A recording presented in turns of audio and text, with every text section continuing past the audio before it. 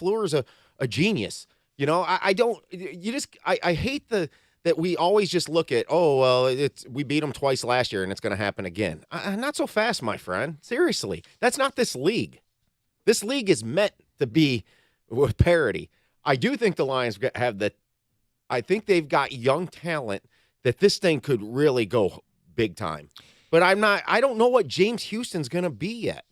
Is this guy a 15 sack a year guy, John? Right. That's going to be the question. Is he able to be as effective as he was at the end of last year? Is Aiden Hutchinson going to take that next step? Can Kirby Joseph create turnovers like he did last year? How much of this stuff coming out of camp is real? I'm reading a headline yesterday that it's going to be hard to keep Brian Branch off the field. Well, he's the fourth safety right now. If that's true, this team's going to be really good. Here's a little more Kyle Brandt from Good Morning Football talking Uncle Lenny.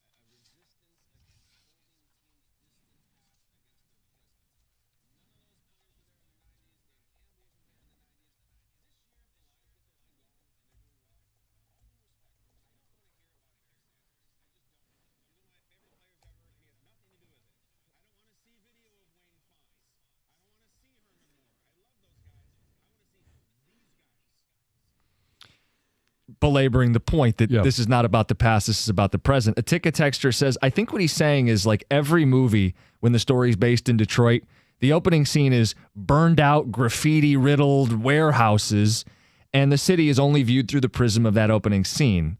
In other words, stop living in the past. Yeah. I'm not saying they should live in the past, but you have to understand your past to understand where you're going and why this is so significant. Because if the Lions' past didn't exist, last year's 9-8, whatever. If the Lions had no history, if they were a brand new team or they had a couple years under their belt, one game above 500, whoop-de-freaking-do. The reason why last year was so significant is exercising some demons and paving the way to do that more so this season. Well, and there's been a lot of people that, they want to forget about the past. They've gone out and bought their season tickets. They're planning on buying in this year. But there's also a lot of people that are of the mindset of, prove it. I'm not going to buy into the Lions until you prove it. And it's got to be winning a division. It's got to be getting into the playoffs. Then it's got to be winning a division, winning a playoff game, making a run in the playoffs. There has to be steps along the way to show continued progress. Yeah, but I think what you just said there, John, it's not always just the natural steps. Well, let's win the division. And then the next year, let's get to the championship game. And then the next year, let's win the Super Bowl. That's not how this linear. league. I know it's not linear. The Bengals made a humongous jump. That's what this league, you can do that in this league with the right talent and right QB. And that's what's going to be the ultimate answer to all this here. I think they're out of touch, actually. Who? Kyle Brandt and the NFL Network guys. That's because they don't live here. They don't haven't live here, lived it. but they don't. And so they shouldn't tell us how to feel. It's just how they feel. Come on, man. One of the biggest droughts in sports history was the New York Rangers in 94. It's the most over-celebrated. It annoys me how much the 94 Rangers get brought up in hockey just because it's New York and they had a 54-year drought or whatever it was. It was part of the story the entire time. How about when the Wings won the Stanley Cup 40-plus years? Yeah. It was part of the story. We lived it. When the Cubs won a World Series, 100-plus years. And the other thing here, too, is this just shows you how underreported or under attention we've gotten here as a beaten-down Cubs, Red Sox-like franchise. They don't know the story. They don't know what we've been through. They don't know the stupid SOL details that we bring up all the time. All the countless things. They don't know it. They're ignorant. Yeah. We live it daily. Lions become a story every once in a while nationally. We live it daily. 248-539-9797.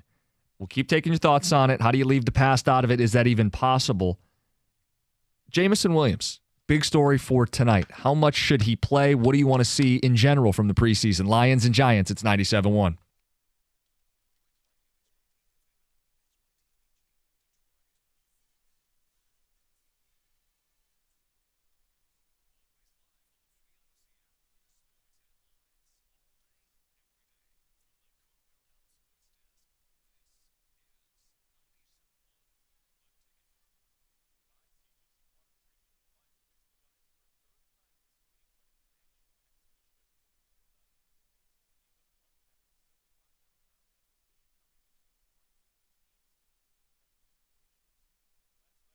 there any reason that you have seen any evidence that people should be tapping the brakes on their enthusiasm? Look, I think the Lions are going to be really good this year. I mean, I've covered this team. I started at the Free Press in 2010, and there's been hype before. I think, coming off that 2011 season, there was a lot of hype for 2012. Just, young Matthew Stafford and Sue and Kelvin. And I don't know if I quite bought in. They didn't do anything in that offseason.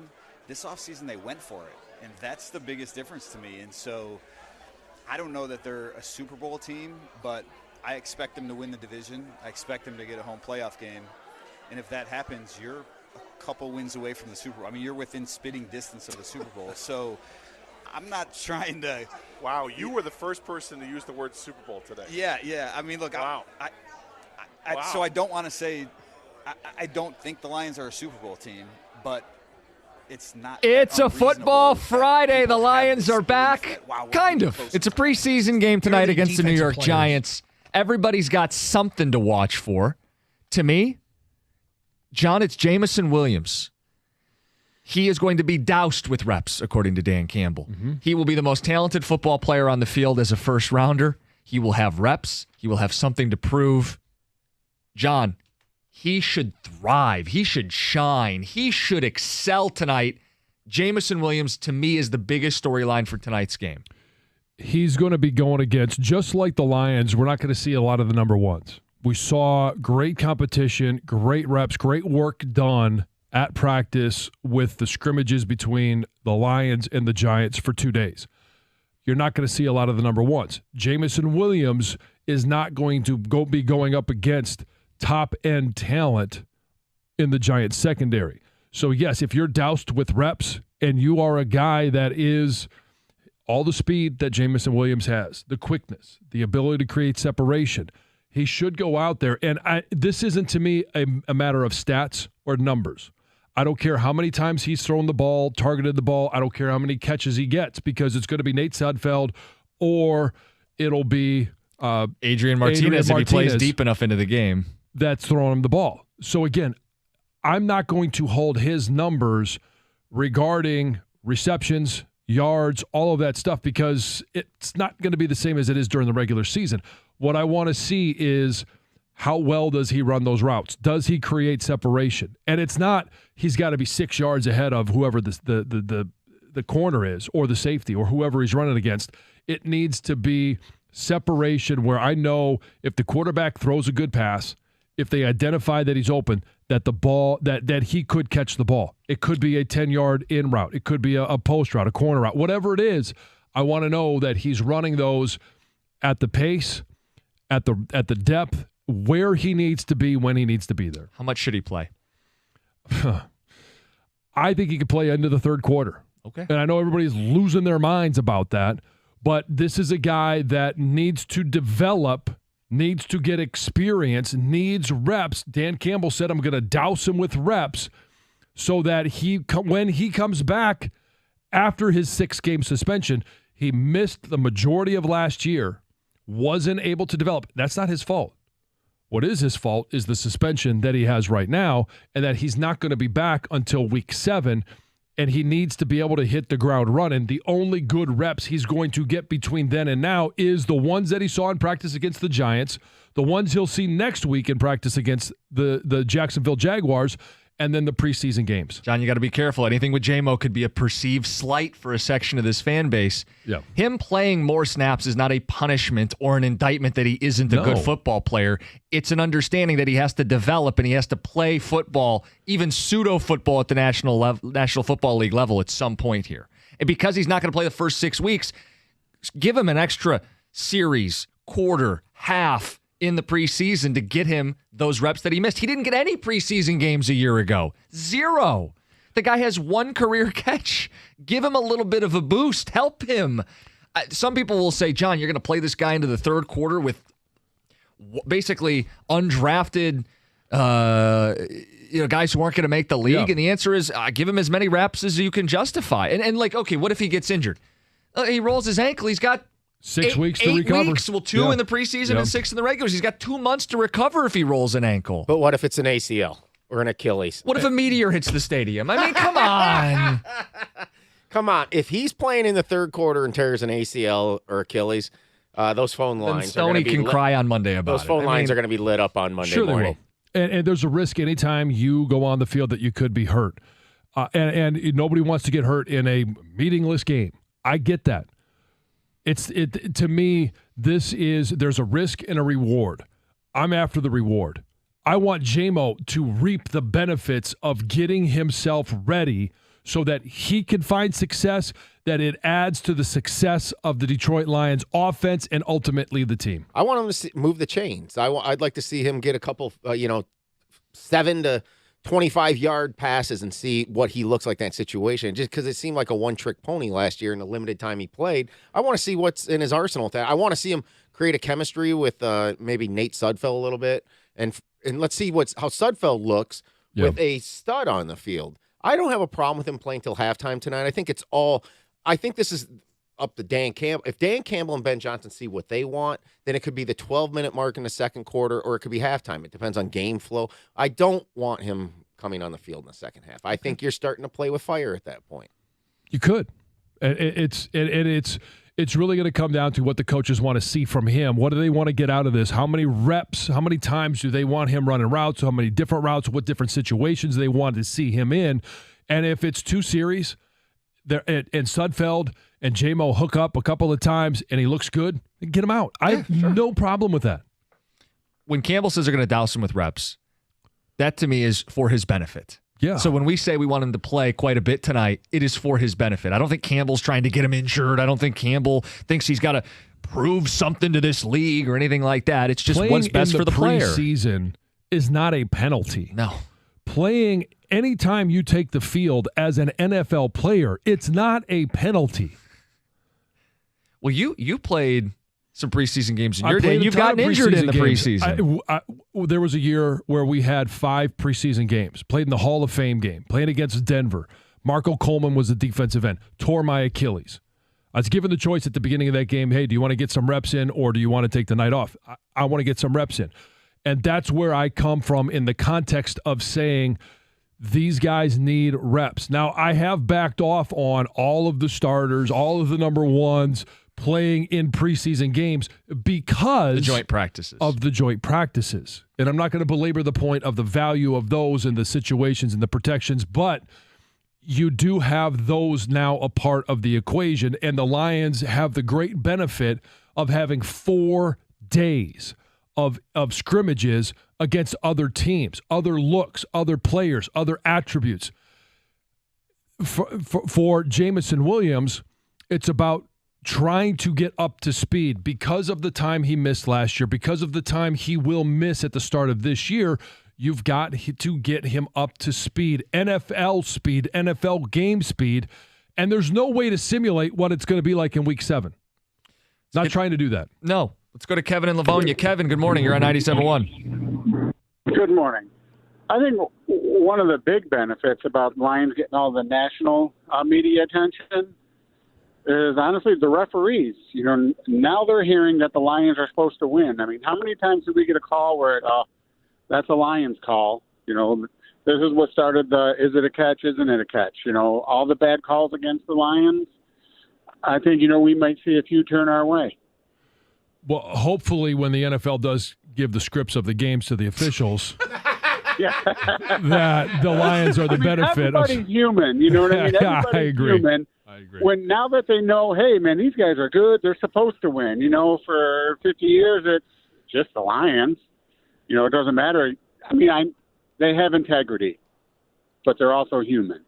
You know what I mean? I just think it's going to be, now that it's more leaning in our way, it could give them not incentive, but, hey, this team is good. You know what I mean? You don't have to look for the bad penalties. So I think some of it's chicken and an egg. Some of it's chicken and an egg. Yep. I think calls get made against good teams, too. Good teams typically. Yeah, just ask the Saints. They pick up the first down or they close the game out. So are we saying that the refs are going to start asking for the Lions players' autographs in the tunnel? Oh, God, here it is. Just Sheila can't do it because then that would be controversial. Ticket text 248-539-9797. With Jameson Williams, it's not just about running routes. It's does he know where to line up every play? Does he know the playbook? Can he block the little things? Another ticket text says, the only thing I want to see are the expendables. Nothing is going to burst the hype bubble quicker than a preventable injury in a meaningless game. Health is an obvious one. No major injuries tonight.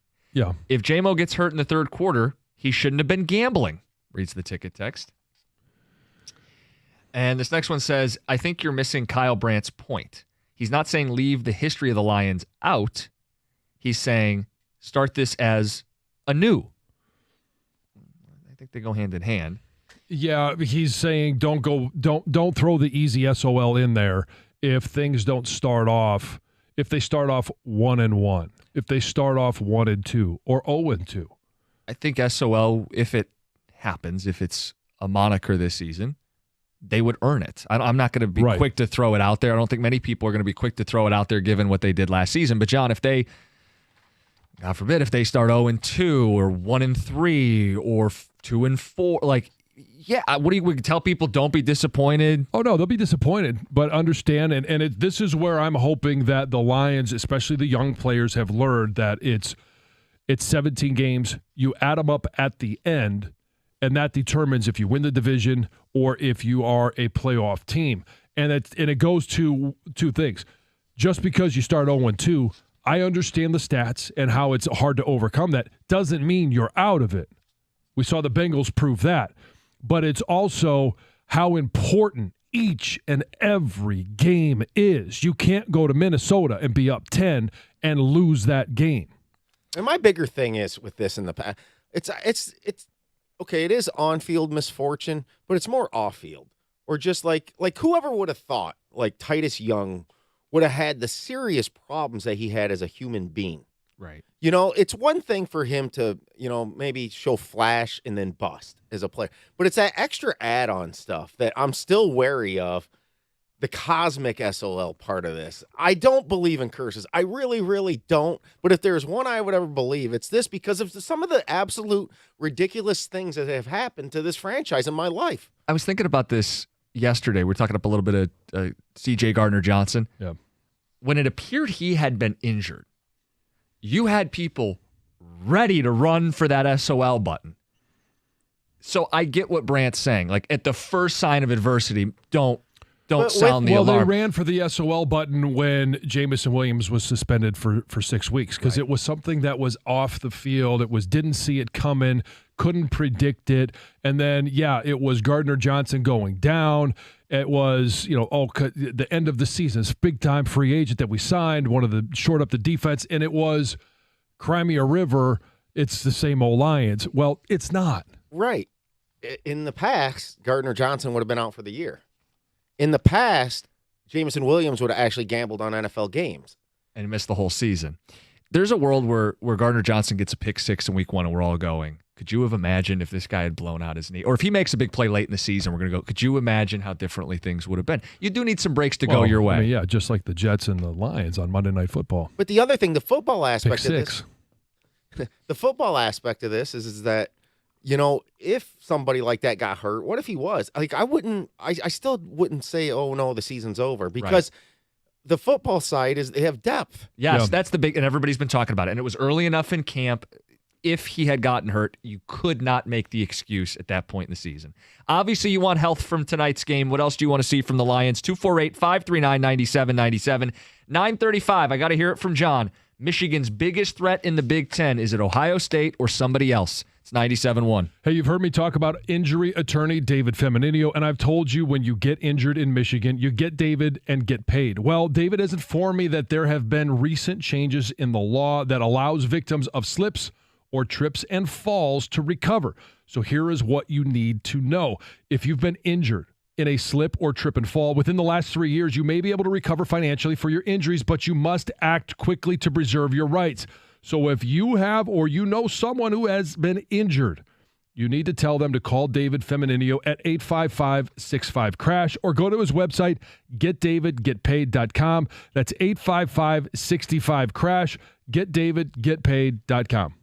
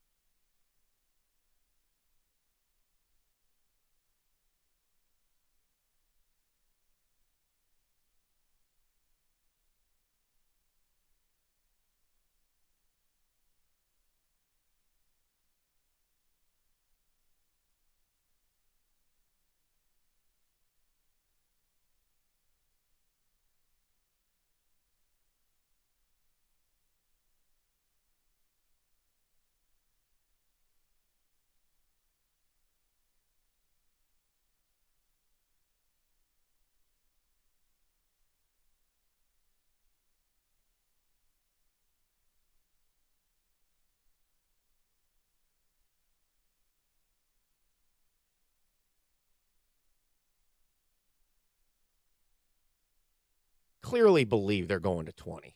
I think there's hesitancy on who it is. Well, I think the hesitancy is it going to be Cal and Stanford, or are they going to wait to see if the ACC, if there's a mass evacuation from there, because then you'd have a chance at schools like, if you wanted to dip into Florida, you've got Florida State, Miami, North Carolina, and Virginia seem like better fits as universities. But I think they're waiting to see if they want to go that route and leave 2 slots open, or if they just want to fill them right now with Cal and Stanford. But the SEC, if the Big Ten goes to 20, I think the SEC is eventually. And it's We're having a good time this morning. We will get to a Big Ten football question at 9:35. John Jansen, the Michigan man. Is Ohio State the biggest threat, or is it somebody else in conference? Or potential possibilities. Let's talk about your favorite team, the Detroit Tigers. They've won 3 straight games. And they are what? You have the standings in front of you. You're the one still keeping track of this. How many back of the Twins? Oh, they're only 7 back. Just a couple of days ago, they were 10 back. They win 3 of 4 against the Minnesota Twins, head-to-head. And then I'll let you know what's coming up. Mm-hmm. Now, it's a 9-game road trip. They've got 3 in Boston. They've got 2 in Minnesota. And then 4 in Cleveland. So by the time they come back, August the 20th is their last game. They got a game at home on the 21st against the Cubs. I mean, they could be 11 back. They could be 12 back of first place. They could also be 3 back of first place. Both things are a possibility. And I'm just saying... He's just saying. What is it that's going to keep you interested? Because right now, like last night, right, I'm watching preseason NFL football games from start to finish, and I'm simply looking at a box score for the Detroit Tigers. They have to keep up with football now. They do. And I don't know what that looks like to you. I mean, if I'm watching baseball, I'm going to MLB extra innings, and I'm watching the Reds, I'm watching the Rangers, I'm watching somebody else live, but I'm keeping an eye on the box score. You said 7 games back. Currently. With football here, right? Preseason football. Yeah. Football's here. Football's here. Football is here. So excited.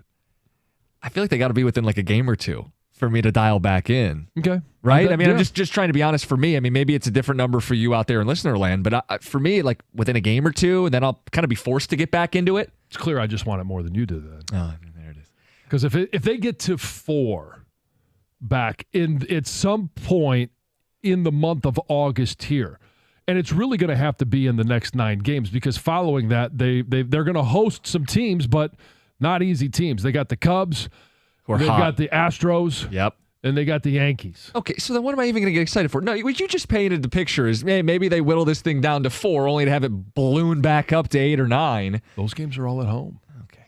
Hey, so this weekend they go to Boston, like you said, and the Twins are at Philly, tough opponent. Right. So they pick up 1. What if they pick up 1 game this weekend? Okay. And by Monday, they're down 6. And then you win both in Minnesota and you're down 4. I think you've at least got to take one portion, like half of an eye, to them and see what happens that weekend in Cleveland. See where things stand when you come home. Those teams are tough. But, okay, if we're going to play this game, this is the time to do it now. Because, let's face it, we know what they are, and 500 is going to win this division roughly, probably a couple over. Mm-hmm. But if you get to within 4 or 3 after when you come home, then you just split your homestand even, and you're probably staying with the Twins. So you're still 4 going to September. Then your call-ups. But then the NFL season comes out. But then the NFL season's really here, and you better be. But if you're 4 games out starting September, don't you at least keep an eye on it? Of course. I have kept an eye on the Tigers and been intrigued way longer than I thought I would this year. Way longer. I had taken the over. I'm normally a little bit more optimistic. I'm a little more hopeful at the beginning of seasons. I took the under. And now here's the other thing. This is the last time they're going to play Minnesota in those 2 games. Now, Torque still is struggling average-wise, but he's hit most of his home runs since June 1st. So it would appear if he keeps doing that, more homers are coming. Carpenter's really starting to look like an everyday player. Riley Green's hitting 300. Just, getting good pitching. Keep an eye on them.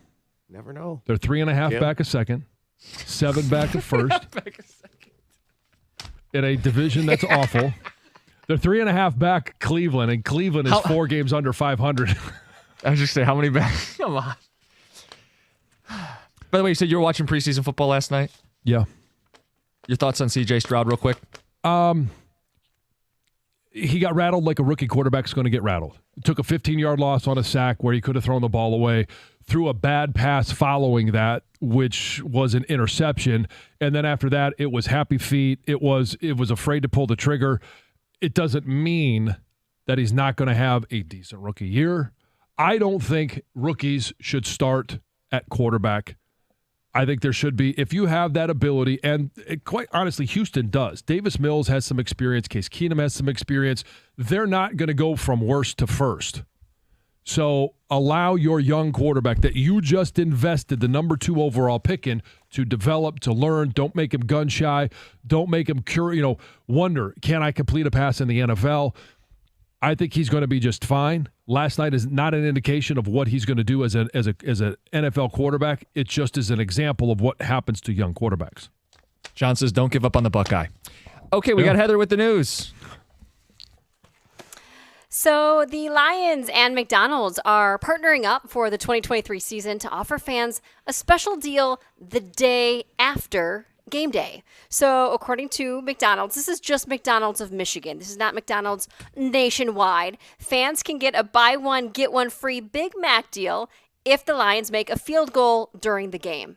So after the game, the next day, if that happens, you can go and you can get the deal. You have to do it through their mobile app, and it starts tonight with tonight's first preseason game. So tomorrow you could be in luck with a free Big Mac meal. Plus, starting on the 22nd of this month, McDonald's is also going to offer this exclusive Lions bundle box where you get 2 Big Macs, a 20-piece McNugget, and 2 medium fries, and it comes all together in this Lions-themed box, and that will run until the season ends. A lot of pressure on Riley Patterson to deliver for people. Got to make a field goal tonight. Yeah, we want some free food. The era of cheap streaming is basically officially over. I know, so many streaming platforms have increased their rates, and now starting in October, the cost of Disney Plus and Hulu are also increasing. So it starts on October 12th. Disney Plus with no ads is going to go from $10.99 a month to $13.99 a month. And Hulu, with no ads as well, is jumping from $14.99 to $17.99. So they're both increasing by $3. And these price hikes basically mean that Disney Plus will now cost twice the original price when it first was debuted 4 years ago. So things are just increasing and increasing. They do say the ad-supported version is going to stay at $7.99. There's also more. ESPN Plus with ads is also increasing from $9.99 to $10.99. And some more bad news, I guess. Obviously, we know Netflix cracking down on the password sharing. Mm-hmm. Well, Disney has been paying attention to what Netflix is doing, and it sounds like they're really into it. So they're looking into it themselves, and they might roll out some kind of fix for password sharing in the next year. Have you experienced any delays or troubles with your Netflix account? We have not.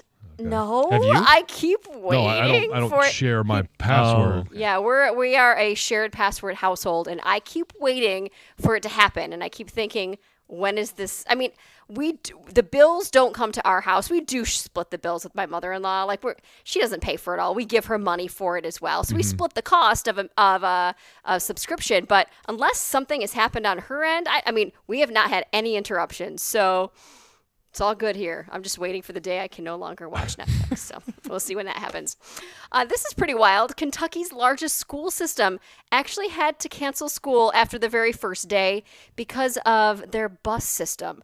Complete disaster. There were kids that were getting home right around 10 p.m. because they have so many kids riding the bus and so many kids in the district. And unfortunately, they have driver shortages, and there's a bunch of new routes that have been, calculated that have caused what they're calling a transportation disaster. And now the Jefferson County Public Schools Superintendent, Marty Polio, posted a video on social media Thursday, basically apologizing for the disaster and explaining the collapse of the bus system.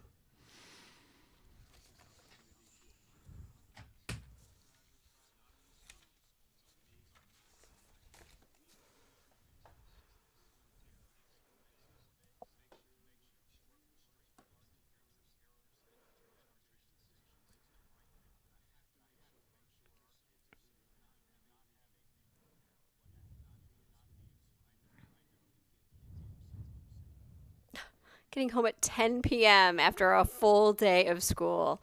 Yikes. Hopefully they can get that corrected. Finally, you guys, listen to this. There's a woman in Pennsylvania that's suing her police department after she says they allegedly dragged her out of her house and then detained her illegally, all because of autocorrect. So this woman was texting with a friend, and she texted her friend, "I think I just pooped myself." Oh. Except she didn't use the word poop. She used a different word that starts with S. Okay? However, autocorrect then changed that S word to shot. So it said, "I think I just shot myself." And her friend was actually quite concerned by this text that she just received and reached out to the police. And apparently this woman did have some health issues, was having some trouble moving easily. She was going to have surgery on both of her hips. Well, the police did follow through. They showed up at her house, and because she was struggling with her movement, she didn't go to the door, but she answered them through her Ring doorbell and just said, "Hey, I am so sorry for this confusion. It was all autocorrect. I'm doing fine. I'm here. I'm good. You guys can leave." Police didn't like that. You guys, so they stayed there and they blocked her Ring doorbell. And hours later, she finally was able to go to the door. She opened it. She says they dragged her out. They yanked her outside, restrained her, and smashed her face into the door, is what she says. And now, this happened back in February, but now she is suing. Well, if she did actually S herself, I mean, not all movement is restricted. It's Heather with the news. Thank you for that, John. Coming up next, Michigan looking to go three-peat in the Big Ten. Is Ohio State their biggest threat, or is it somebody else? No, it's not Boiler Up. It's 97.1.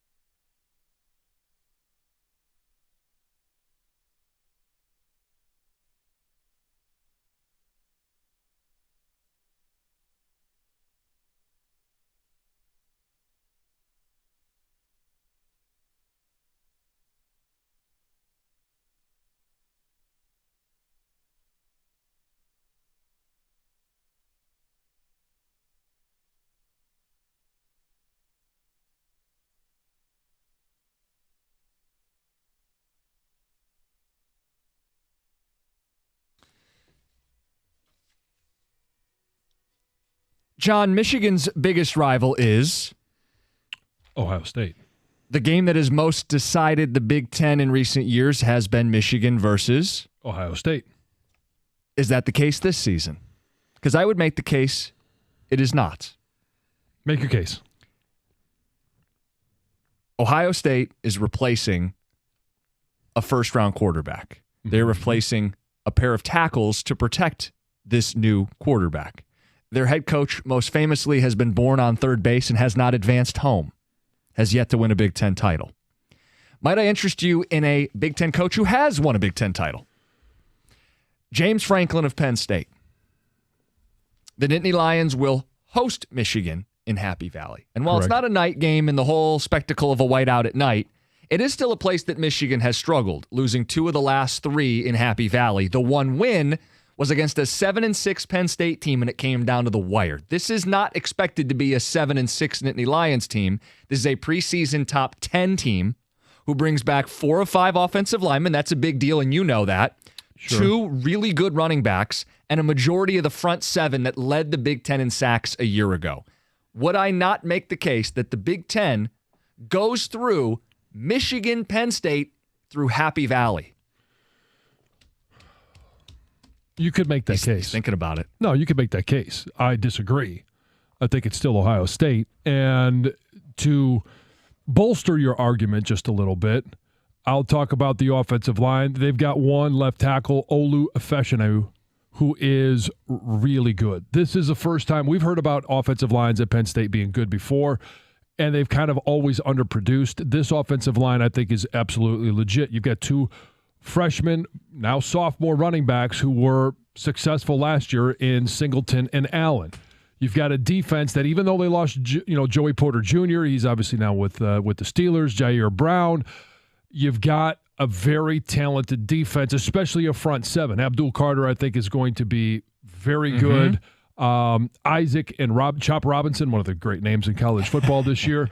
Was he on the all-name team that you guys did? No, he wasn't. Okay. No. But they're going to be very good in Manny Diaz's defense. Now, you mentioned Ohio State is losing a first-round quarterback. Penn State's not losing a first-round quarterback, but when Sean Clifford was their quarterback, Drew Allar was still on the roster and couldn't beat out Sean Clifford. He's very talented. He is going to be a very good player. And I think an upgrade from Sean Clifford. He's going to be another year older. He's got a good arm. He can run. He's a dual-threat quarterback. But when you look at the Ohio State University, I believe Ryan Day can develop quarterbacks. He can develop them to be really good quarterbacks, as we've seen over his time in Columbus. Kyle McCord, while we don't know that much about him, and there's still debate as to whether he's going to be the quarterback or is it, who's the other guy, Devin Brown, they're going to have a talent at quarterback. You've got Travion Henderson, Mayan Williams in the backfield. You're going to have a quality offensive line. It may not have the names that they've had recently. And then you've got the one guy who I think is the best player in college football, at least going into this season. That's Marvin Harrison Jr.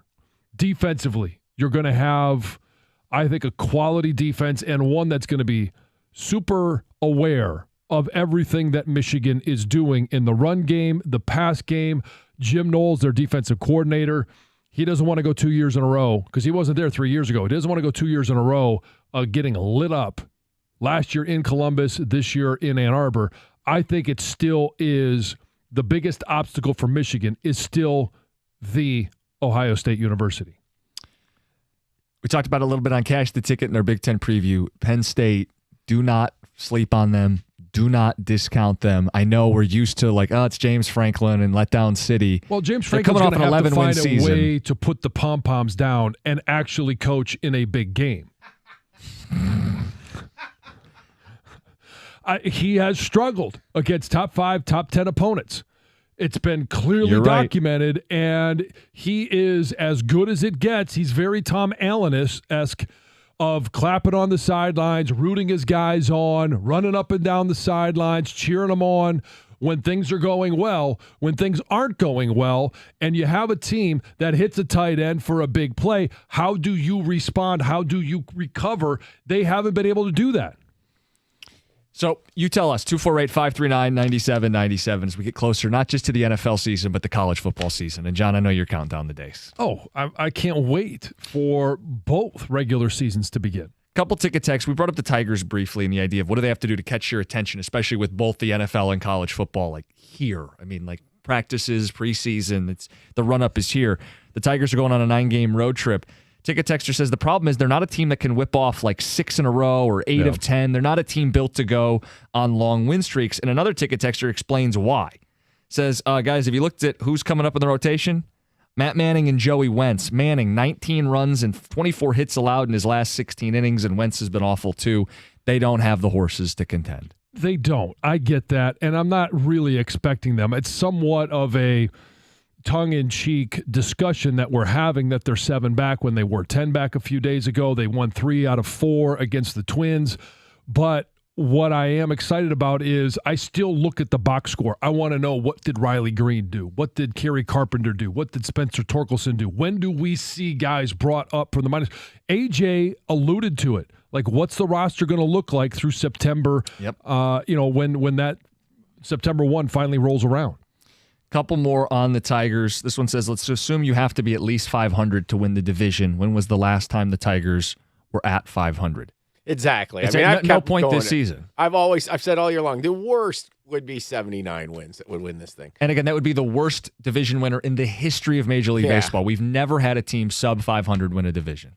You got to guess you got to get to 81. But, hey, real quick on the whole hitting and the bad pitching allegedly coming this week. This is where Javi puts one off of the Green Monster, and Miggy just lines one oppo that, catches pesky pole down that short right field line, and you win a 9-8 slugfest. Well, that's what Sam says. You guys take 2 or 3 against the Red Sox, sweep the Twins, split with the Guardians, boom, you're right back in it.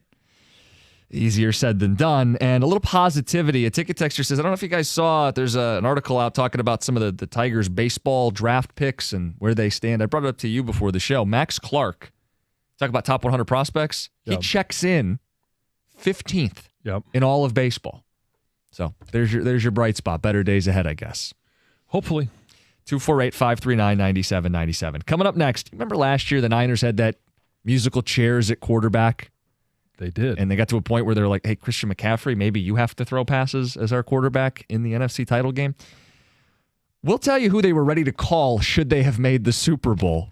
That's coming up next, 97.1. Hey, if you want to prevent being tracked online, or if you carry your cell phone around, you don't want those trackers finding where you are just because of your location, you should be using DuckDuckGo. DuckDuckGo has provisions in place to block most of those trackers, and you can regain your privacy. If you search for something one day, you're not going to be bombarded with ads, or if you just even talk about something, you're not going to be bombarded with ads over and over for the next couple of months. So regain your privacy. Use DuckDuckGo. You can find more information at DuckDuckGo.com, and you can download it wherever you get your apps.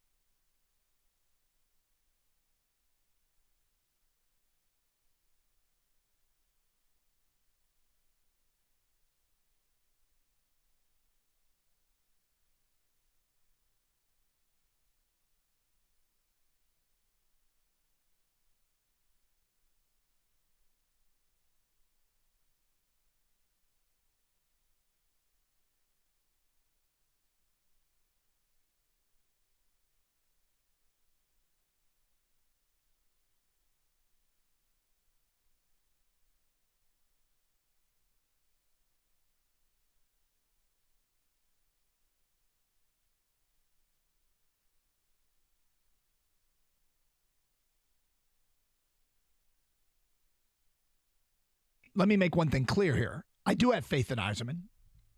I have more faith in Brad Holmes. This isn't a Yzerman's got no shot, I don't believe in Yzerman topic. It's a who do you most believe in that you really haven't seen do it, whatever it is, if you're a player, a coach, a GM. You haven't seen him do it yet. I have unlimited faith in Brad Holmes. This is just another shrewd move. They got Teddy Bridgewater on the cheap, is what it feels like. Yeah, and it might be a player that never sets foot on the field. Why not? But we all agree it's a good move. It's a good signing to have him as the backup, that insurance policy. I love it. I'm not quite ready to go there yet. I think he's getting real close, though. And it's interesting. It seems like Steve Eisman, his stock initially when he came to the Wings was sky high because of what he did in Tampa. It's come down a little bit. I don't think it's come down significantly. I think it's come down a little bit because fans are starting to get impatient with how long this rebuild is taking. And I'm wondering, like, this is the fourth year for Tucker. If they're going to win, I think they're going to have to do it with defense. And that's when I look to some of the players they brought in from the portal. A couple guys from Power 5 schools, Florida State and Texas A&M on the defensive line. They have Barrow in the middle at defensive tackle. And I wonder, is this the year that Tucker shows his prowess as a defensive coach? Because if, to me, they are a bowl team, it's going to be because they make significant strides on that side of the ball. I don't think you can go into the season and say they're going to bank on hitting a home run at the quarterback spot. I think those guys are battling, and there is no clear starter at this point. There's going to be growing pains for them. And I think offensively they may be challenged. So does Tucker earn his keep by building a defense capable of winning games in the low 20s? I think that's the question for Michigan State. And if you believe the answer is yes, they hired the right coach, defense is going to break through in year 4, they'll stop the pass, they'll get to the quarterback, then they should win 6 or even 7 games. But the fact that it's set at 5.5 and it's plus odds, that's Vegas saying, we heard Mel Tucker. You are a horse bleep coach. We don't think you're very good. We don't think you're going to get up off the mat. We think your program isn't where it needs to be in its 4th season.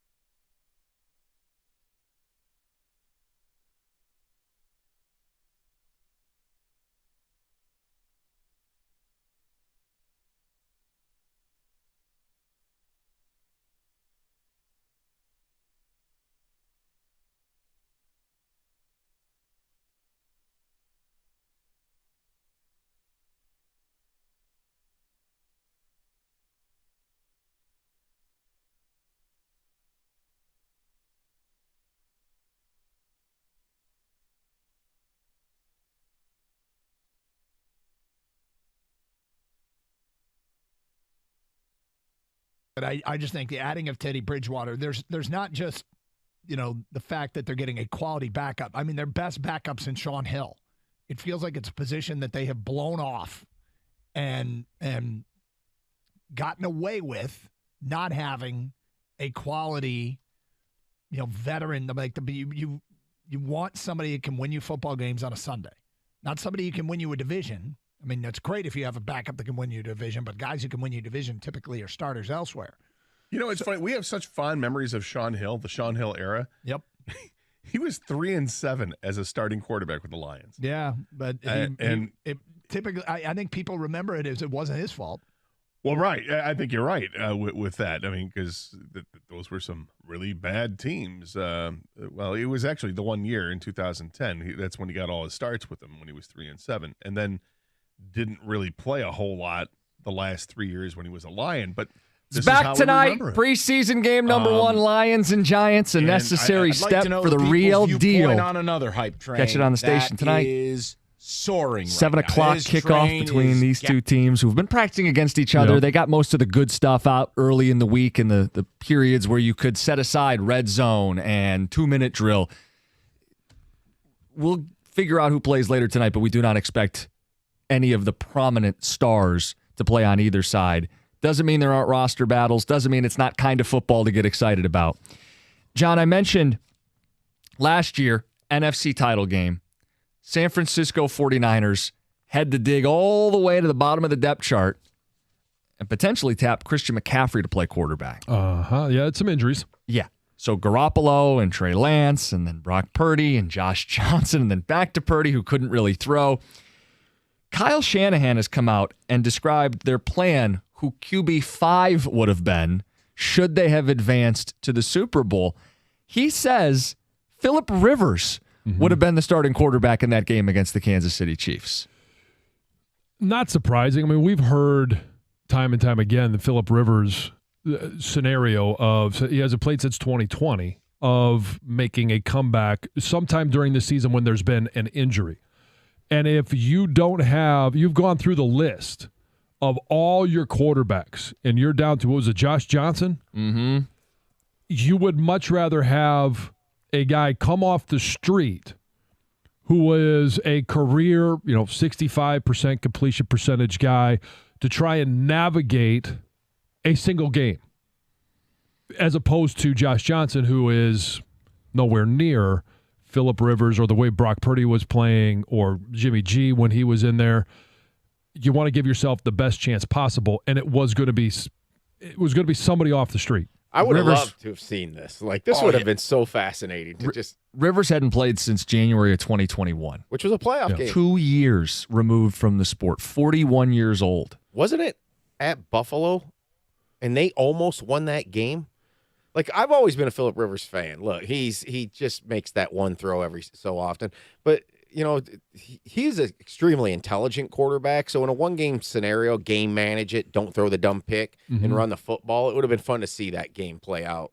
But, the Colts they tried Matt Ryan and Carson Wentz, and they failed miserably. Does that actually shine on Phillip Rivers at the very last year? He actually got them to the playoffs. He actually did okay. They were 11-5. Right. And you look at it and say, well, hey, maybe they made the wrong decision. I don't remember if it was, hey, they just don't want Phillip Rivers anymore. They're not going to re-sign him. Or if Phillip Rivers said, hey, peace out, I'm done. But it goes to show that, Phillip Rivers probably had a little bit left in the tank. Maybe he didn't have 16 games, eventually 17.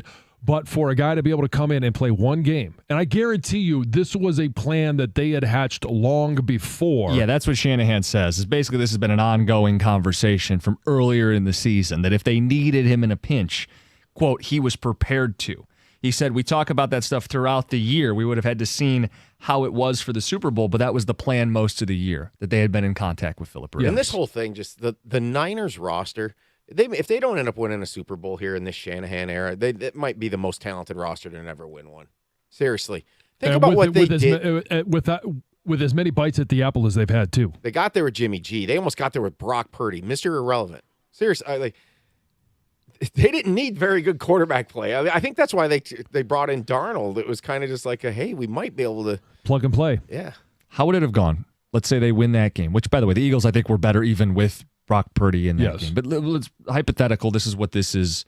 Phillip Rivers is starting in the Super Bowl. He's got 2 weeks to get up to speed and practice. How does it go against Mahomes and Kansas City on the other side? Oh, they lose. There's no question. How bad? I think they're able to manage the game and keep it somewhat respectable and close. But because you also got to remember, it's not just the offense that's out there, it's the defense as well. It's a very good defense in San Francisco. So it's one of those great what-if scenarios. And in terms of getting him up to speed, when this discussion started, whether it was in week 10, week 11, whatever it was, they probably, and I'm making an assumption here, they sent Phillip Rivers the playbook. They said, hey, we need you to be in shape. We need you to be ready. Phillip Rivers is throwing the ball a little bit. He's not getting the work that you would get at an NFL practice, but he's doing the things because he doesn't want to go out there and lay an egg either. He's also looking at it going, if I get a chance to play in the Super Bowl, oh yeah, like this is a dream. He's doing everything he can to be ready for that one moment. Now, it obviously didn't come, and I don't think that they would have won that game, but like I said, he would have given them a much better chance. Heck, if they could have signed him and brought him in at halftime of the NFC Championship game, they would have had a better chance. This got me thinking. Do you think multiple teams were in contact with Phillip Rivers? Like, do teams do this? Like, do the Lions have, by midseason, do they put like an emergency quarterback list together? Like, this feels odd. This doesn't feel like a thing teams normally do. The reason this feels odd, but it's not odd, is because hey, Trey Lance is your starter going in. He gets hurt, week 2? Out for the year. Mm-hmm. All of a sudden, you've got Jimmy G in there, and then he gets hurt. Now you've got Mr. Irrelevant, and you don't have really anybody else behind him. You've gone through so many quarterbacks. I'm actually surprised that they didn't bring him in and put him on the roster because of what eventually did happen. Well, Shanahan actually opened himself up to criticism by admitting this to that. If I was a Niner fan this morning, that's what I'd be saying. Why didn't you have him on the roster already? Yeah, why wasn't he there in case of the break glass moment where Brock Purdy gets hurt, which he did, and then you're left with Josh Johnson and Christian McCaffrey. The other thing with this is he would have been playing against the Chiefs. They probably hate him in Kansas City because Phillip Rivers was that guy that if you played him, you just hated his face. You hated the whining and stuff. Oh, the Chiefs, crying. The Chiefs fans nobody probably cried more. despise him. Can you imagine if the Chiefs would have lost in that situation? They would have. That's like one you never. That's almost like trouble with the snap with Michigan State. Michigan fans just got to let it rest. You'll never get over it. Yeah, from a rivalry type thing. Oh, this would have been Hollywood script. We would have been buying tickets for this script and the movie already. 41 years old. 2 weeks to prep. Coaching high school football. Yeah, really. Now he's, instead of throwing it to these high schoolers in practice, he's dumping it down to Deebo Samuel and Brandon Ayuk and trying to compete for a Super Bowl. Here's the other storyline, though. Chiefs front gets after you. 41-year-old Phillip Rivers, welcome back. They were number 2 in the league in sacks. I don't think there would have been a what if they win the game. All screen passes to Samuel and McCaffrey. Chiefs front used to get after you. I don't know if they do anymore. We'll see September 7. Chris Jones. I don't know if he's there. I know Frank Clark's not. Do you have the latest on that, by the way? They've fined him $1 million and counting. They do not intend to trade him. He wants to be the second highest paid defensive tackle behind Aaron Donald. I am of the belief he will be playing week 1 against the Lions. I'm a belief that he'll be playing for the Kansas City Chiefs, and he'll be playing for them this year. Mm-hmm. And this is where it's going to be interesting. Does Chris Jones, as an individual, not Andy Reid, not saying the organization or Patrick Mahomes, does Chris Jones believe that I don't need to be there week 1? I can make a point because it is the Detroit Lions, and we're going to win week 1 with or without me. I just want him. I want it to be closer. Like, is that something that's going on in Chris Jones's head right now? Could very well be. Listen, but we talk about how the narrative's changed around the Lions. Yeah, exactly. We talk about how the narrative's changed around the Lions. If this was a couple years ago, you might go, I could miss the start. It's the Lions. I don't think anybody sleeps on him. I don't think Chris Jones thinks, if I miss the first game, it's no big deal. I think he knows what this matchup is. He knows what the Lions' offensive line is. He knows the reputation. I think he's going to be there week 1. We'll see.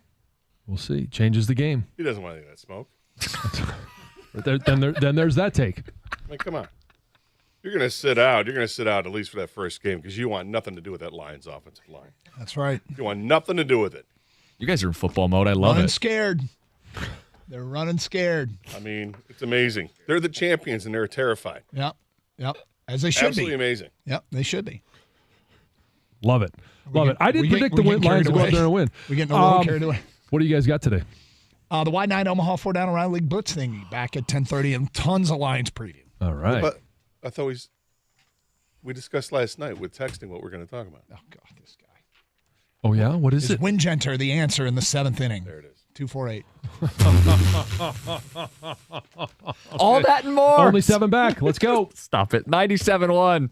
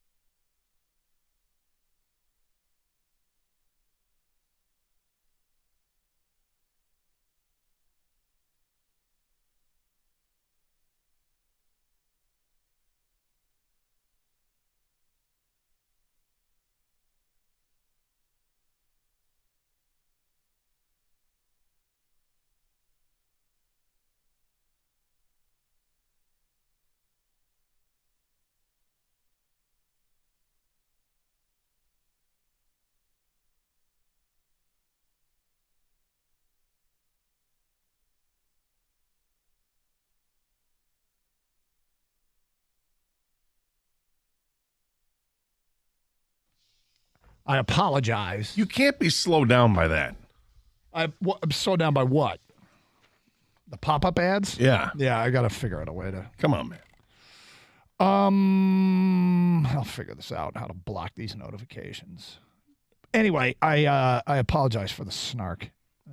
I don't do snark well, and I need to snark less. Both of you guys. Yeah, and it's unbecoming. I'm sorry I was, letting you know some things that happened yesterday. I apologize for wasting your time. We were getting like live streaming play-by-play from Gator on the Tigers game, and we got a little snarky. And I don't like it. I apologize. I stopped Gator. Doug kept going. I did. But I need to stop. It's unbecoming, Gator. I mean, I'm sorry. Maybe you didn't want to see a 453-foot home run. My bad. Well, I know I didn't want to see your favorite player. I know I didn't want to see a 473-foot home run. Well, that was different before that. Yeah. So Doug, I was texting Doug and Kang yesterday. It was briefly, but it was just, hey, wow, home run here. Reese Olsen pitched well. Whatever. I forget what the first part of the text was. I think just kind of joking. Tigers won, because we really, at this point in the season, it's football season. They're 7 games back now, but come on. And these guys got snarky with me, and I understand. It was private snark, but then I went public with the snark, and I'm not proud of that. Are you in public? Well, yeah, the crosstalk. Yeah. Oh, I thought you tweeted it out too. I was like, geez, Doug. No. He did say he went with the funny one though. Is Wingander the answer in the 7th inning? Yeah. 248-539-9797. So I feel like we have enough for Monday's show as well on the Tigers. Yeah, King, you were the one that was worse, actually. Or funnier.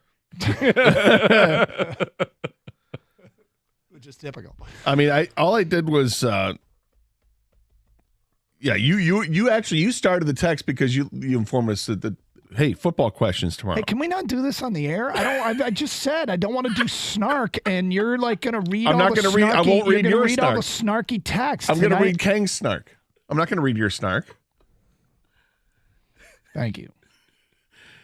King, and then I said also, you tell said what football I questions, and I said yes, and then the wide night Omaha 4 down around the blitz. We get the questions ahead of time. So then I replied and said yes. I love that bit.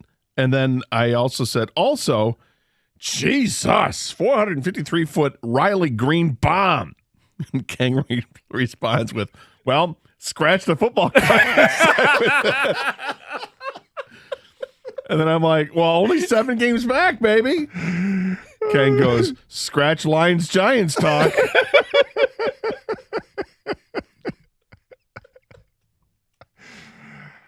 Oh. That was funny. You were funny. Listen, I appreciate, I'm glad you can like and care about whatever you want, Gator. I don't care. You know what I mean? Follow the Tigers. I don't care. But it's turned into me like what you did in sports betting. That's cool. You care, but I don't really care anymore. I replied at one point, I'm like, you guys are mean. And then I said, I won't apologize for my interest in the Tigers. I feel bullied by the two of you. Just joking about it. And Kang replied with, we actually might have enough for Monday's show, too. Thank you, Tigers.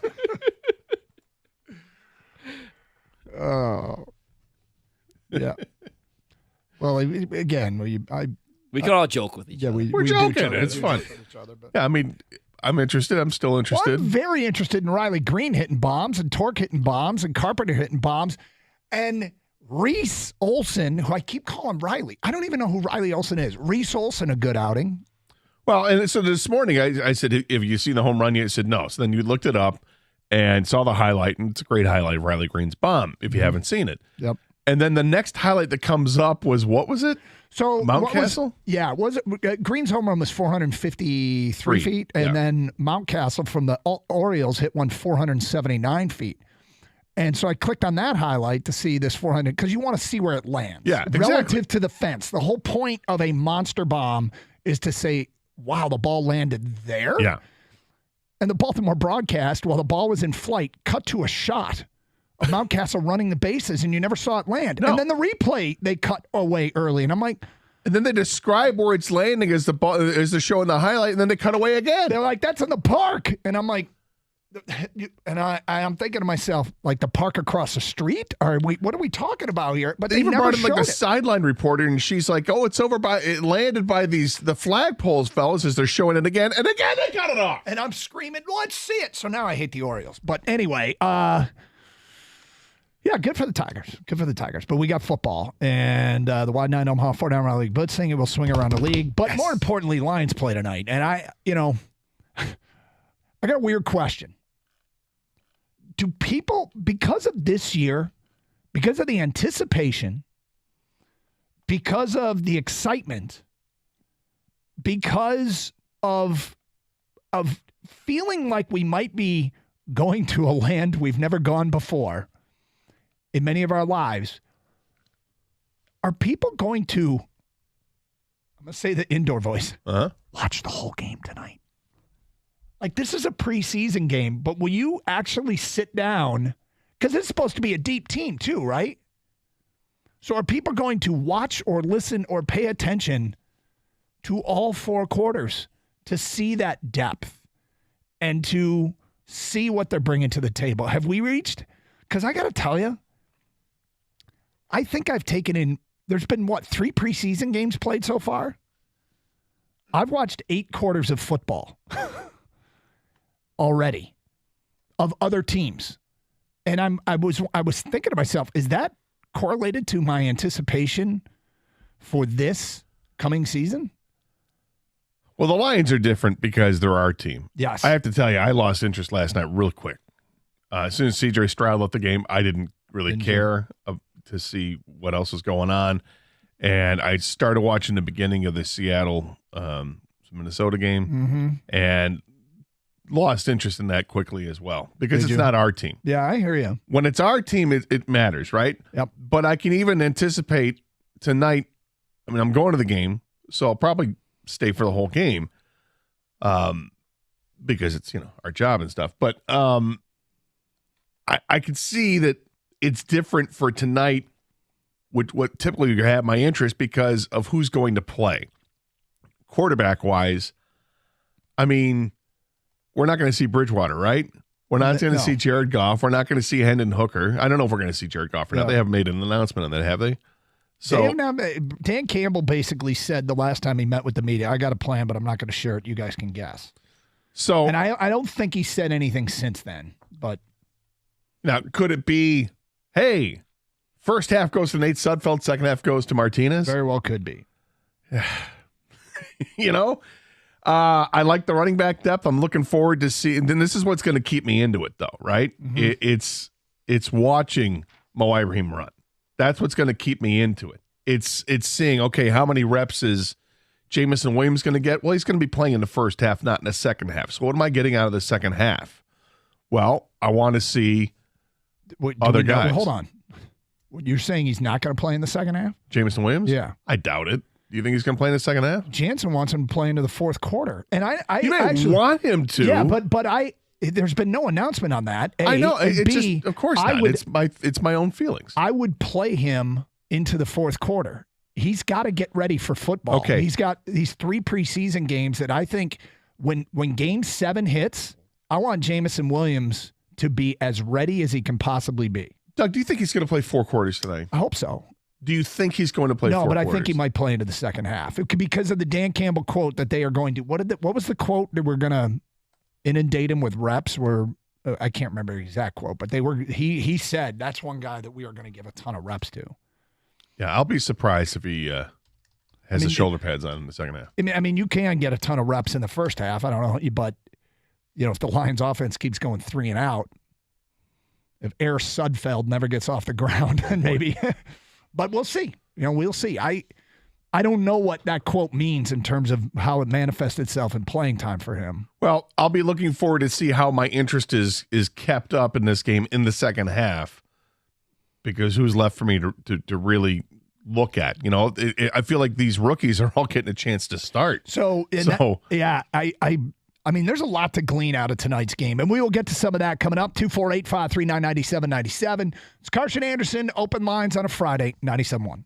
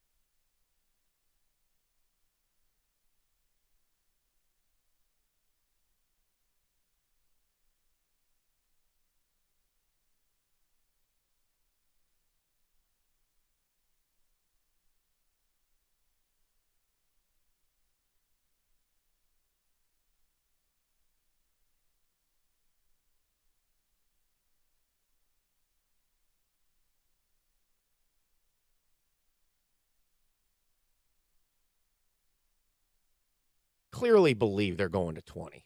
I think there's hesitancy on who it is. Well, I think the hesitancy is it going to be Cal and Stanford, or are they going to wait to see if the ACC, if there's a mass evacuation from there, because then you'd have a chance at schools like, if you wanted to dip into Florida, you've got Florida State, Miami, North Carolina, and Virginia. Doug Carter, Scott Anderson, 97 to take it. Open lines, 248-539-9797. So why does this stuff matter in the preseason? How much can you take out of what we see on the field tonight? You know, and last year, the first preseason game, I went back and looked. The Lions took on the Atlanta Falcons. The first team offense took the field, and Jared Goff led them on a 10-play touchdown drive. And then Jared Goff and most of the starters sat down. And it's not a one-to-one correlation, but you could see in that first drive that maybe the offense might be pretty good. Now, it's a small sample size, and that's all you're going to get tonight probably is a bunch of small sample sizes. But it was the first sign that the offense might be pretty good. So I'm not dismissive of everything I see. I also don't run to the window in Vegas and start making bets because of what I see tonight. But there's a reason why, you want to see what guys are bringing to the table. So I also do wonder how many people are going to find themselves more in tuned and more dialed in as their football season approaches. Because I find that I am already based on anticipation of what the Lions could be. And hasn't hit you this way, and that's fine, Gator, but I've watched more preseason football in the 3 games that have been played than I think I ever had before, and I realize it's over my excitement for what's to come and what we hope is to come. Well, I'm definitely excited about the Lions season. I've never gotten that jacked up about the preseason, and I'm not sure I'm going to be just yet. I understand. And maybe part of it's because of my own expectations of the preseason. That I've already walked into this, and I don't expect, and whether Dan Campbell said it or not, I just don't expect that Goff is going to play much, if at all, tonight. I don't expect to see guys that I really want to watch play more than a quarter. There are battles I do want to see. There's definitely battles I want to see, and I'm curious about other things. But to me, I guess the disappointment or the downer of it is, in years past, I've been excited about a quarterback, and no one was more excited than myself when the Lions drafted Hendon Hooker. But I don't get to see Hendon Hooker in the preseason, you know? Yep. So that's, it's one of these, alas, here comes Martinez, or here's more Sudfeld. And I'd have more interest in Sudfeld if they didn't sign Teddy Bridgewater. Mm-hmm. It's all these stupid little things. So I anticipate my level of excitement for game 2 of the preseason would be significantly higher than the level of excitement for tonight's preseason game, if that makes sense.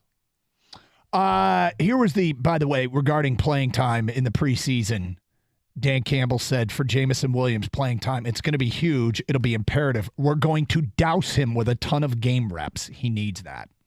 So I don't know what that actually means in terms of how much he'll play. We'll find out, but I guess I wouldn't be surprised if he plays into the second half. 248-539-9797. Let's get to your phone calls. Ryan's in Ann Arbor, and he's on 97.1. What's up, Ryan? Look, everybody wants to see J-Mo. That's a given. Let's put a moratorium on that one. Yeah. But there's two guys that I really want to see. One that I thought I was sitting on hold. The guy that I'm really, really intrigued by on this team, both in the preseason, this upcoming season, is Josh Paschal. Mm-hmm. You look at the way that Holmes is drafted and the amount of resources he's put into that interior defensive line with, I believe, 3 second-round picks. Correct me if I'm wrong on that. But he is really trying to get a hit on some interior pressure there. And Paschal's a guy that can kick outside and play inside. Was a good player in college, high character, had, the hernia issue last year that did really kind of limit him, but started to play well at the end of the year, has looked good in training camp. That's a guy that if he ends up being, at a minimum, a successful rotational piece of that defense, think about a passing down where you're probably looking at lining up, Hutchinson and Houston on the ends, Aleem, and then potentially, Paschal or Kaminsky on a rotation on the other spot in the interior. If Paschal can be a guy that can generate some pressure there, that could really change how some of these games go as far as the defense goes. Well, that's the Other one guy thing I really want to see. Yeah. I was just going to say the area, I mean, on the defensive line, whether it's the tackles or the ends, the depth really seems to be deep or thick there. I don't know how you want to word it, but they have a ton of depth. The depth seems to be deep. Thick. The depth is thick. They got a lot of depth up front, and that's what's going to be interesting to keep it going throughout the game, because I think you can get into the fourth quarter and you're still going to get reps with guys that you want to see. As far as the tackle position, I mean, if you want to include Pascal being a tackle, but he's more of an end, I think, than a tackle. Do both, yeah. He can do both, but they used 2 second-round picks, Onwuzurike and Pascal, because Martin was, a third-round pick, and so was Lee McNeil. But they've invested in the position for sure. I think those are 3 names, Martin, Onwuzurike, and Pascal, where they've kind of got 3 chips there that you hope one of them kind of emerges.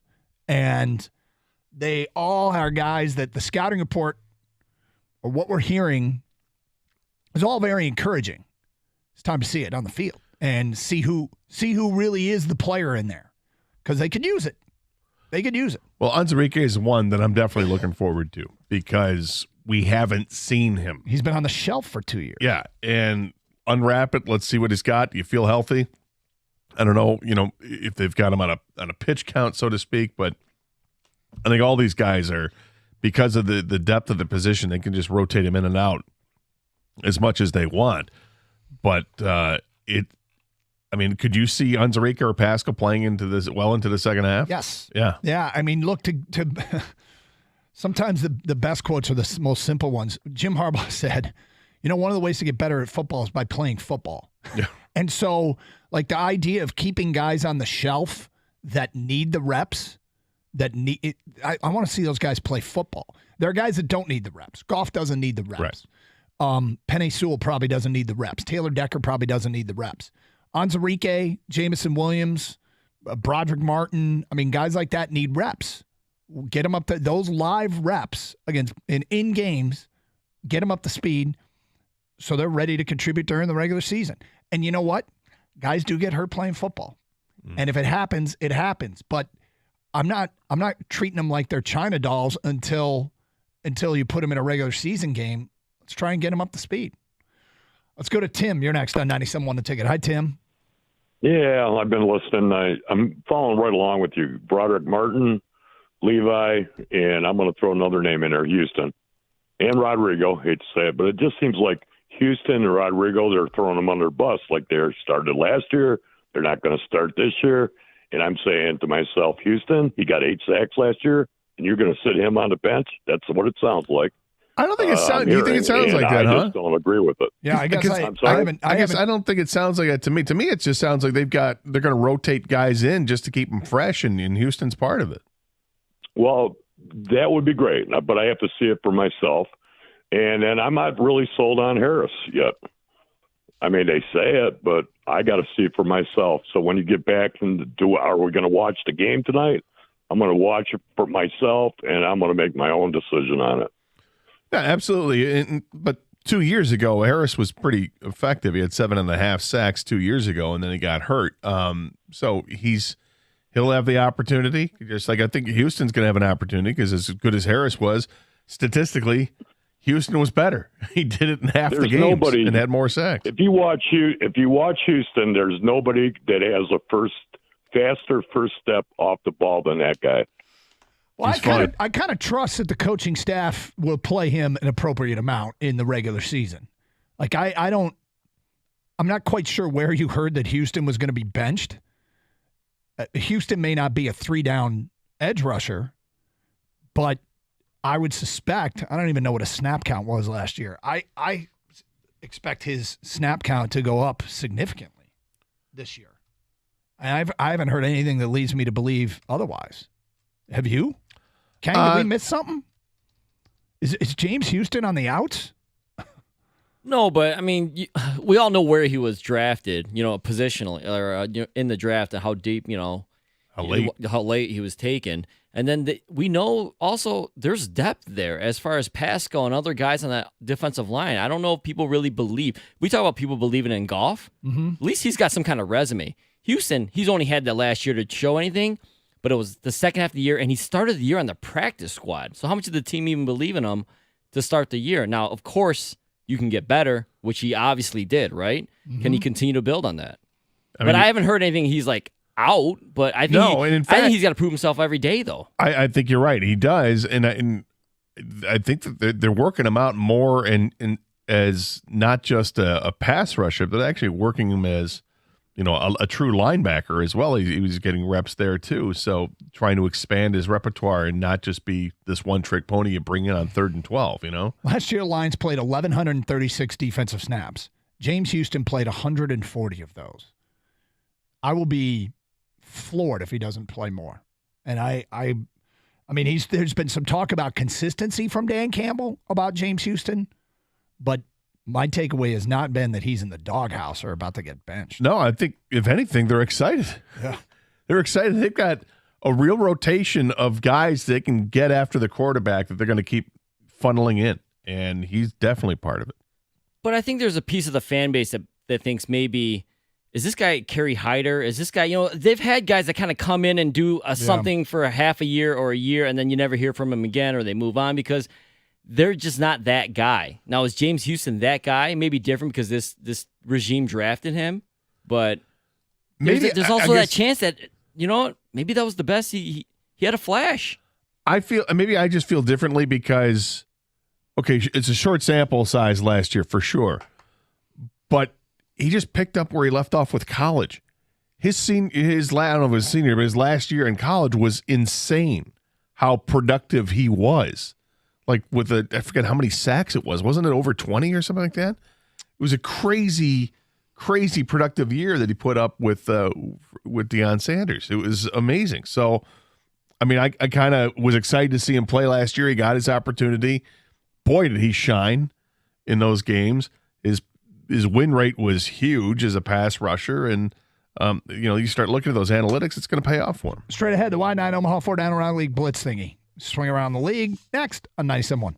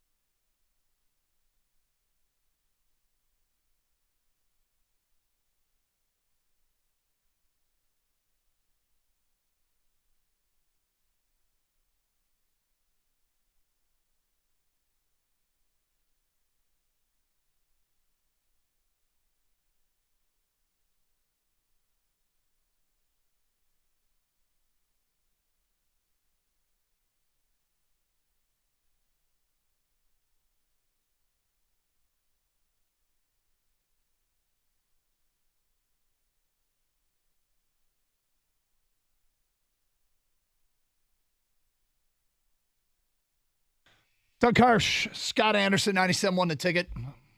Happy Friday, everybody. Happy football season as the Lions play tonight. But let's swing around the league here on Carson Anderson.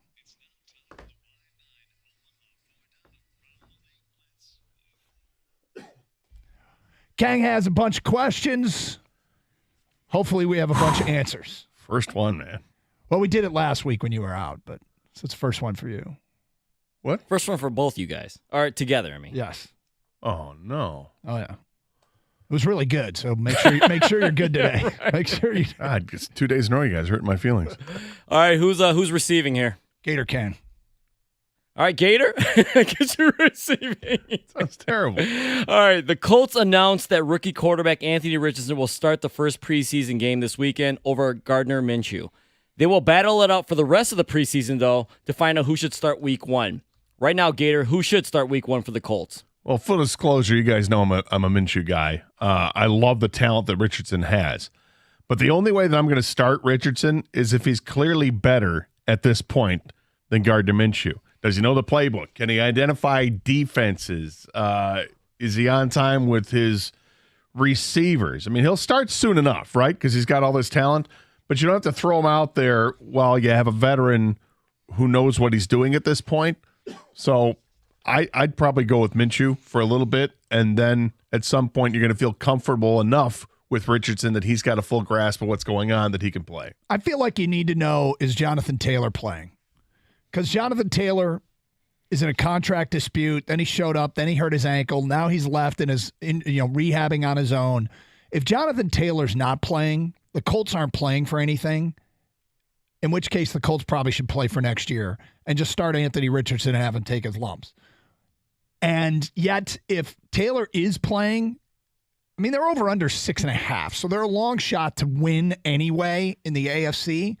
But I would try to win with Minshew if you had a full set of weapons, including Taylor healthy and ready to go. Otherwise, just give Anthony Richardson game reps and tank for a top pick next year to help the team out.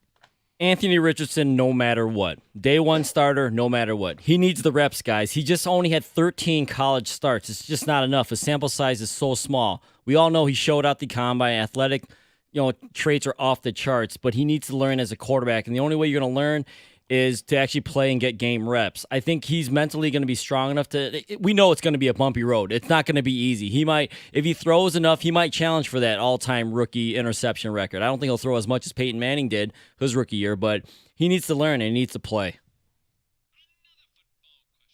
All right, another quarterback, Joe Burrow. He's currently out with a calf injury.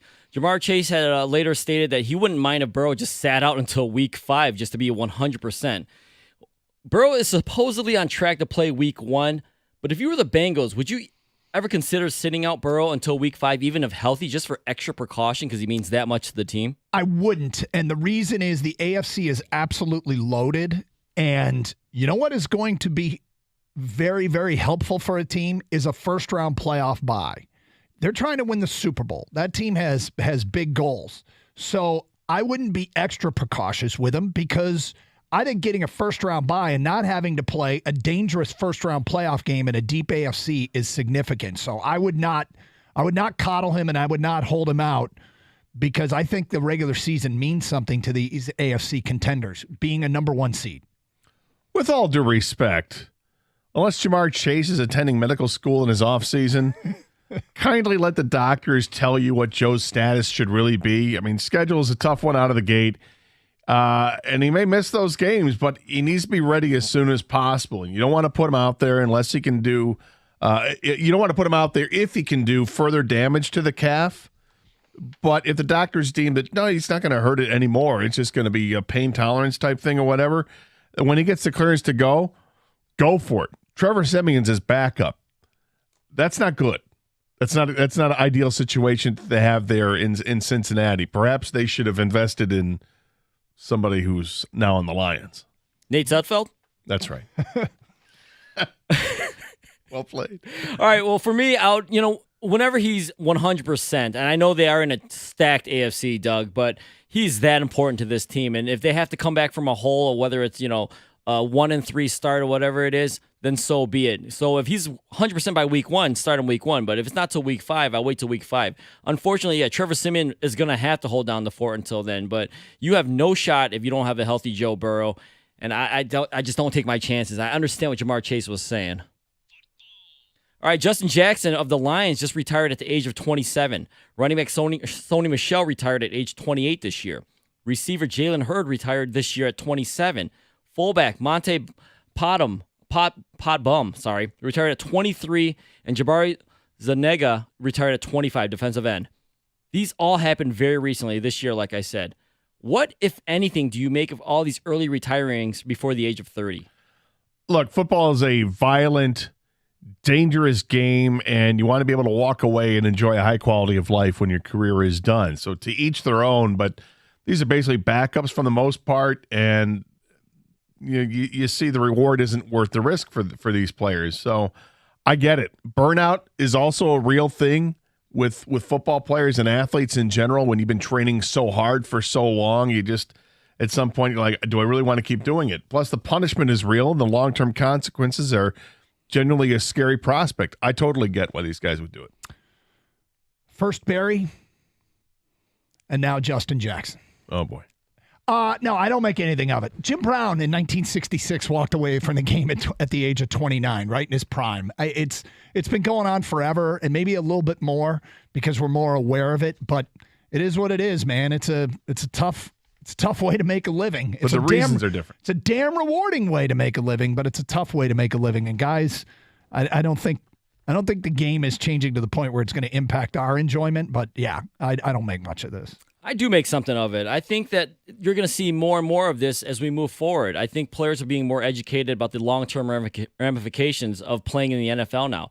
They know there can and will be life after football. They know that they want to walk, they want to play with their kids, they can make money other ways, and they can help maybe use whatever brief professional football career they had to help them move forward. I just think we're going to see a lot more of this moving forward. I mean, some of these are lesser names. You're right, Gator, but I mean Patrick Willis. I think we're going to see some names eventually, and I think even if they are lesser names and backups, I think we're going to see more of it. I agree with you. Okay, Manti Te'o and now Johnny Manziel had just been on Netflix's Untold story. What former NFL player should be next on Untold? I'm kind of surprised that a 30 for 30 hasn't been done on this guy, and the NFL Network kind of did a celebration of his life. But the Steve McNair story and the way his life ended tragically is still a story that I have so many questions. I can't, believe that it happened in a murder-suicide. So I guess I would be intrigued to see that because I feel like it's kind of gone. There's two huge stories. Baylor had a basketball player kill another player, and that hasn't really been documented. So those are two that I find really, really interesting. I hear what you're saying. I'd be interested in that too, but I think along the lines of what we've seen so far is you're going with guys that are still around and that there's maybe more to the story to be told.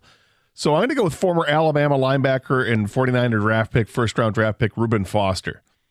From being a can't-miss linebacker that on draft night was missing all over the place, slid past the Lions. The Lions said, you know what? No, we're good with Jared Davis. That was interesting. His off-field behavior and decision-making got him into trouble. He then made a comeback, and there were a lot of limitations on that comeback, and he gets hurt right away, tears his ACL and his MCL, out of football, tried to make a comeback. He played in the USFL this past season with the Pittsburgh Maulers. I mean, I'd love to see a story in this. Is this a guy that we end up rooting for, the great story of redemption, or is it just another tale of wasted opportunity? I think to be on Untold, the Netflix Untold story, you got to have some controversy. It can't be just a celebration of a player, right? And I think Ray Rice comes to mind with controversy. How the NFL botched that whole investigation, the suspension, the resuspension, the whole thing. Ray Rice is now married to his then fiance, and they've gotten over that and gotten past that, okay? He's now an advocate for domestic violence. So I think in the end, something positive can come out of this. I think it's something that should be told. I don't think Ray Rice would be against it personally, but Ray Rice would be one of the names I thought of. All right, last one, guys. Miles Jack was without an NFL team all offseason until the Eagles gave him a call. According to The Athletic, Jack was ready to enroll in a trade school and become a plumber or electrician. He just couldn't sit around, he said. If you had to pick, which one would you rather be, a plumber or an electrician? Man, I love this question. It's plumber, hands down. Wow. If I had to pick one, it's. I don't even think that long about it. Really? I ain't dealing with electricity. All right, not going to happen. Plus, I don't want the responsibility that comes with being an electrician to make sure that your work was done properly, because if it wasn't, tragic things can result, right? I mean, you could have some fire that breaks out and burns down a house. God forbid that happens, or the people are in it. I mean, I really don't need that. I don't want the responsibility of making sure that your home or workplace is safe. I don't want to deal with the going up into attics and possibly falling through ceilings. All this stuff is just, no, I don't think so. I'll take the pipes and the mess that comes with it all day long. I'm in the plumber camp as well, and there's a shortage of plumbers. The biggest downside of the plumbing, if something goes wrong in electricity, it can be fatal, right? Yes. Something goes wrong in plumbing and the wrong pipe burst, you could get covered in filth and muck and clean yourself off. Can't even imagine. So there are consequences for both when they go wrong, and I'm convinced that everything I do, something's going to go wrong. I guess I'd rather have it go wrong in plumbing than electricity. This is funny because my answer I wrote down here was, who says plumber, right? You both go with plumber. Listen, have some self-confidence. You're going to go to trade school. You're going to pass. Electrician all day for me. I'm not dealing with all that muck, as you call it, because it can get real messy real quick. Electricians screw up all the time. Yeah, bad ones. I'm a good one, man. And there it is. That concludes the Wide 9 Omaha 4 down around the league blitz thingy. So a few weeks ago, I finally bit the bullet. I decided I'm going to go for some better sleep. I went over to a True Sleep mattress store, went to the one in Shelby, talked with Paul, and test drove a bunch of mattresses, probably a dozen of them. And I settled on the Posh and Lavish. Can't wait. It's going to be delivered real soon.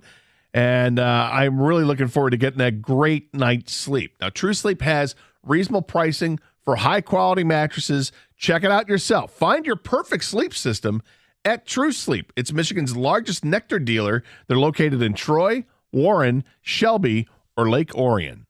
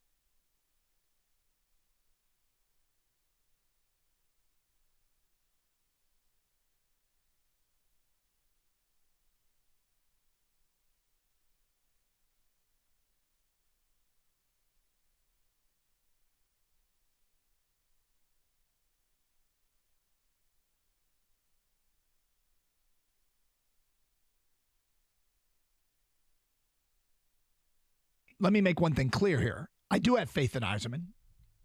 I have more faith in Brad Holmes. This isn't a Yzerman's got no shot, I don't believe in Yzerman topic. It's a who do you most believe in that you really haven't seen do it, whatever it is, if you're a player, a coach, a GM. You haven't seen him do it yet. I have unlimited faith in Brad Holmes. This is just another shrewd move. They got Teddy Bridgewater on the cheap, is what it feels like. Yeah, and it might be a player that never sets foot on the field. Might not. But we all agree it's a good move. It's a good signing to have him as the backup, that insurance policy. I love it. I'm not quite ready to go there yet. I think he's getting real close, though. And it's interesting. It seems like Steve Yzerman, his stock initially when he came to the Wings was sky high because of what he did in Tampa. It's come down a little bit. I don't think it's come down significantly. I think it's come down a little bit because fans are starting to get impatient with how long this rebuild is taking. And I'm wondering, this is the fourth year for Tucker. If they're going to win, I think they're going to have to do it with defense. And that's when I look to some of the players they brought in from the portal. A couple guys from Power 5 schools, Florida State and Texas A&M on the defensive line. They have Barrow in the middle at defensive tackle. And I wonder, is this the year that Tucker shows his prowess as a defensive coach? Because if, to me, they are a bowl team, it's going to be because they make significant strides on that side of the ball. I don't think you can go into the season and say they're going to bank on hitting a home run at the quarterback spot. I think those guys are battling, and there is no clear starter at this point. There's going to be growing pains for them. And I think offensively, they may be challenged. So does Tucker earn his keep by building a defense capable of winning games in the low 20s? I think that's the question for Michigan State. And if you believe the answer is yes, they hired the right coach, defense is going to break through in year 4, they'll stop the pass, they'll get to the quarterback, then they should win 6 or even 7 games. But the fact that it's set at 5.5. There's a player on defense that I want to see showcased a little bit tonight. As the talk has been about Jamo on offense, we don't think you're going to get up off what dousing actually means. Dousing him with reps. Does that mean he plays into the second half? Does that mean he plays into the fourth quarter? Is it someone other than Jack Campbell, Doug? Yes, it is. All right. Well, I want to talk about Jack Campbell, and we will. Perhaps ad nauseum, but we will. And I will. But there. Again, a lot could be read into what happens tonight in terms of reps and how Dan Campbell and the staff decides to play this. But we asked the people earlier in the show, because of the excitement, the anticipation of what the lines could be, I mean, and that's what it comes down to. It's what they could be. Do you anticipate watching deeper into a preseason game than you normally would? Like if you were I'll have it on in the background or I'll watch while the starters are in there. Are you going all 4 quarters tonight? Are you tailgating? Well, seriously, yeah. I mean, it's a 7:00 game. Mm-hmm. You know, people are excited about it. Start the weekend off, and people probably take off work a little bit earlier and get home. And I imagine there will be some tailgaters. You know, the weather's nice, and it's supposed to rain at some point tonight, but I don't think before the game starts. So, yeah, have at it. Right? Yeah. So here's some of the feedback we've gotten into the Carson Anderson inbox. To Doug's point, I'm hunkering down for all 4 quarters. I absolutely want to see the depth and how that may translate to the regular season. That's from Mars in Garden City. Another unnamed texter, Jamo will 100% be playing in the second half. Another unnamed texter, I am tuning in for Jameson Williams. I mean, that's great. That's great. The other thing is here, and I mentioned it earlier, a defensive player that I'd like to see showcased. I want to see Starling Thomas in man coverage. I want to see, because when we were at practice the other day, didn't really get a chance to pick him out of the crowd, but the reviews have been good. So an undrafted free agent that's got a chance to make the roster. And his size, speed, the story of playing on a torn ACL, I think that this guy has some of the makings of being a steal. We shall find out, but that's a guy I'd like to see showcased a little bit in man coverage tonight. Yeah, I'll be looking for him as well. And for me, I'm looking on the defensive side. I want to see how Malcolm Rodriguez responds. You know, when is he going to get his first rep? You know, is he in the rotation with Jack Campbell and Derek Barnes and Alex Anzalone, or is he the next group of guys that goes in? Will he play into the second half? And if he does play in the second half, then I have totally different expectations. I expect him to be dominant because this is a guy who started a bunch of games for the team last year. And if he becomes a depth guy on this team because they have added to this roster, then you shouldn't have much of a drop-off, and he should really shine when he gets his opportunities if he's playing the second half. Now, maybe he's another one of these guys that just get a few snaps in the first half. You know what you have with Malcolm, and just go with it. But I'm curious to see how he responds. 248-539-9797. We get this text. Nice job, fellas. Great segment. Furthermore, as a plumber, I enjoyed it thoroughly. Have a great day at the plumber. Such a great question. Plumber, electrician. Still can't believe you guys would go with plumber, man. That is a. You know why there's a shortage, Doug? There's a reason. Okay, Yeah, it's not a. Are you just worried about the desirable doo-doo? job? Huh? Is it just doo-doo? Is that what you're worried about? Everything. The sewage? I mean, you obviously Jimmy, our boss, came and spoke to you guys too, as well He's as all us. about being an electrician. Yeah, forget the plumber. I mean, that is not easy work. Not that's of course it's getting not in easy. some No. But I mean, it's not like you gave us Some a crappy you gave us two situations. options. Yeah, There this you isn't. go. Would you rather be a plumber or a MLB player? I mean, all right, it's plumber or electrician, and I guess it depends on your perspective. When things go wrong in plumbing, I walk away. I might walk away smelly, but I walk away and get in the shower and it's I over. can clean myself up. Exactly. Things go wrong in electrical work, people die. You guys don't have any self-confidence in yourself as ability as a plumber or electrician. You guys are just thinking about things that go wrong. Yes. Come on, man. Yeah, you're right. I don't. What do you think? Are you? Oh, I'm sorry. You're thinking about changing your career now and becoming an electrician? You If got I had this? to choose between the two, which Right, that that's was the what I'm question, saying. So 100% if I'm choosing electrician. between the two, I'm assuming that I'll take the one that has less physical risk to it. Oh, there's physical risk to being a plumber. I said less physical risk to it. Ugh. And one where the responsibility is, okay, maybe my client has to file an insurance claim, or I'll have to file an insurance claim. I don't want to burn down somebody's house. I don't want to, electrocute myself. That smell, that burning electricity smell, is terrifying. It is terrifying. If you haven't experienced it as a homeowner, when you do, it is your heart goes. Should I call 911? Yeah, seriously, it's terrifying. Dennis in Westland says, guys, my mom told me, be a plumber. Everyone's a customer. Oh, yeah. It's true. A couple things I here. ain't going to fix that. Regarding our dude that said that James Houston was going to get benched, an unnamed texter said that guy might be referring to Houston being listed as third string on the official depth chart released last week. Well, first of all, it's not official. It basically, it was released by the Lions, and I think it actually says unofficial depth chart. But there's, I mean, until he develops as a run stopper, his ability in the run game, he's kind of a situational guy. The thing is, his skill set is so coveted. It's great. That being a situational guy, if you're just a pass rusher, but you're great at it, that's a guy I want here, and he'll be playing plenty. Teams throw the ball in this league, right? They do. He'll be around for a long time if he keeps this up, and he'll make a lot of money in his career. Dan says it was an MLive story that Hutch and Harris were the starters, and Houston would be rotational with a very deep group. Yeah. I think that right now Hutchinson and Harris are penciled in as the star. I think Hutchinson for sure. I mean, maybe people are misinterpreting or had different expectations.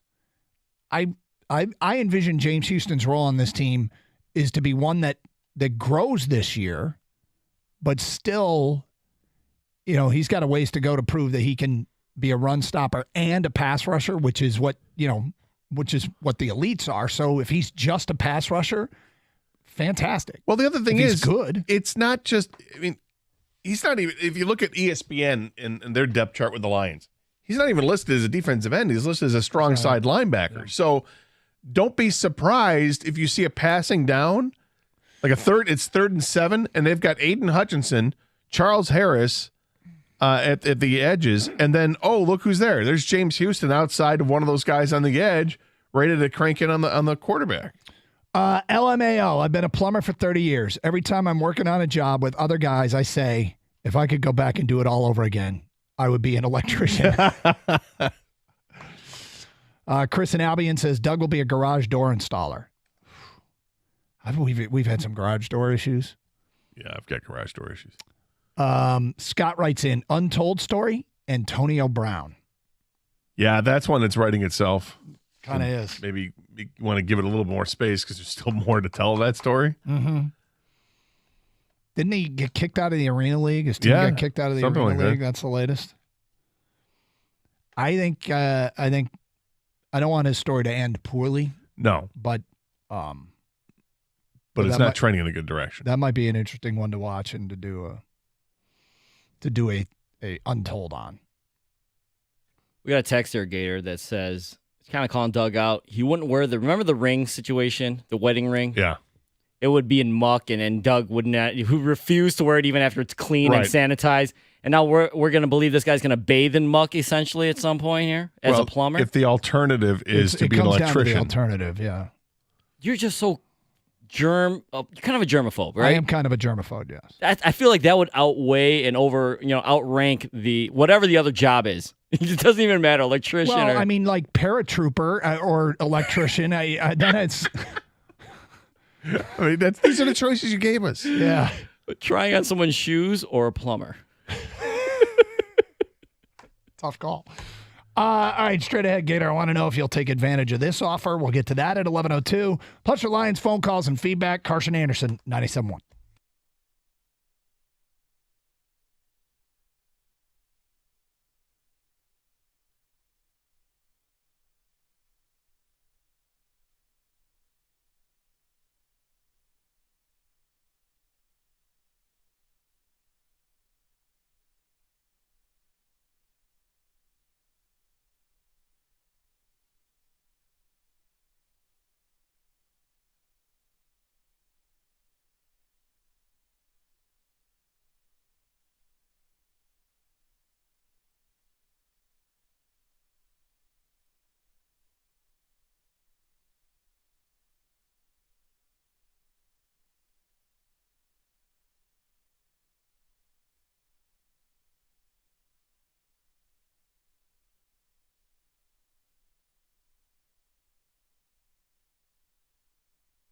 Is there any reason that you have seen, any evidence that people should be tapping the brakes on their enthusiasm?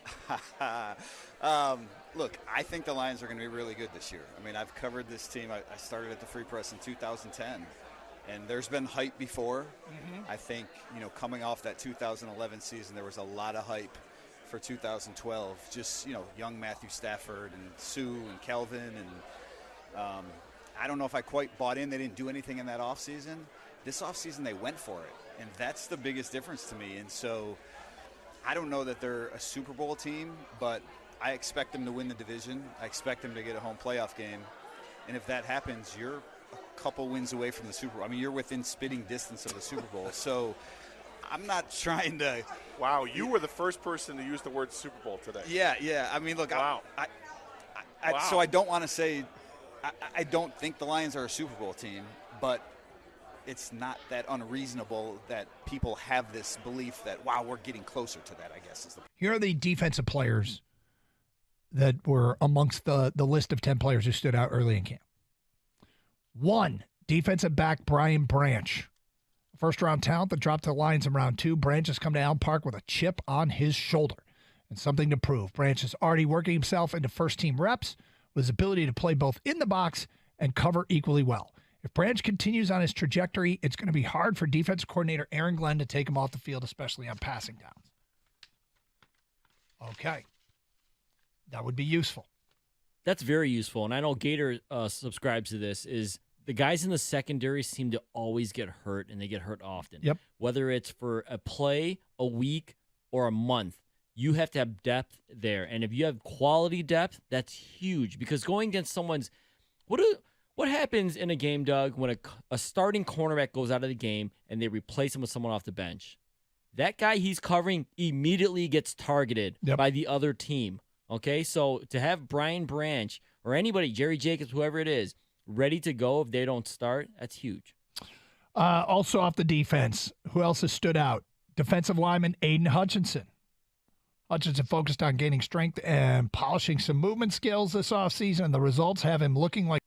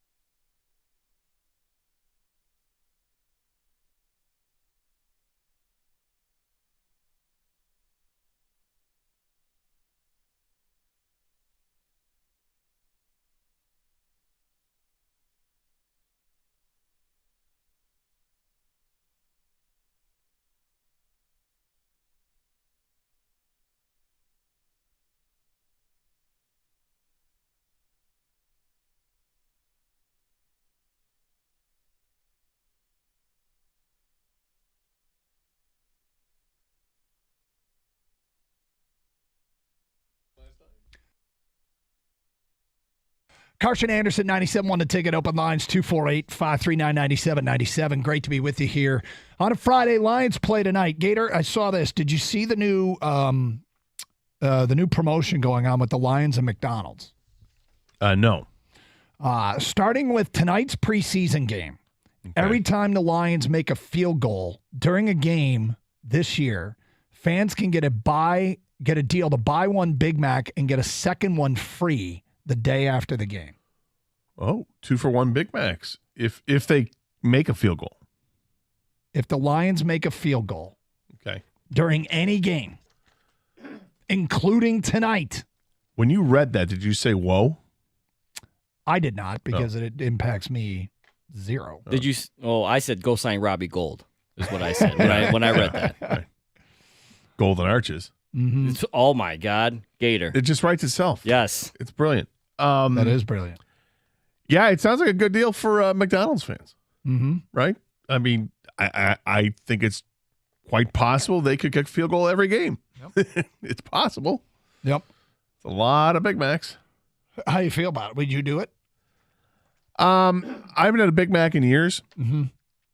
But when I do get the urge every once, I mean, it's not like it's been 30 years. No, it's been a couple years since I had a Big Mac. I enjoy the Big Mac. I get a craving every once in a while.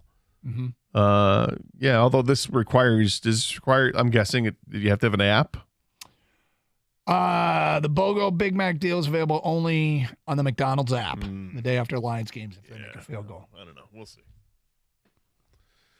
We'll see. You know, at some point, I just gave a parent's answer. Oh yeah, to the kid asking, Dad, can we do this? Can we do this? We'll see, which means no. No, right? It does mean no. Yeah, my kids say, Dad, all you do is delay. Like, yeah, we'll see. I say we'll see. Add to that, right? So wait, would you consider getting the McDonald's app? Depends on how hungry I was. Mm-hmm. How strong the craving was. Because what was the other one where you didn't want to get the app? Well, because it only benefited the day before. That was when the Mexican pizza came back from Taco Bell. And you love the Mexican pizza. I do love the Mexican pizza. You've been calling for it to return for years. Yes, and they brought it back, and I'm thankful they brought it back. But, I mean, this wasn't something that was being lined up the next day to get, and I wasn't going to download the app just so I could get it a day earlier than anybody else. That doesn't matter. Well, it wasn't. To me, it's not so much than anybody else. It's that you can get it earlier. Yeah, it's not that. I've come to think of apps as just quick and easy access to that product's website. Because it's basically, that's what it is.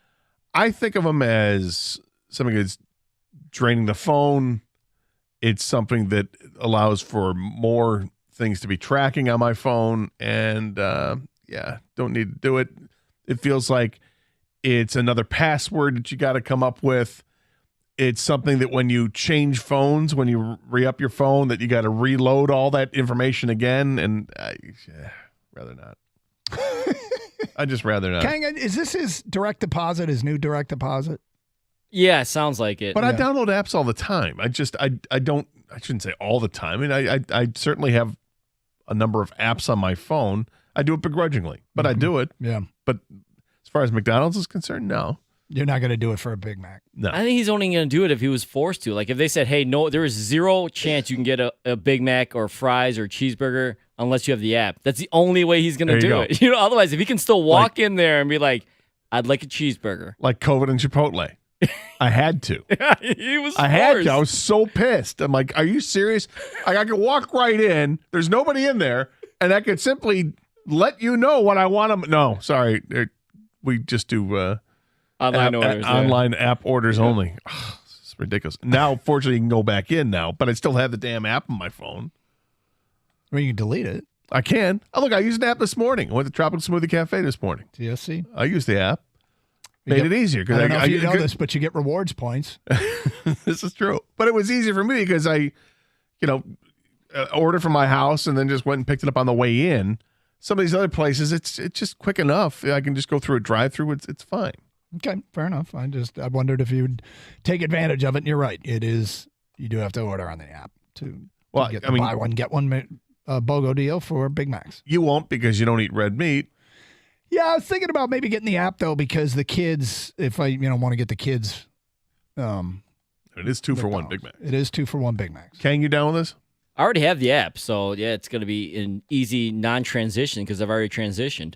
The good thing about apps, too, for most of them, guys, is there's deals on there just like this that you can only get through the app. So they've been, all season long, your Tigers, Gator, have been giving the McDonald's app users buy one, get one 6-piece chicken McNuggets. Yeah. You know about this? Or? No, of course, all the companies he draws want a you. line. Well, they don't want. Why is it that they want you to sign up for the app? Because they want to get more people in the database. They can sell the database, make some serious money off it, or they use it for their own purposes, for their own, to try to gauge who their customers are, the demographics, and all that in the marketing. I get it. I just don't have to like it. But we also have some advantages for using the app too, is what I'm saying. Well, they have to We're give using you each something, other. right? Yeah. Because you gain points, you get free stuff. Just like TSC is not the only one that gives you free stuff for using their app. I still haven't redeemed any of those points. No. He's using the app, but just incorrectly. I'm using the app, but not to its full extent. Yeah. Which is story of my life when it comes to a cell phone. I use a cell phone to its full capabilities. Oh, hell no. It's like the human brain. We use like 6% of our brains or something like that. Not even. I probably use the same amount as of what's available on the phone. Capabilities. Yeah. He's got a 1.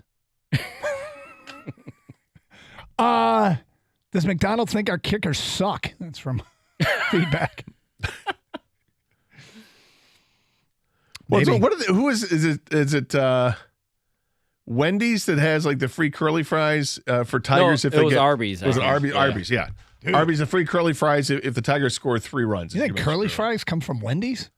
Even I know that they come from Arby's. Slow down. It's okay. Yeah, it is okay. It's okay. Yeah. I thought you didn't like snark. Excellent point. This is twice today. What's happening to me? I'm being picked on. I'm being bullied, and I don't like it. I don't like it at all. No, but it's like they're talking about lowering the bar. 3 runs. Yeah. Oh no, they did lower. It used to be 3 home runs. Right, remember? Now it's right, like, hey, if a why don't Tiger you just cries- give me the curly fries? Download the app and say you love curly fries.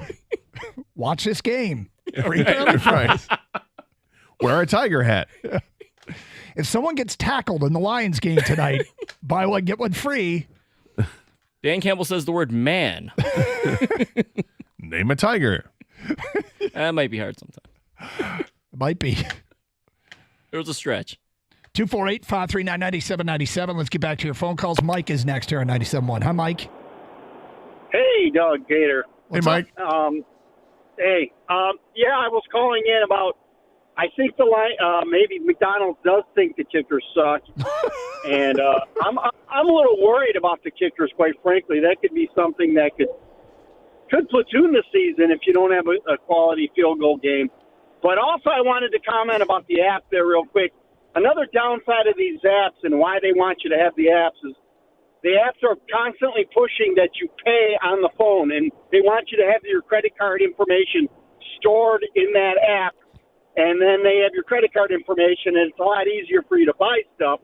And a lot of the deals you have to pay on the app through the mobile order, and pay through the app. And then a lot of times those are the apps that get hacked a lot, and then they steal your credit card information, and then the bank ends up paying for it.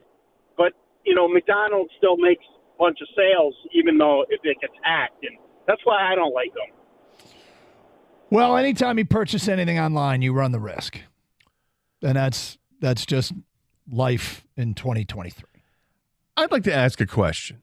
And Kang's brought this up before, and you kind of hammered home the point again about the kicker. Do we really need to improve on Riley Patterson? So, he's 43 of 49 in his career from field goal range. That's nearly 88% of all field goals attempted he's made. Do you have his numbers beyond 40 and beyond 50? Yeah. Because I think people remember Riley Patterson when he was a Lion. And he went to Jacksonville, and he got better. He was 4 of 4 from 40 to 49 as a Lion, and 0 for 1 from 50 plus. The next year, last year, when he went to Jacksonville, he was 10 of 13 from 40 to 49 yards and 2 of 3 from 50 plus. So beyond 40, he was 12 of 16. Yes. I mean, that's not That's like 75%. Yeah, it's not like the most spectacular thing, but it's also not. I'm not. Are you sure you're a right-footed kicker? Like, I'm not that worried about it. Pretty freaking accurate. 43 of 49 in his career, and he's made 52 of 53 look extra up points. The NFL average. Well, here's one thing. And he made 30 field goals last year. 30 is a lot in a season. He had 126 points. It's a lot. Well, here's what we know, guys. We know the Lions had 3 kickers in camp at one point. Yep. Okay? We know that Jags moved on from Riley Patterson. From all reports, Romo has a stronger leg, and that's going to be the difference here. Romo can kick it further. Patterson's maybe more accurate, closer. So that's the battle between the two, and we'll see. I mean, if they just alternate tonight or throughout the preseason on kicks, there's something that they don't feel 100% confident with, right, with Patterson. It's not just us talking. It's the organization is showing us this. Give me the more accurate kicker every time. Yeah, but if it comes down to a 50-yard field goal and you're not sure you can trot your kicker out there, I'm worried about that. Well, Robbie Gould is still out there, and he's old, but he's never missed a playoff field goal. Like, he's been clutch in his career. So I hope we get definition on Riley Patterson and Parker Romo quick, so that they can address this if possible, if necessary. McDonald's should give us buy one, get one double quarter pounders with cheeses for 50-plus yards. 248-539-9797. All right. Something else I'm going to be looking for tonight. It's not a player. It's more about who gets protected tonight. We'll get to that today at 11:20 here on 97.1 The Ticket.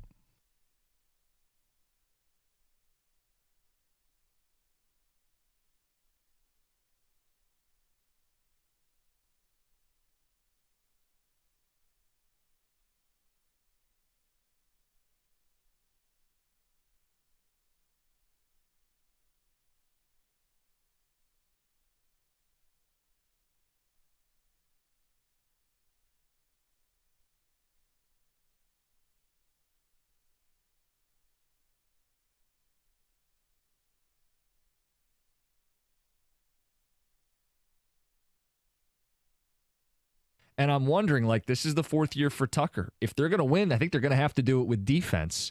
And that's when I look to some of the players they brought in from the portal. A couple guys from Power 5 schools, Florida State and Texas A&M on the defensive line. They have Barrow in the middle at defensive tackle. And I wonder, is this the year that Tucker shows his prowess as a defensive coach? Because if, to me, they are a bowl team, it's going to be because they make significant strides on that side of the ball. I don't think you can go into the season and say they're going to bank on hitting a home run at the quarterback spot. I think those guys are battling, and there is no clear starter at this point. There's going to be growing pains for them. And I think offensively they may be challenged. So does Tucker earn his keep by building a defense capable of winning games in the low 20s? I think that's the question for Michigan State. And if you believe the answer is yes, they hired the right coach, defense is going to break through in year 4, they'll stop the pass, they'll get to the quarterback, then they should win 6 or even 7 games. But the fact that it's set at 5.5 and it's plus odds, that's Vegas saying, we heard Mel Tucker. You are a horse bleep coach. We don't think you're very good. We don't think you're going to get up off the mat. We think your program isn't where it needs to be in its 4th season.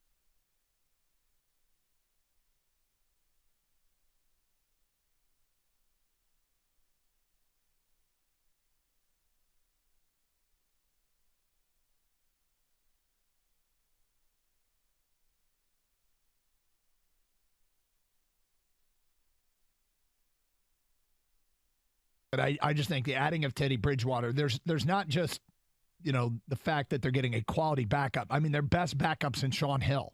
It feels like it's a position that they have blown off and gotten away with not having a quality veteran. You want somebody that can win you football games on a Sunday, not somebody who can win you a division. I mean, that's great if you have a backup that can win you a division, but guys who can win you a division typically are starters elsewhere. It's funny. We have such fond memories of Sean Hill, the Sean Hill era. Yep.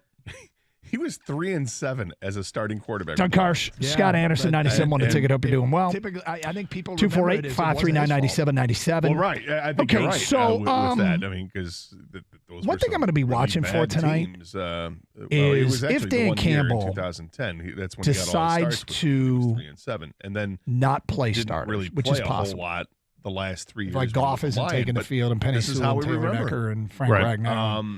Guys who are established in the league. I'd like to know the people's viewpoint on another hype we know what their train roles that are with the Lions. If those soaring guys right now, his train is gathering steam, take the field, momentum. Now, I'm I'd like to say I am guilty as being any a part rookies. I get have protected said that this status. particular team is Like the Jahmyr largest Gibbs. threat. Yeah, like to the Jahmyr Gibbs, established like Jack Campbell, champion Brian this year. Branch. I mean, are any of these The guys? hype train Isn't that kind is of when you Michigan find out who's trending And towards being it's a starter? Not just hey, they're is going to be really if they're not good, playing, or hey, they're going to beat OSU. because it wouldn't be stunning There if they're not is playing any the Blake starters. Corum remark, which I'm And not upset. I think Corum's if Jahmyr earned the right to Gibbs say it. He's doesn't been in take the school field for tonight, years, he's or the if team's and best I back. feel like with David Montgomery there, he'll probably take the field, but what if Brian Branch doesn't play? What if Sam Laporta doesn't play? And I don't know that's. Do you even do that if they're a rookie, even if they're trending towards starting, or do you need to get them some game reps? I think they all need the game reps, but I can see them being more careful with some than others. Yeah. I'd be very careful with Jahmyr Gibbs because he is the weapon, and he's the guy that's going to get hit, right? Yeah. I mean, he's a target because he's an offensive player, offensive skill player. So I'd be concerned about how much he plays. I don't know if he'll play more than a couple series. The defensive guys, those are guys you want to get the real evaluation on, right? You want to see how does Jack Campbell pick up the game and calling out the can he figure out what the protections are that they have to go against? Does he recognize where the blocking schemes are coming from so that he can put himself in best position? Can he get his teammates lined up in a better position? Mm-hmm. That stuff you want to see. And I think Brian Branch, because it sounds like he's being groomed at a couple of different positions in the secondary, that he'll get plenty of reps. I don't know if it'll be tonight, but I think he'll get plenty of reps in the preseason. But again, that's a guy I would expect that gets more reps than Jahmyr Gibbs. Gibbs, I guess, is the one that I would protect the most, and then probably second on that list would be Laporta.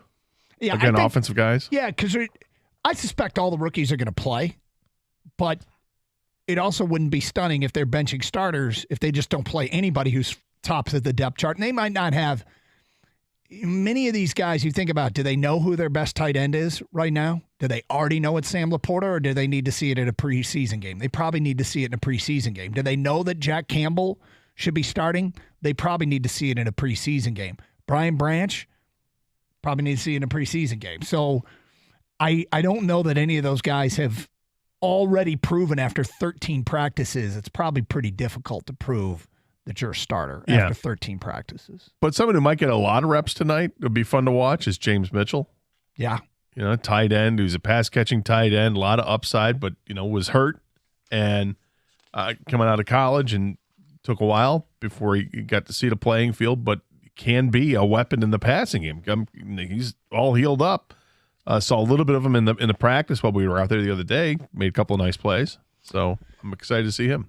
And then if you're looking for position battles that might start to get some clarity tonight, the Lions traded for Denzel Mims.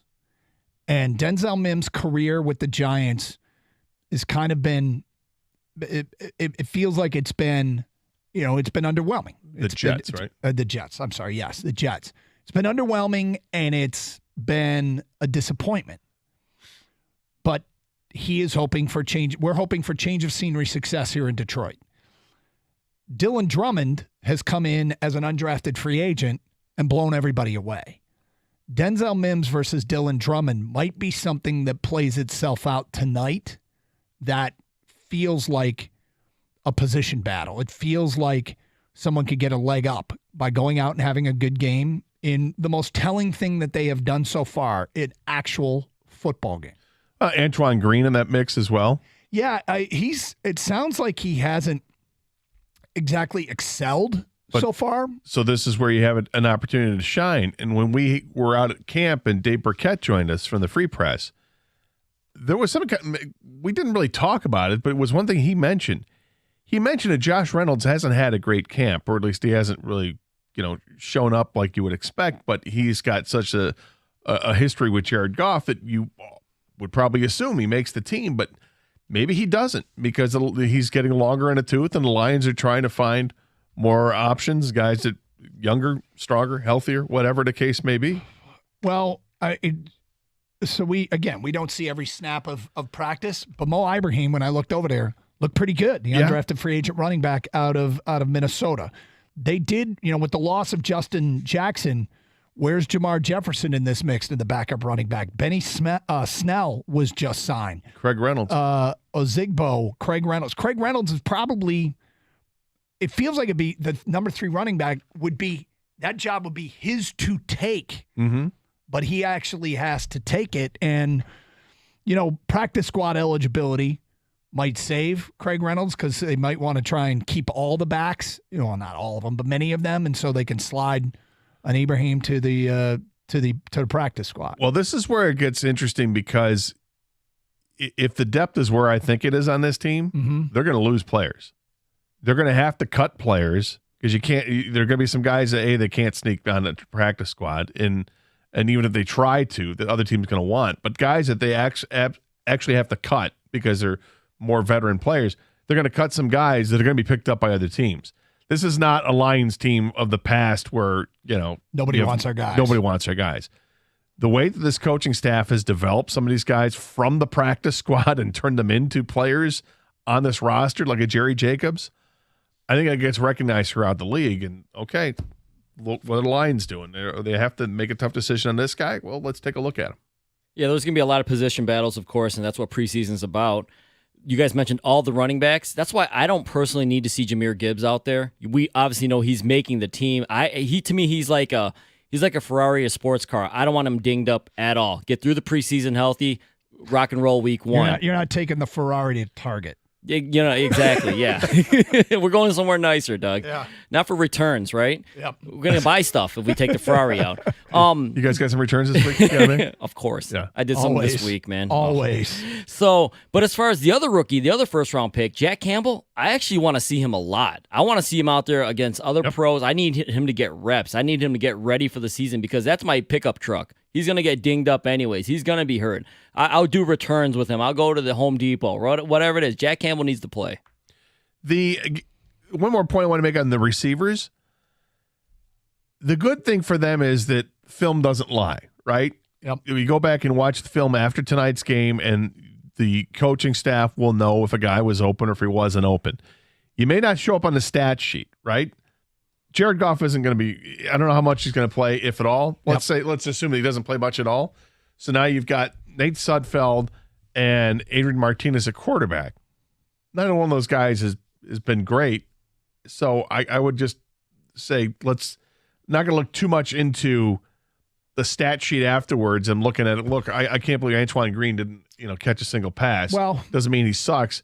It just, I think that all gets taken with a grain of salt, and the film is really what tells the story of everybody. I think the one thing that Sudfeld and Martinez might have going for them is they might have something that almost no other quarterback will have, no other backup quarterback will have in the preseason, and that is a first-round high draft pick wide receiver running against a bunch of guys that are XFL guys.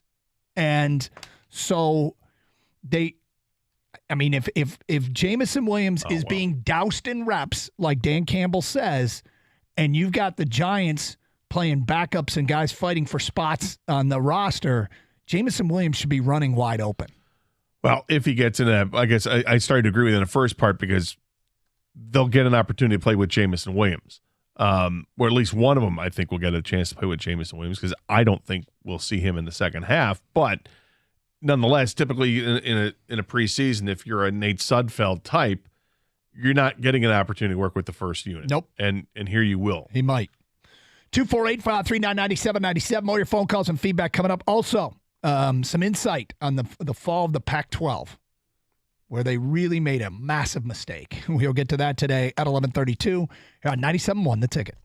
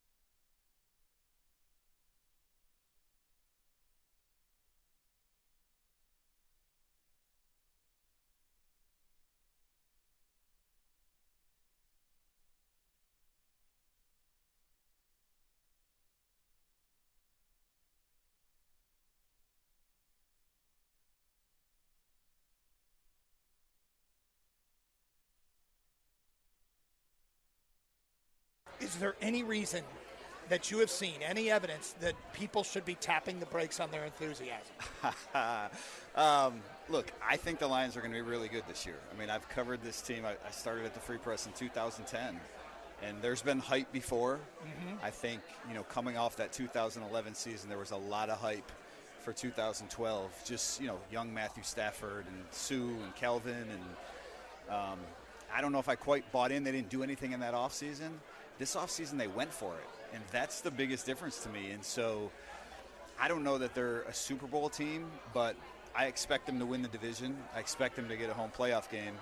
And if that happens, you're a couple wins away from the Super Bowl. I mean, you're within spitting distance of the Super Bowl. So I'm not trying to. Wow, you were the first person to use the word Super Bowl today. Yeah. I mean, look, wow.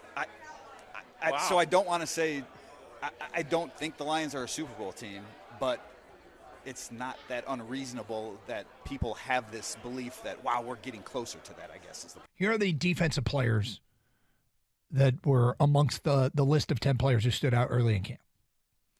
1, defensive back Brian Branch. First-round talent that dropped to the Lions in round 2. Branch has come to Allen Park with a chip on his shoulder and something to prove. Branch is already working himself into first-team reps with his ability to play both in the box and cover equally well. If Branch continues on his trajectory, it's going to be hard for defensive coordinator Aaron Glenn to take him off the field, especially on passing downs. Okay. That would be useful. Kang, is that a box of donuts sitting out there? Sitting out where? Right outside your door.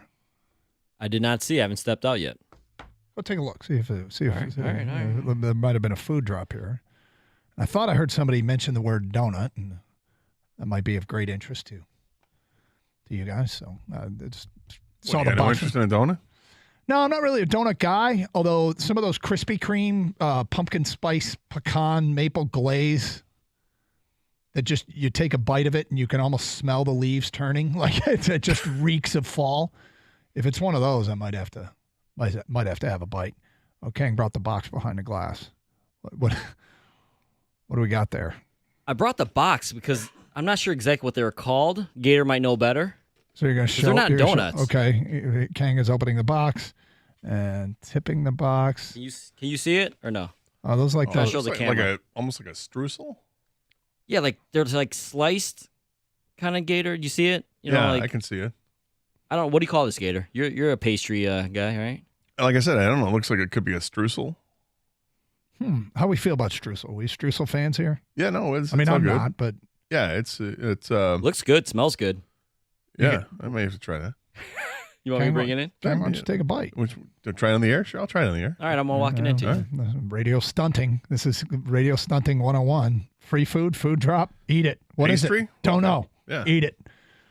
Thank you, whoever dropped that off. But as you can see for yourself on Twitch, if you are on the Twitch or YouTube feed, go to twitch.tv, search up 971 The Ticket, or go to YouTube and search up 971 The Ticket, and there we are. Oh, looks good. All right, you got yourself Streusel? Something. I don't know No, what I'm this good, is. thanks. No, I'm all set. Oh. Now look. Okay. Yep, that's what it looks like. All good. It's like a coffee cake, but it's. You need another bite to figure it out. Well, I just tried to top it. Yeah. It's raisins, cinnamon. You're not sure, are you? I don't know what to call it. It's good. All right. Does it say on the box? I'm going to try it too. Does it say on the box what it is? It's like this unknown No, pastry. it's just like a place where it says it's coffee, donuts, drive-through. Okay. I don't think they have an app, by the way, judging by the sticker on the box. They have stickers. No app. The local but joint. stickers. I'll try it. All right. And what do you think? It's not bad. Okay. Well, there you go. Those are like the dip in solid. coffee, right? Some people would dip in coffee. Oh, I see. Gotcha. Yeah. It's like sliced like a steak. You know what I mean? When they have those nice steaks, Gator, and then like a big fillet, and they slice them up so you can see like the medium rare inside. Well, like a beef tenderloin. Yeah. And you slice it on the bias. Mm-hmm. Yeah. Doug, try one. I'm good. I'm all set. One extra elliptical run or something. Why are you also? What are you worried about?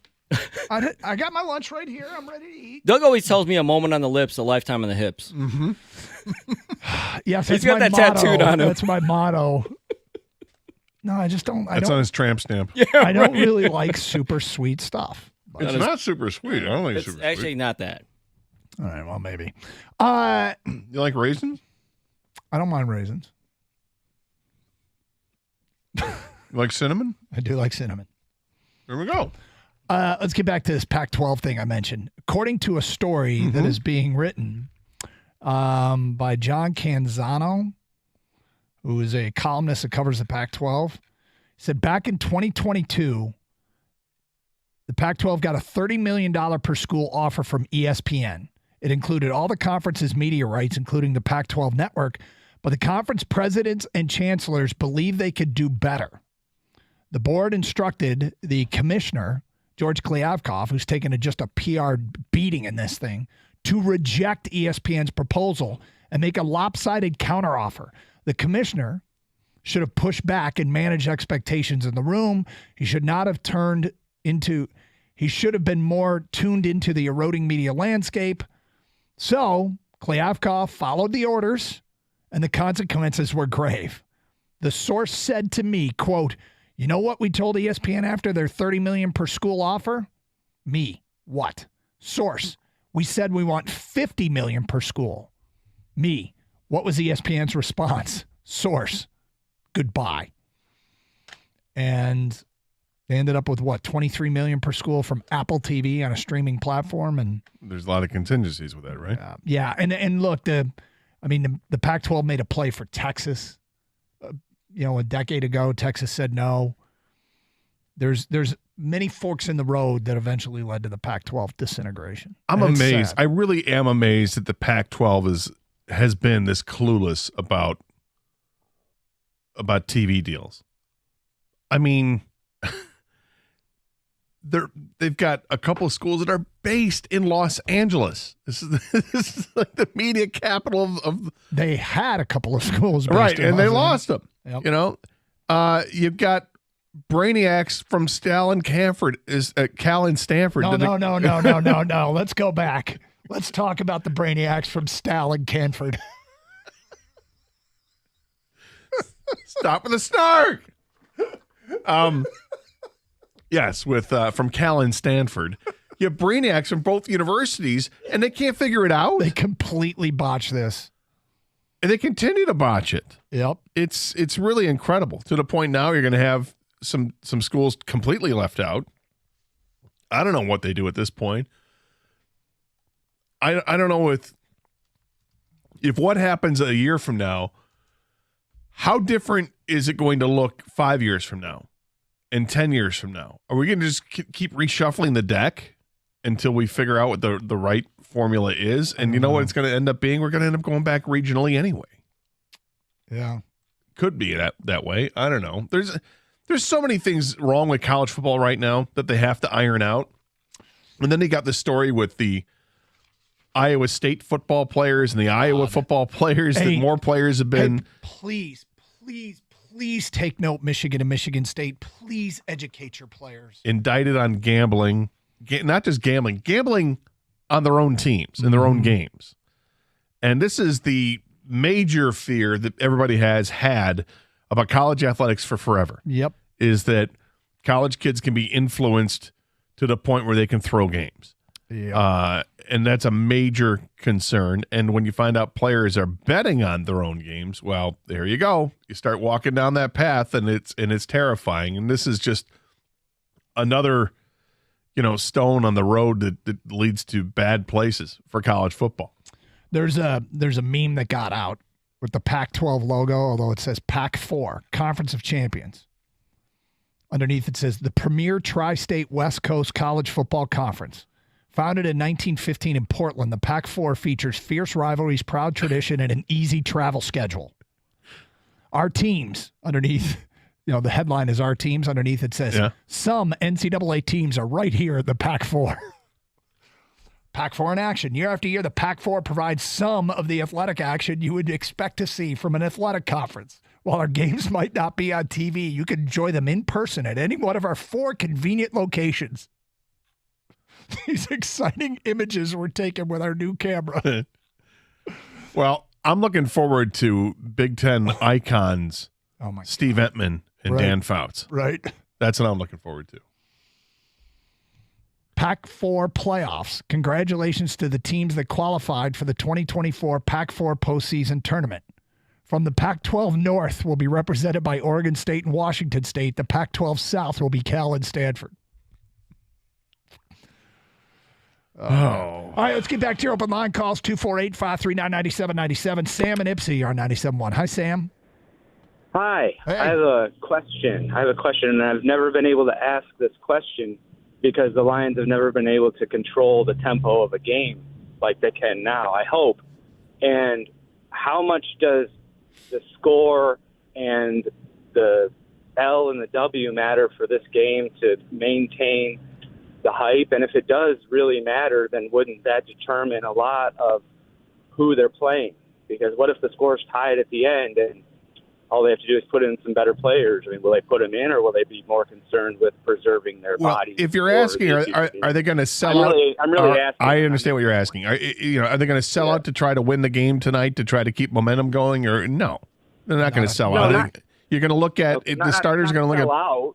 What? Not sell out. I'm not sell out. I'm saying I don't understand what you mean by sell out. What do you mean by sell out? Well, what you're suggesting is, do you put, if you're trailing or you have a chance to win at the last possession, do you bring the starters back in? I don't know if the starters are ever going to play, but do you bring in better players? Like, I'm not changing the subject, is what I'm saying. I mean, no, I don't think it matters at all. The outcome of the game tonight matters. Nothing.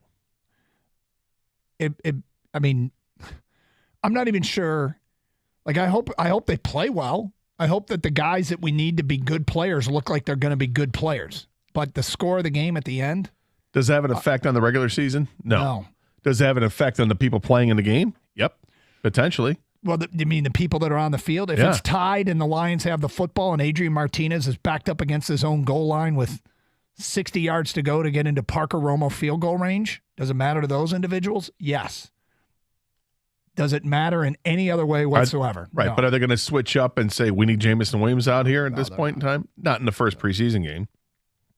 No. Not at all. Is that a real question? You wouldn't put Jameson Williams out there on a Hail Mary defense, Gator, late in the fourth quarter if the Giants were looking to just chuck one because they're down by 5? I would not. All right, good. I agree with you. Thank you. 248-539-9797. Phone calls, feedback. Carson Anderson, 97.1.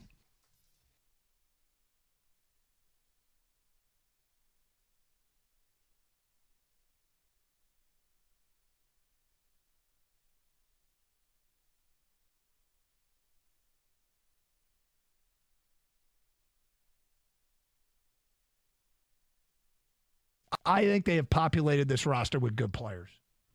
They have populated this roster with professionals. There's less nonsense, and these guys can play.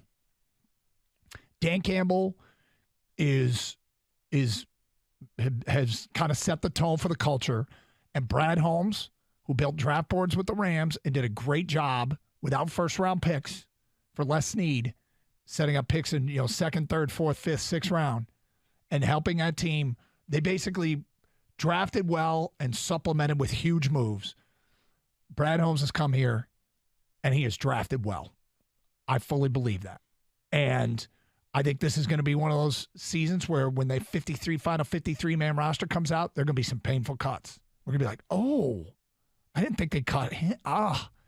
And for the first time, I'm watching other teams play preseason games, and I usually watch for guys that I hope get cut by those teams that maybe the Lions can pick up. I think the Lions have moved past many of these teams talent-wise that they're not even going to be able to or want to pick up other teams' cast-offs because their roster's good. I think the talent is here.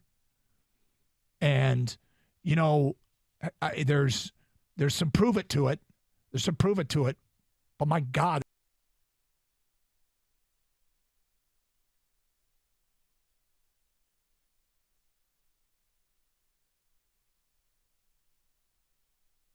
I'd like to know the people's viewpoint on another hype train that is soaring right now. This train is gathering steam, momentum.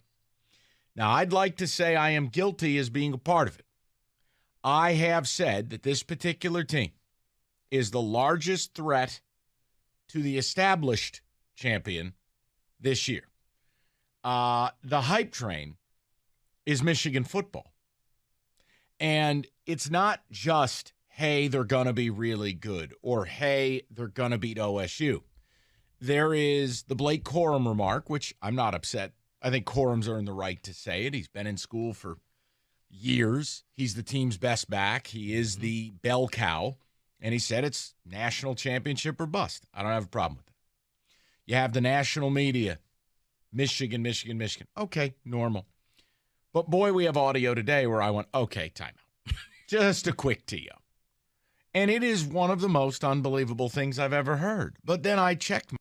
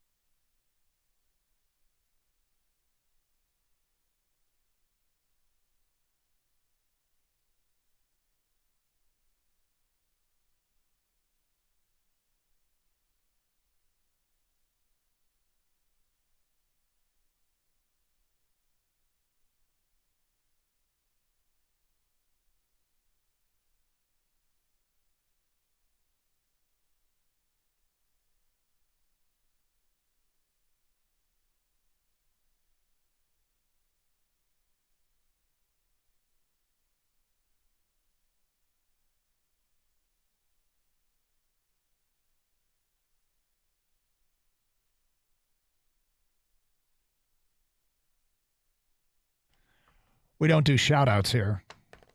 But if we did... Well, I mean, I don't know why we would do a shout-out to the O Fudge shop in Lexington, Michigan. Why would you do that? We don't do shout-outs. Why would we have done one if we did do shout-outs to the O Fudge shop? I got a text from somebody that says, I'm in Lexington, Michigan right now. We can say who it is, right? All right, sure. Yeah. The pride of Elkhart, Indiana. Ken Cal just sent me a text. I'm in Lexington, and the store I'm in had you guys on. The O Fudge Shop. They got us on, huh? Yeah. Well, thanks for having us on. Yep. With the Odyssey app, you can take us anywhere you want to go. That's true.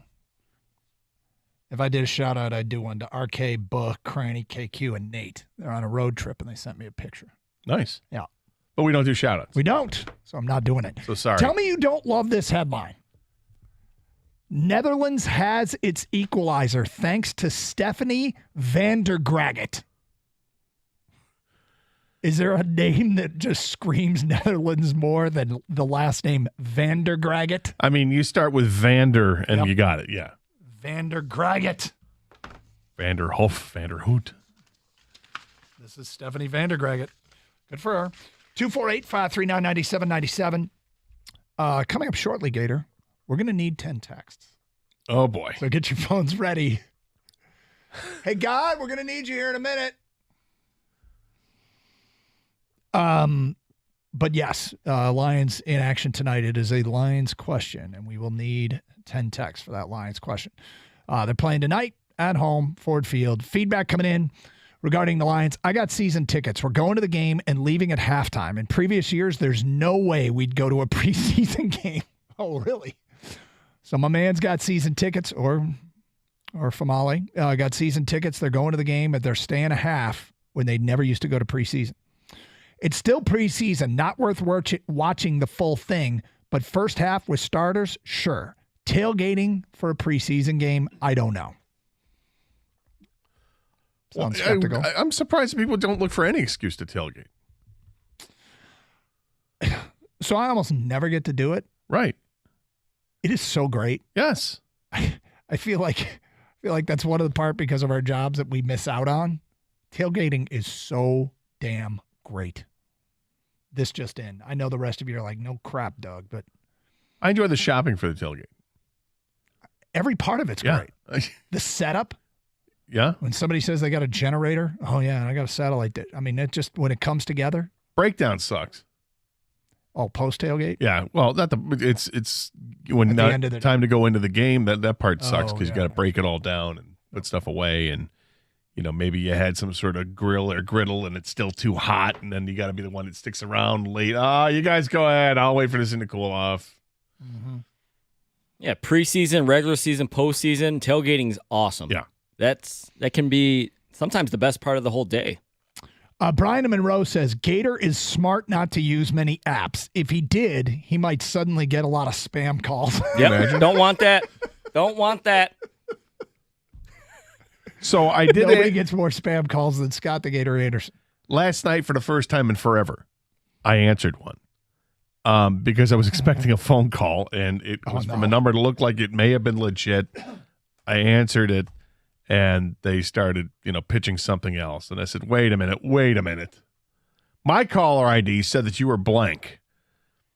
And the person stopped for a minute and said, oh, and then went back to their spiel. And I said, no. You can't be with this person. You're lying to me. My caller ID says you're this person. And then they hung up. And that was the first time I'd answered one of those calls. In a minute? In 4 months. Really? It's been a long time. You still get them, though. Yeah. Not as many as you used to. No, it's gone down by at least half. You've just started the cycle all over again by answering one. Well, I haven't had many come in today to this point, knock on wood. Good. But it's gone down by at least half. From Wade in Roseville. I don't want anyone on our team with the last name Romo. Yuck. Throw it in the garbage.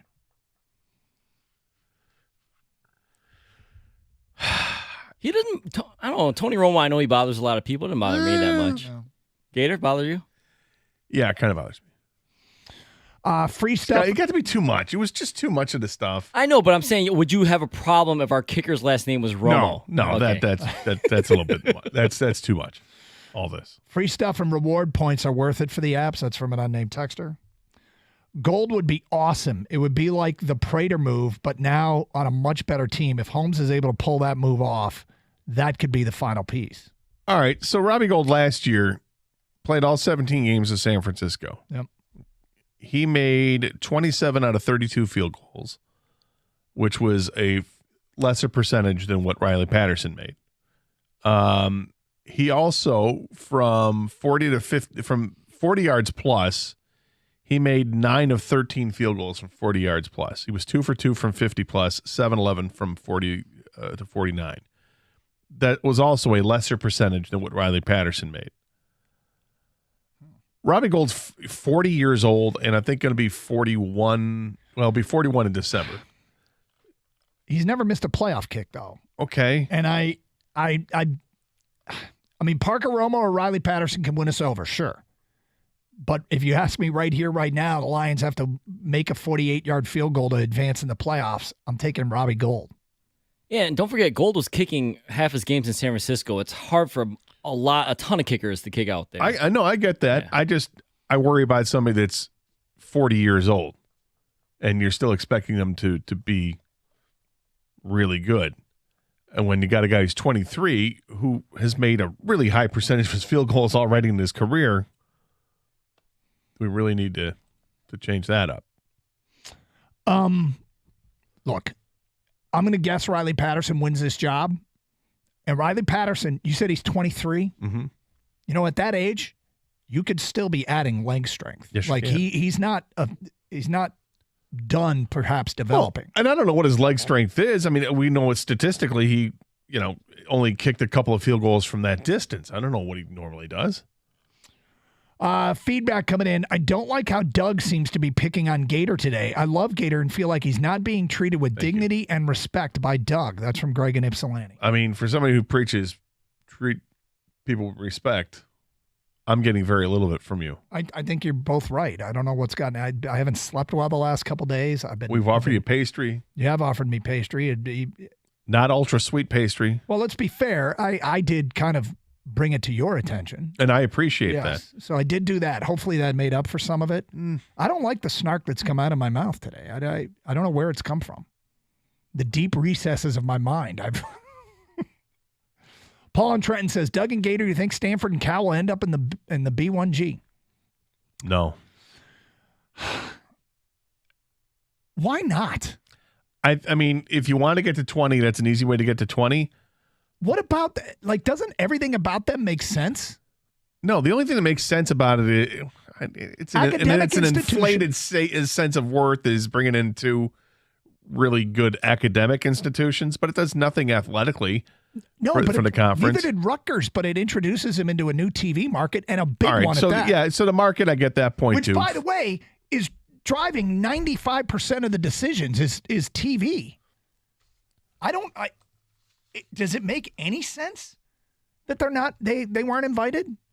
There's got to be reasons, and those reasons that were probably the people that are behind they don't want to destroy it completely. I don't think the Big Ten wants that on their shoulders. That they're the ones that finished off the Pac-12, even though they started it. Well, they started it, and then everything else is starting to go awry here. It could happen eventually, but I mean maybe that's the reason. They don't want to be the team that picks over the last couple teams from the Pac-12. If the Pac-4 loses another team, they're the USPBL. They got nothing left, man. Right now, they only have the 4 teams. Doesn't the USPBL have 3? Is that what they're down to? I think they got a 4th. Do they have a 4th? Didn't they expand? I thought they were going to expand too, but yes, right? It's so bad. Like, doesn't matter at this point who delivers the kill shot to the Pac-12. Yeah. Get it right. It's the Pac-4. Yeah. The San Francisco, Oakland, San Jose TV market is bigger than Detroit. Yeah.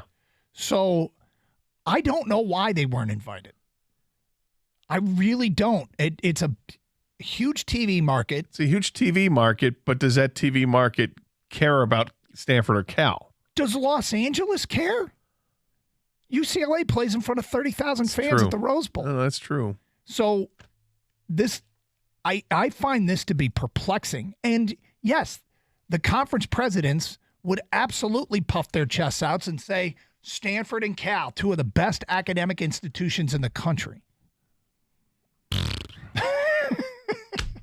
I can't argue with that. Well, I mean, it's like, oh, hey, we have Northwestern. Awesome. That's great. But here's the other thing about who you're adding. Let's add Miami and Florida State. Let's add Clemson and all this stuff. At some point, by adding all these football powers, you're starting to get to the point where you're producing a lot of 8-4 football teams. Now, maybe that's not going to matter because an 8-4 Big Ten team playing a Big Ten schedule will make the playoff eventually, but you can add some teams that aren't football powers too. You know? Yeah, you can, but I mean, it's everyone looks at the situation right now and assumes that it's going to stay this way forever. Right? That these teams are always going to be good because that's the way things are right now. Things change all the time. Teams that look like they're powers now won't be in 10 years. No, they won't. But here's the other thing. You are adding, if you add Stanford and Cal, you're adding like a fleet of Olympians to your conference. And again, money's driving it. They would bring the TV market. Now, what do you mean a fleet of Olympians? Like Stanford has a ton of Olympic athletes in the Olympic sports, which nobody cares about. But if you're looking for reasons why the conference will care, what this likely comes down to, okay, is that the TV network said they don't want to pay you more, pay the Big Ten more. Adding more teams just means you cut the pie in smaller pieces for everybody. But so that really is what this. It would be the long play to say the next TV negotiation we've added San Francisco. I want to bring this up at 12:05 because hold on, we got the 10 text. Oh, yeah, so let's do that. All right, because it was something I wanted to address with on this issue. Yeah. But it was something that I believe Mike had brought up last week, and I don't think we gave it any noise, and I think it's deserving of. All right, let's get into it next hour. Here's the question on the 10 text. You want to bring the noise? I want to bring the noise. Get from in front of me. The crowd runs at me. My DJ's warm. He's I call him Norm, you know? See how I set you up? Yeah, you did set That's me how up. Partners do things. Yeah. Thank you. 10 texts. We'll take 10 texts right now as a question you put on your show sheet this week about who is the biggest threat to the Lions. I want to ask the first 10 texters right now at 248-539-9797, which two NFC North teams will be battling for the division title? Which two NFC North teams will be battling for the division title?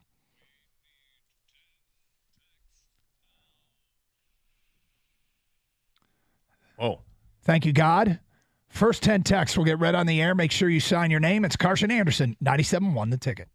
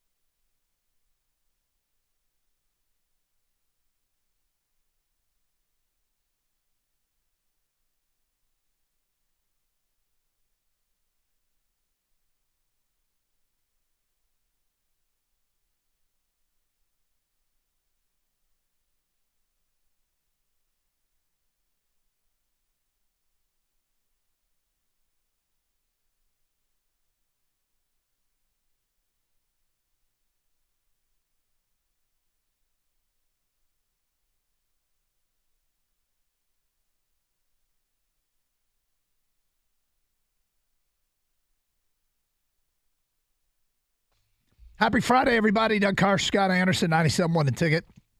Lions in action tonight, so we've been talking about that quite a bit. And do look forward to the game tonight. And we got a bunch of stuff on the table. Because of the expectation this year, are you going to watch more of the preseason than you typically do? My favorite one we got so far is a guy who's been a season ticket holder and said, I'd never go to preseason games. I'm going for a half tonight. We got some others that said, yep, all 4 quarters. Look, expectations are high. Excitement is high about what this team could be. And, the fact is they're a deep team, so there might be guys on the field worth watching that could play a role as you get into the second, third, fourth quarters. So there's more reason to watch. Are you more in even as it comes to the preseason? 248-539-9797. We did the 10 text thing right before the break. We were looking for which 2 teams will the chase for the NFC North title come down to? Which 2 teams will the chase for the NFC North title come down to? 10 texts. Sign your text always. Mike in Royal Oak. Detroit and Chicago. I should keep track here. We got Detroit, Chicago, Minnesota, Green Bay. I'm going to keep track of the number of votes. Detroit and Chicago from Mike in Royal Oak. From JT in Clinton Township, Lions and Vikings. Michael Livonia, Lions and Vikings, no question. Any other answer is just being a dumb contrarian. That's not being particularly open-minded. Careful. Josh in Avant says Lions and Bears. Oh, my. Blake at Work says Lions and Bears are the top 2 teams in the NFC North. Nick in Garden City says the Minnesota Vikings and the Detroit Lions. Kevin in Ann Arbor says Lions and Bears will be battling for the division title. Tony Monroe says Vikings and Lions. Robert and Flint says Bears and Vikings. And Dave and Dexter says Vikings and Bears. So the 10 texts produced. And the question is, who will the NFC North title come down to? So that's 20 total votes. 8 said the Detroit Lions. 6 said the Chicago Bears. 6 said the Minnesota Vikings. And out of the 10 texts, none said the Green Bay Packers. I'll break the seal. Yeah? I think that the Packers and the Lions. Really? Yeah, and I say that because I think the Packers have done this. They've been really smart about this. And, of course, it hinges on how good Jordan Love is going to be. But Love's been in that organization now for, 3 years? This is his, I think, 4th year where he's now he's going to start. But he's stepping into a situation where they have an excellent running game with a pair of running backs that are really good, Aaron Jones and A.J. Dillon. Mm-hmm. The receivers that they drafted last year that ended up being pretty good with Christian Watson and Romeo Doubs. Mm-hmm. Like that, you add to that Jaden Reed, and I think he's pretty good.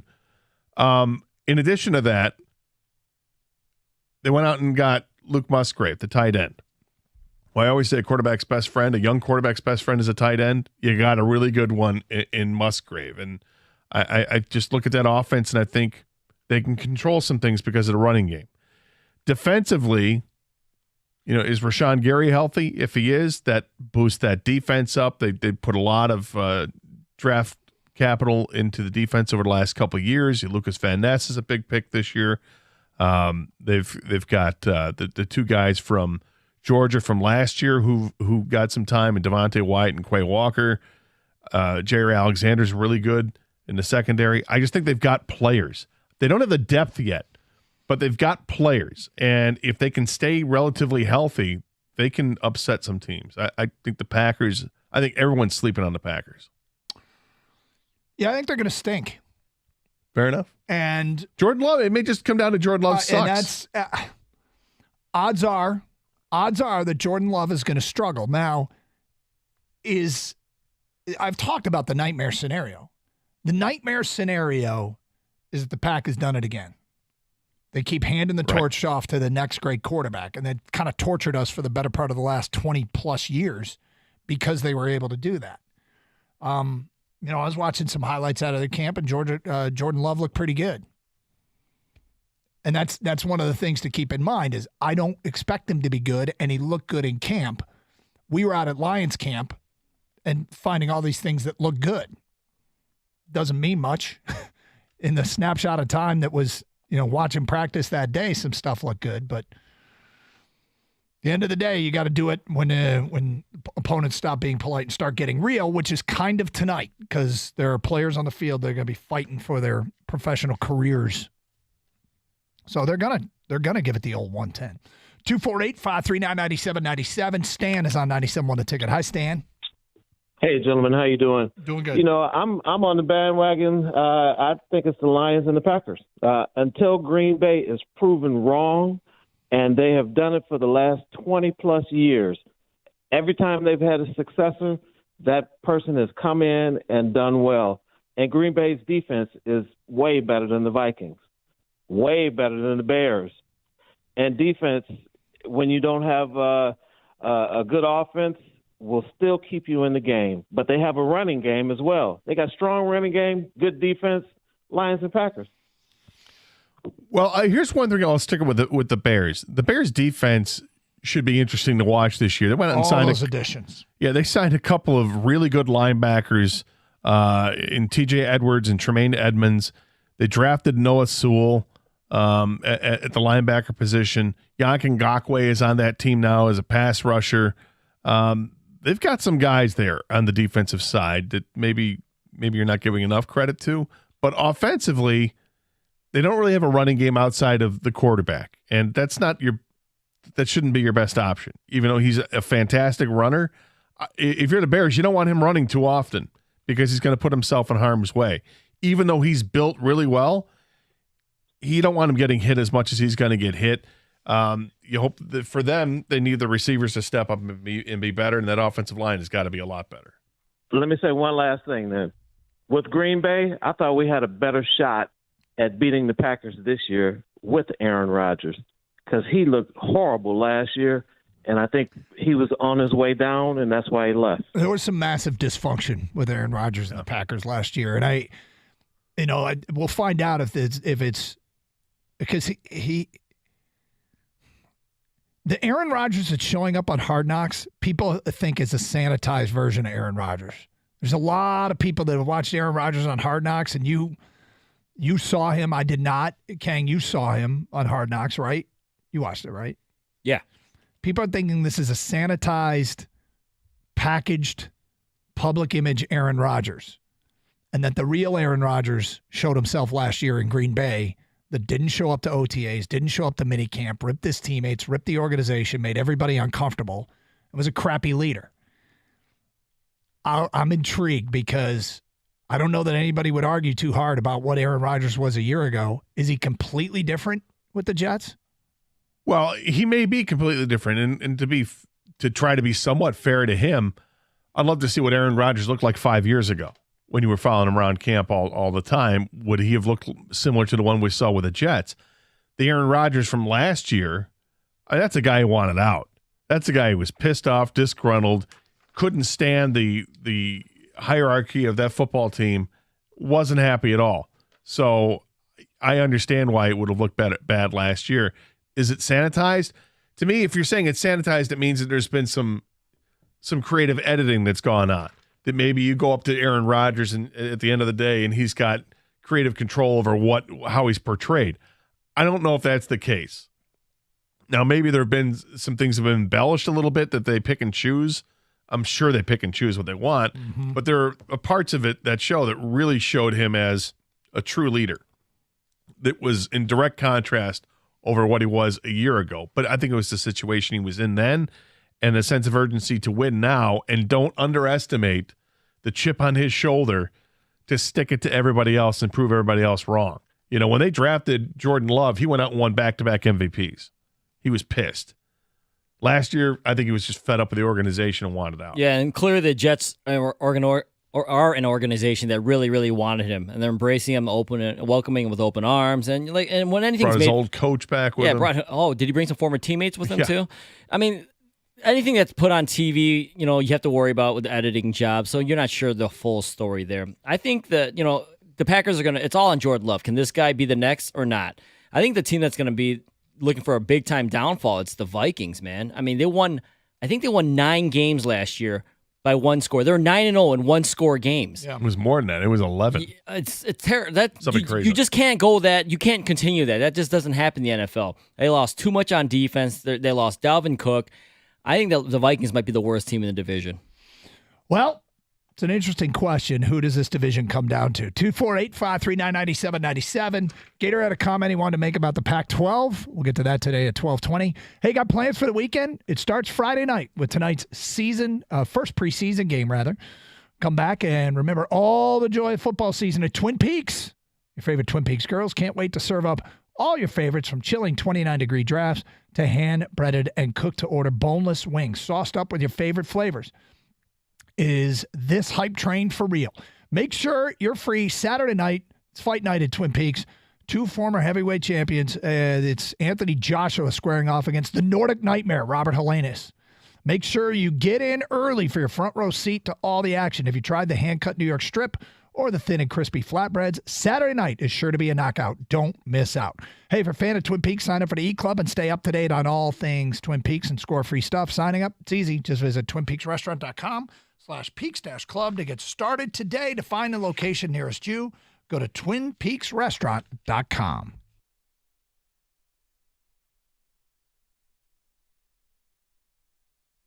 Let me make one thing clear here. I do have faith in Yzerman. I have more faith in Brad Holmes. This isn't a Yzerman's got no shot, I don't believe in Yzerman topic. It's a who do you most believe in that you really haven't seen do it, whatever it is, if you're a player, a coach, a GM. You haven't seen him do it yet. I have unlimited faith in Brad Holmes. This is just another shrewd move. They got Teddy Bridgewater on the cheap, is what it feels like. Yeah, and it might be a player that never sets foot on the field. Why not? But we all agree it's a good move. It's a good signing to have him as the backup, that insurance policy. I love it. I'm not quite ready to go there yet. I think he's getting real close, though. And it's interesting. It seems like Steve Yzerman, his stock initially when he came to the Wings was sky high because of what he did in Tampa. It's come down a little bit. I don't think it's come down significantly. I think it's come down a little bit because fans are starting to get impatient with how long this rebuild is taking. And I'm wondering, this is the 4th year for Tucker. If they're going to win, I think they're going to have to do it with defense. And that's when I look to some of the players they brought in from the portal. A couple guys from Power 5 schools, Florida State and Texas A&M on the defensive line. They have Barrow in the middle at defensive tackle. And I wonder, is this the year that Tucker shows his prowess as a defensive coach? Because if, to me, they are a bowl team, it's going to be because they make significant strides on that side of the ball. I don't think you can go into the season and say they're going to bank on hitting a home run at the quarterback spot. I think those guys are battling, and there is no clear starter at this point. There's going to be growing pains for them. And I think offensively they may be challenged. So does Tucker earn his keep by building a defense capable of winning games in the low 20s? I think that's the question for Michigan State. And if you believe the answer is yes, they hired the right coach, defense is going to break through in year 4, they'll stop the pass, they'll get to the quarterback, then they should win 6 or even 7 games. But the fact that it's set at 5.5 and it's plus odds, that's Vegas saying, we heard Mel Tucker. You are a horse bleep coach. We don't think you're very good. We don't think you're going to get up off the mat. We think your program isn't where it needs to be in its 4th season.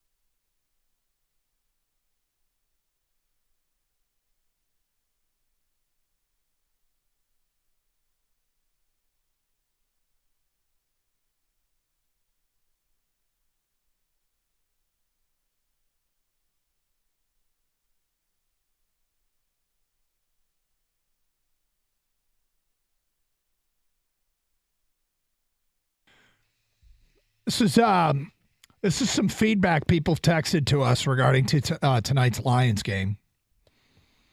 As long as there's recognizable faces on the field, like Rodrigo, Houston, Branch, Martin, etc., I'll be watching. Bill Stream at work. My buddies and I used to do a practice tailgate every year at Stony Creek.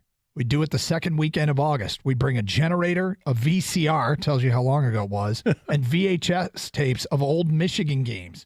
It was such a blast. That's from Bill Streaming at work. It's training camp. Yep. You got to be in game shape, ready to go. Preseason. Grill him again. Yeah. Right. Grill him again. Rotate that dog. Yes. Again. More ice. Anderson, I'm looking at you. I know, Coach. I'm on it, Coach. When someone tells you your ketchup's not, you tell them, yes, it is good. No, our condiments are pretty good. Yeah. Yeah, our condiments are pretty good. You treat it like it's a post-game press conference. I like the energy. It was good. Look, it was hot out there. Conditions were difficult. The humidity level really kicked in. But I got to give the tailgaters credit. They packed enough ice to make sure that the potato salad was not going to go rancid. Really appreciate that. We had plenty of beer koozies. My only criticism of the team right now is that we didn't have a sturdy enough paper plate, and we had an accident with a hamburger that went awry and some baked beans. But other than that, I think we came through pretty well. Pretty clean tailgate. Next question. Yeah. Questions. Yeah. Couple more for Anderson. Couple more for Dad. From an unnamed texter, should have drafted Jake Moody. He's hitting 60-yarders in practice. Just saying. I saw one of them that would have been good from 61. Oh, yeah. Okay. You see Michigan State's punter Behringer last night? No, what'd he do? Booming some punts, man. He had like 60-yard punts last night. Dude, air like yardage was like 80. Yeah, he launched one, I think, from his own 5 to the other 20, I think. He's good. It's such a weapon. So Moody, I mean, it seriously is. Even if Gold's leg is diminished, you want him in big games because he's kicked in big games before. Well, at some point, you get diminishing returns because of the age, and he is 40. He's a man. Well played. Well, thanks, Coach Gundy. He's got experience on the two guys that'll be kicking for the Lions. But, I mean, last year, Riley Patterson kicked in the postseason. Right? Jacksonville won a game. And he kicked the game-winning field goal. So there. Yeah. No, that matters. Yeah. Honestly. Yeah. That's a good thing for Riley. Sure is. Because a lot of times it is mental. These guys can kick when no one's around, right? Mm-hmm. What happens when the game's on the line? It's the lights are the brightest. All that stuff. That's why I feel more comfortable with Robbie Gould. Now, it doesn't mean Patterson or Romo can't win me over. Just right now, I'd rather have someone more experienced. Yeah. No, I hear you. But Patterson is certainly worth taking it down the road here to see what he's got. I guess the way I'm looking at it is I don't think Patterson's done anything to make me think no. You know, and now I'm not at practice every day. I don't know what the limit on his leg is. Maybe the coaching staff's like, well, he does have a limit. He's good up to like 53, and then it gets real iffy after that. Well, if that's the case, then yeah, you can start to let your eye wander and see if you can find somebody with a stronger leg. But accuracy is the most important thing. Okay, Gator, you had a thought you wanted to get into with the Pac-12? Yeah, it was just something that Mike had mentioned, I think, a week ago, and the more I thought about it, the more sense I think it makes when it comes to realignment and everything else. And one of the things we were talking about is that, you know, how much it helps the rest of the sports, the non-revenue sports, right? Well, what if, and we always worry about the travel period, and the aspect of that, and the student athletes and how much time they're taking away and everything else. Well, what if it were only for football? What if that's it? These teams, USC, UCLA, Oregon, Washington, they're only coming over for football, and if you want to say basketball too, that's fine, okay? These are the two sports that are getting the vast majority of the NIL money, and you know, these are the two programs that bring in all the cash anyway. All right. the TV deals are for football, and basketball is a separate deal. But this is for football that we're talking about. What if it was only for football that these teams joined in? So you didn't have to worry that the gymnastics team was going to be having to travel cross country and vice versa from those teams coming out here, and then you can cut down the costs and all that. You keep all that the same. Makes sense.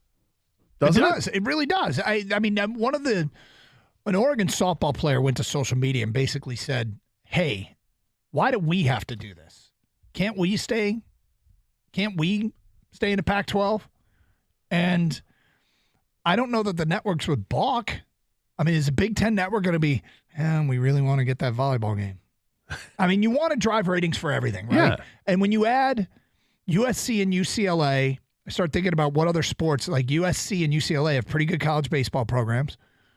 I think Oregon does as well. I mean, you're talking about, you can find some non-revs. Are they really going to drive ratings? No.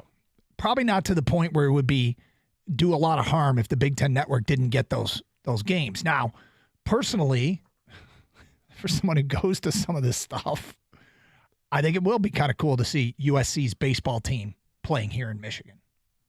I actually do think that has. It would be cool, but when you start thinking of the ridiculous travel schedules, is it practical? No, it's never been practical. None of this is practical. No, there will be exceptions, right? Like, okay, USC is a good baseball program. Would it be cool? Sure. Is Washington? I don't know. Is it cool to see that coming over?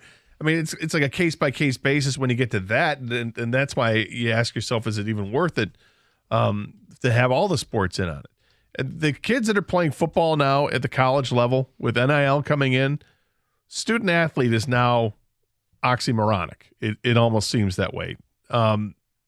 Majority of these players, of course, are not going to go on and play at the professional level, but they're basically pros right now. And there is a sacrifice that they have to make because of the schedule. And a lot of these kids are steered into other programs because of how daunting the practice schedule is for an athlete and what all they have to do, that, hey, maybe you shouldn't go pre-med or you shouldn't go with this major because there's a lot of, you got all these labs and everything else, and that's just, you're burning the candle at both ends when it comes to your time. It seems the more and more I thought about it, I'm like, that makes perfect sense. Just do it for football. It really does. And Pat Forty does that podcast with Dan Wetzel. And they were talking, because Forty's daughter swam at Stanford. Okay. And he's like, the thing about Stanford is that you have like Nobel laureates giving lectures to the class, and these student athletes would miss on that opportunity. Mm-hmm. And these are kids, if you're at Stanford, you probably take the academics seriously. And if your chance is to hear the Nobel laureate lecture to the class or go play softball at Rutgers. Right, exactly. I mean, because that might be why Stanford doesn't join the Big Ten. I don't know. I mean, but I talked to someone recently, actually it was last week, who has a daughter that was playing one of the non-revenue sports for a Big Ten school and decided, you know what, I'm done doing this because it's too much. The travel is all too much. And now you're talking about bringing in these schools from the Pac-12. She said, I can't do it. I do need to concentrate. I'm not going pro in whatever field hockey or whatever sport it was. I need to concentrate on my academics. That's what I'm at college for. Carson Anderson, 97.1, The Ticket.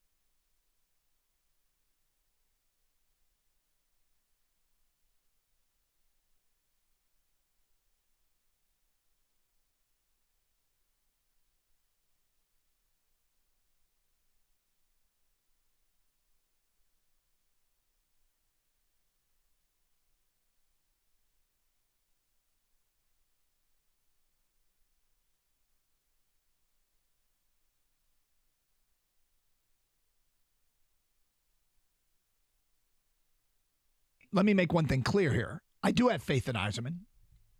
I have more faith in Brad Holmes. This isn't Scott Anderson, 97 won the ticket. Shot. I don't believe it. 248-539-9797. Back your open line calls, and we got some line stuff we'll sprinkle in. Let's go to Rob on 97.1. Hi, Rob. Hey, guys. How you guys doing? Good, thank you. Hey, just wanted to comment on this college football thing. I could not agree with you guys more, and I know you guys know I'm a huge Notre Dame guy. I mean, why can't all the rest of the country follow that rubric, that blueprint of, yes, their football team has to play 5 games against the ACC, but all of their other sports teams play in the ACC. They are not independent.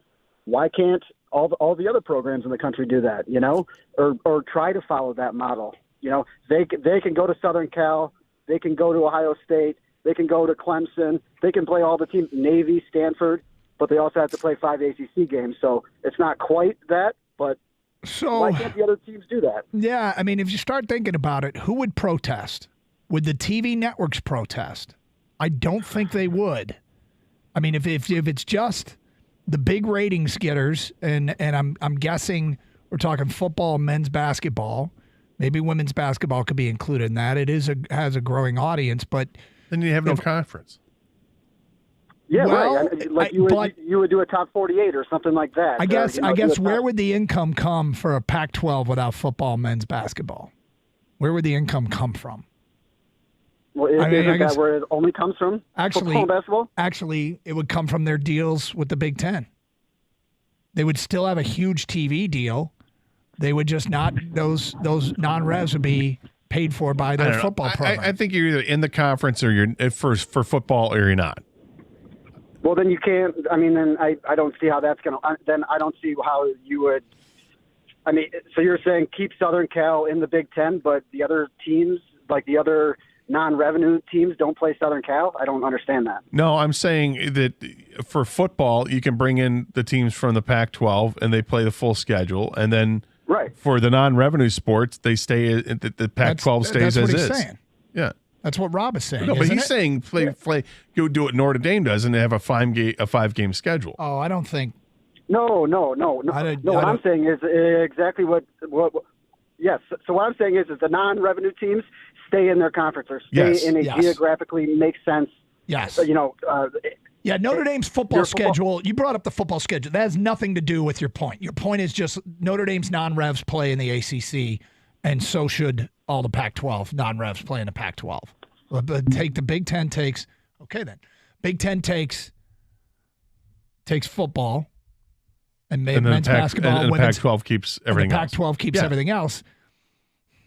I mean, I'm not going to spend a whole lot of time watching Pac-12 swim meets, but if it makes more sense for those programs, I'm not sure anyone would protest. I don't think any of the Pac-12 schools would protest if their non-revs just played in Pac-12, stayed in the Pac-12. The big sports that pay the bills get what they want, and the sports that don't get what they want. And I don't think the TV networks protest. Yeah, I don't know that there's a downside to it. But Gator, this game tonight, we were talking about players that it's kind of big for, and players that kind of need to do some stuff. Where are we at with the Aquaras? Doesn't it seem with both Romeo and Julian, it's been radio silence on what those guys are doing? What's going on? Yeah, kind of. I'm not sure what I'm supposed to expect here from tonight, if they're playing or not. Because it's been kind of below the radar here. We haven't heard a whole lot about either. Mm-hmm. Are they healthy? I think so. They're practicing. Yeah, and do they become? Did the Lions get in a position where they could actually trade an Aquara? I mean, you wouldn't get much. No, you wouldn't get much. Late draft pick, but I mean, I saw something today just for comparison. ESPN had a story about just some preseason trades they'd like to see, and they're all fictional, right? Yep. But one of them was that the Foot Commanders trade Chase Young to Baltimore in exchange for a 3rd and 5th round pick in the upcoming draft. And we talk all the time about how trades during the season, they don't seem to get that much, right? Mm-hmm. And this is Chase Young, but Foot Commanders aren't picking up that 5th year. So you know that he's kind of on thin ice there anyway.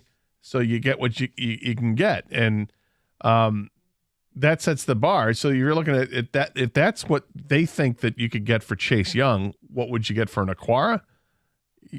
What, a 5th or 6th round pick? Probably a 6th or 7th round pick, honestly. Yeah. But it's better than nothing if you're just going to cut him anyway, right? Well, if you're going to cut him, yeah. But if I don't think either doesn't feel like they're a cut casualty unless you start to really look at the numbers. All right, how many defensive linemen are they going to take? I just looked at a projection, a roster projection for the 53-man roster, and who was this that put this together? A website. I mean, I think Julian Aquara gets left out of some of these. Okay. Yeah, and so, if you shop Julian Aquara, you're probably getting a 7th round pick in 2026. But it's better than nothing. Have you checked the mock drafts for 2026, Doug? I have, yes. Who are you talking to? Yeah, I think it looks like, from the outside looking in, Julian's going to be the odd man out. We talked about this earlier in the show. There's a lot of depth on that defensive line. I mean, James Houston, to see the field or get more playing time, I think he's getting looks at linebacker, right? Not just defensive end on passing downs. They got 2 Aquaras. They got Pascal. They got, Charles Harris. I mean, obviously Hutch is going to make the team. You throw in Kaminsky, does he go play inside, outside? There's just a lot of guys, and guys are going to be cut. We talk about it. The Lions have actually decent players that are going to be let go, and other teams are going to want. You just can't, when you have depth, which every team wants, you can't keep everyone, unfortunately. And someone's going to be gone. Last year, they kept 5 edge rushers. So you start doing the math, somebody's going to get squeezed out. So, all right, Kang, you found a list that was, I don't know, maybe it wasn't a list. Maybe it was. Was it? Yeah, it's a list. It's a list of the top 10 dog names, girl dog names. Okay. And they have boys as well. But the girl one caught my eye first because once I saw what was number 1, I'm like, I believe that's a top 10 baby girl name for humans. A little crossover here. Okay, so you think that the top 10 name for a female dog could also be make the top 10 for actual human girl. Yes, baby girl names. Yeah. All right. Gator, you have a female dog. I do. You gave it a human name. I did. I gave the last one had a human name too. Louise was my first one, and then Lois was this one. I love the human names for dogs. I do too. I always love that. For any pet, love it. Yeah. It never works the other way around, though, right? You never find. Do you have a buddy named Fido? I don't have a buddy named Fido. No, but nicknames. Sure. Yeah, but not actual. I mean, Gator, and Will's dog's name is Gator, so there's that. I find that whole thing to be a little sketch. It is weird. It is odd. All right, so let's take text right now. Oh, no, I was... Look out. I wasn't going to do the not many clouds in the sky. I wasn't going to do the TED text thing, but I guess any excuse. Why wouldn't you? Yeah, no. When do we need him? We need him now. So what name do you think is a crossover? It's the number 1 name for a female dog when people name their dog. And Kang, you also think it's possibly a number 1 name for a girl. I actually have a guess. I have a guess too. One came to mind right away. Okay. We will get to that. We'll take your text as well. 248-539-9797. And we'll tell you what the name is at 12:50 here on 97.1 The Ticket.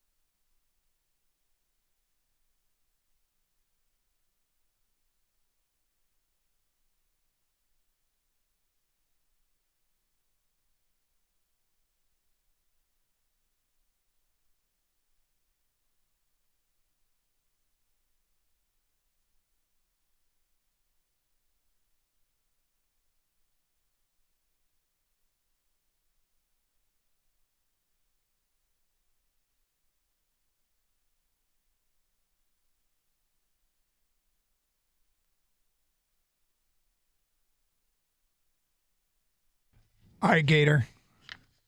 You got your guess? I do. Okay, I wrote this down because I originally remember people naming their dog this, and then I know of, I believe, 2 of these now. So that's not even a huge sample size, but I don't know what else to guess. And for people just turning on their radio, Kang found a list of the top 10 most popular dog names, both male and female dogs, and the number 1 name, most popular name to name a female dog, you actually think you're seeing more and more kids being named this, and you think it might make the list for actual just baby girls. So I wrote this name down. Did you write a name down? I didn't write it down. Okay. I mean, you want me to write it down? Yeah, sure. So you just have record of it. Do you have a pen, bro? I do. I lent mine to Dave Burkett yesterday. So. Well, that was 2 days ago, and you've had an opportunity to. We have pens here. You should be nicer to me. That's true, Doug. Stop with the snark. It's not snark. I'm just saying. Thank you, Doug. Yeah, you're welcome. All right, here's some of the guesses that have come in. Corey in Cincinnati says Matilda. Unnamed texter says Stella. Whitmer says Lily. The first 3 are like, what is this from 1942? What are we? Maud. Blanche. These names but names come back. I know. I know they do. Yep. Last time I heard the name Matilda was Natalie Portman's character in The Professional from 1996. Tell me about it. Mike in a truck says Bella. Stephen Rochester, my guess is Chloe. Kenny in Plymouth says Zoe. Dave in East Point says Hope. Randall in Warren says, I'm guessing Bella. Andy in a car says Maya or Mia. Unnamed texter says, my golden retriever is actually named Jenny, but I'm going to go with Bella. 3 Bellas. Dan says, the name Brooke, so dumb. Oh, wow. wow. Shots fired. Okay, none of those are the names I wrote down. Nah, neither with me. Although I do agree with some of those names. Yeah. Here's a name I wrote down. Okay. Let's see the name you wrote down. Interesting. All right, Kang, the name I wrote down, and audience, there's people listening too. It's not just the 3 of us. Name I wrote down is Sadie. Mm-hmm. I remember years ago coming across a dog named Sadie, and years since I know it now of 2 Sadies, and I know 2 Sadies, and I've heard the name used more. Well, Sadie Robertson from Duck Dynasty. She's the daughter on that show. Okay. I don't think I've heard a dog named Sadie, but I can see it. Yep. Name I chose, Kang, was Kelsey. Okay. You're both wrong. All right. You're both wrong. Can I offer one more? We got an email here from a listener. Brian says Bailey. Bailey. Yep. Bailey I get for a male dog. Oh, really? Yeah. That's the only way I've heard. I mean, I've heard Bailey several times. It's always been a male dog, which is strange because Bailey Quarters, WKRP in Cincinnati, was a hot chick. Okay. So the most popular girl dog name is kind of unofficial because they don't have to you don't have to register your dog's name. Right. But there is a site you can, a Rover database. Well, you're supposed to register your dog. So they gather the most popular dog names for female dogs of 2022. And the most popular girl dog name of 2022 registered was Luna. Okay, Luna. I was going to say my brother's dog, he's got 2 dogs. One of them is named Luna. Is it? Yeah. Okay. So I went over to the baby human names. You got to register for Social Security number, so you actually have some data there. And the 10th most popular baby girl name of 2022 was Luna. No way. Yes. So Luna is just a very popular name, whether for any a female as a baby human or a puppy. Have you heard of any of your friends naming the kid Luna? Yes, we have at least 3 or 4 that I know. Oh, really? Yeah. Oh, I didn't know. I didn't either. I'm completely Would clueless not on have- this one. Because I was going through dog names first and just seeing if those would translate. And, obviously I'm thinking my brother's dog. I'm like, well, Luna, yeah, I don't know anybody named Luna, though. That's not going to work. Luna Vachon, the old female wrestler, but no, that's not going to work. Doesn't work for me. So on brand for you. Of course there's a wrestler. Is there an actress? Luna? Yeah. I don't think so that I can think of. I think there might have been a cartoon or TV character or maybe recent. Maya was another one I was thinking of, which is my brother's other dog. Yeah, those are good guesses, guys. Just, yeah, I guess Luna, man. I did not know that Luna was. What are the other popular dog names? Dog names, female? Yeah. We got Bella, number 2. Bella So was people one. came close. Yeah. Daisy. Daisy. Yeah. Lucy. Yeah. Lily. I know Lucy. I know Lily's both sides. Yeah. Zoe. Lola. Sadie. Yeah. Oh, Doug Sadie? did have a Sadie in there. Bailey and Stella to round out the top 10. Bailey was a female dog name. All right. So people did well. Yeah, people did very well with this one. Yeah. People cheated. As far as no, that's the dog. See, as far as baby girls, Olivia, Emma, Charlotte, Amelia, Sophia, Isabella, Ava, Mia, Evelyn, Luna. Interesting. So is Luna the only crossover? Yeah. Okay. Well, a lot of those dog names do sound like they'd be popular baby girl names, but What about Lois? Not on the list? No, I got to keep scrolling, man. Got to keep scrolling here. Uh, She's one of a kind. She is. Well, there's no doubt about that. Well, you know what the problem is? She's the actual owner, though, so she's not going to be That's a good listed point, as. yes. Yeah, I get it. That's a good point. Yeah. Yeah. Excellent point. I've been trained very well. That's really funny. All right. So, Lions in action tonight. Talked about it a little bit earlier in the show. The term that Dan Campbell used as it pertained to Jameson Williams, that he was going to get doused in reps. And the question is, if you were making the call, how deep into this game would Jameson Williams play? And I would play him pretty deep into this game. I don't think he is up to speed at the NFL level just yet. And I don't think it's something he can achieve in the preseason. But I think playing in preseason games and playing a lot in preseason games helps get him closer to being ready for week 7 than protecting him. And, he's immensely talented and not a finished product. And since he won't be ready in week 1, there'll probably even be some erosion between the last preseason game and when he actually debuts. So because he's not a finished product, yeah, I play him deep into the second half tonight. I really do. And I heard Jim Costa, who was filling in for Stoney this morning, say he's going to be the most talented player on the field for a good portion of, if he plays deep into the second half, he'll be the most talented player on the field. Because typically players that are on roster bubbles are the ones that are playing. Future practice squad members or future Uber drivers, right? These are guys that aren't as likely to make the roster. So, if they have him out there, he should be running open and he should get the football and he should get as many live game reps as possible. And I think at some point you have to stop worrying about if a guy's going to get hurt. If he's that fragile, then it's not going to work out anyway. And you say, well, why expose him to more risk? I think you expose him to more risk because I think they're counting on him contributing this year. So get him up to speed as quickly as possible. And I understand all that. I don't expect him to be playing as much tonight as I would in game 2. I think game 2, you're probably going to see starters more, and then I think that's one where you let him stay on the field for quite a bit. I don't know. I certainly don't want to throw him out there, I guess. I mean, I understand you want to get him the reps, but what good are the reps going to come if he's playing with Adrian Martinez? I just want to see him running routes. I want to see him taking hits. Yeah, I know.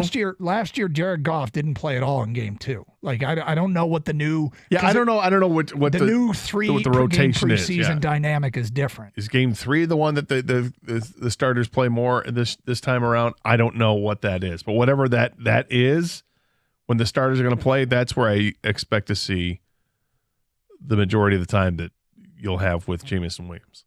Jameson Williams should play a lot just because what's the number one thing we're all concerned about in the preseason with our starters? Stay healthy. Yeah. He's already out the first 6 weeks of the year. I mean, if he's going to get dinged up so be it. He's not playing the first 6 weeks anyways, right? And I'm not saying run him out there for 4 quarters, but I think he does need to get doused with reps, as Campbell said. He's got to play some. I mean, he just hasn't played. If you were making the call, how deep into the game would you play Jameson Williams?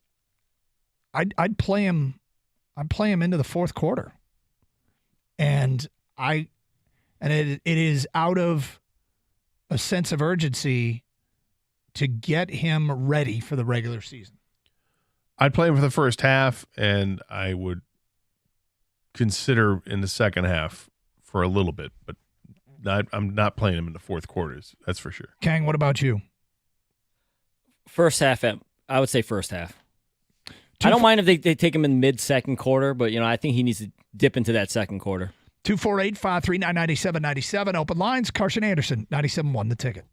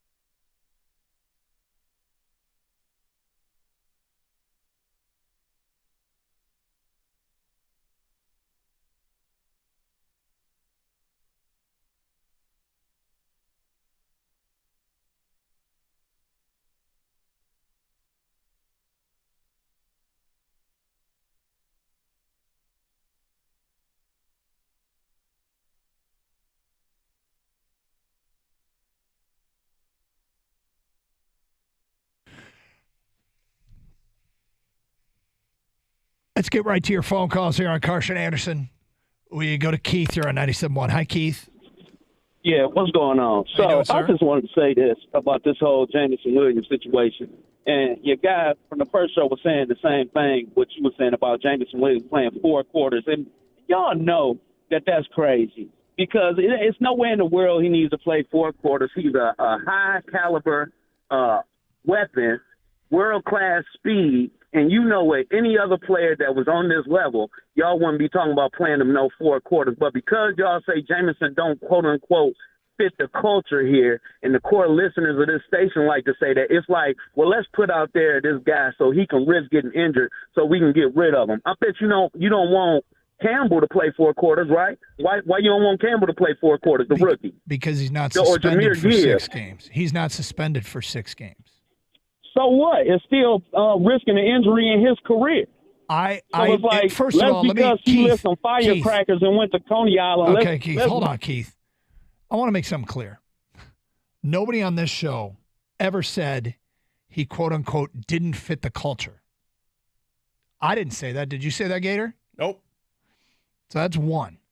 2 is the only reason I stated I want him to play 4 quarters, and I'd like to get your take on this, is I want to get him as close to being ready as possible because I think the Lions are going to need him to reach their potential this year, and I want him as close to being ready as possible in week 7.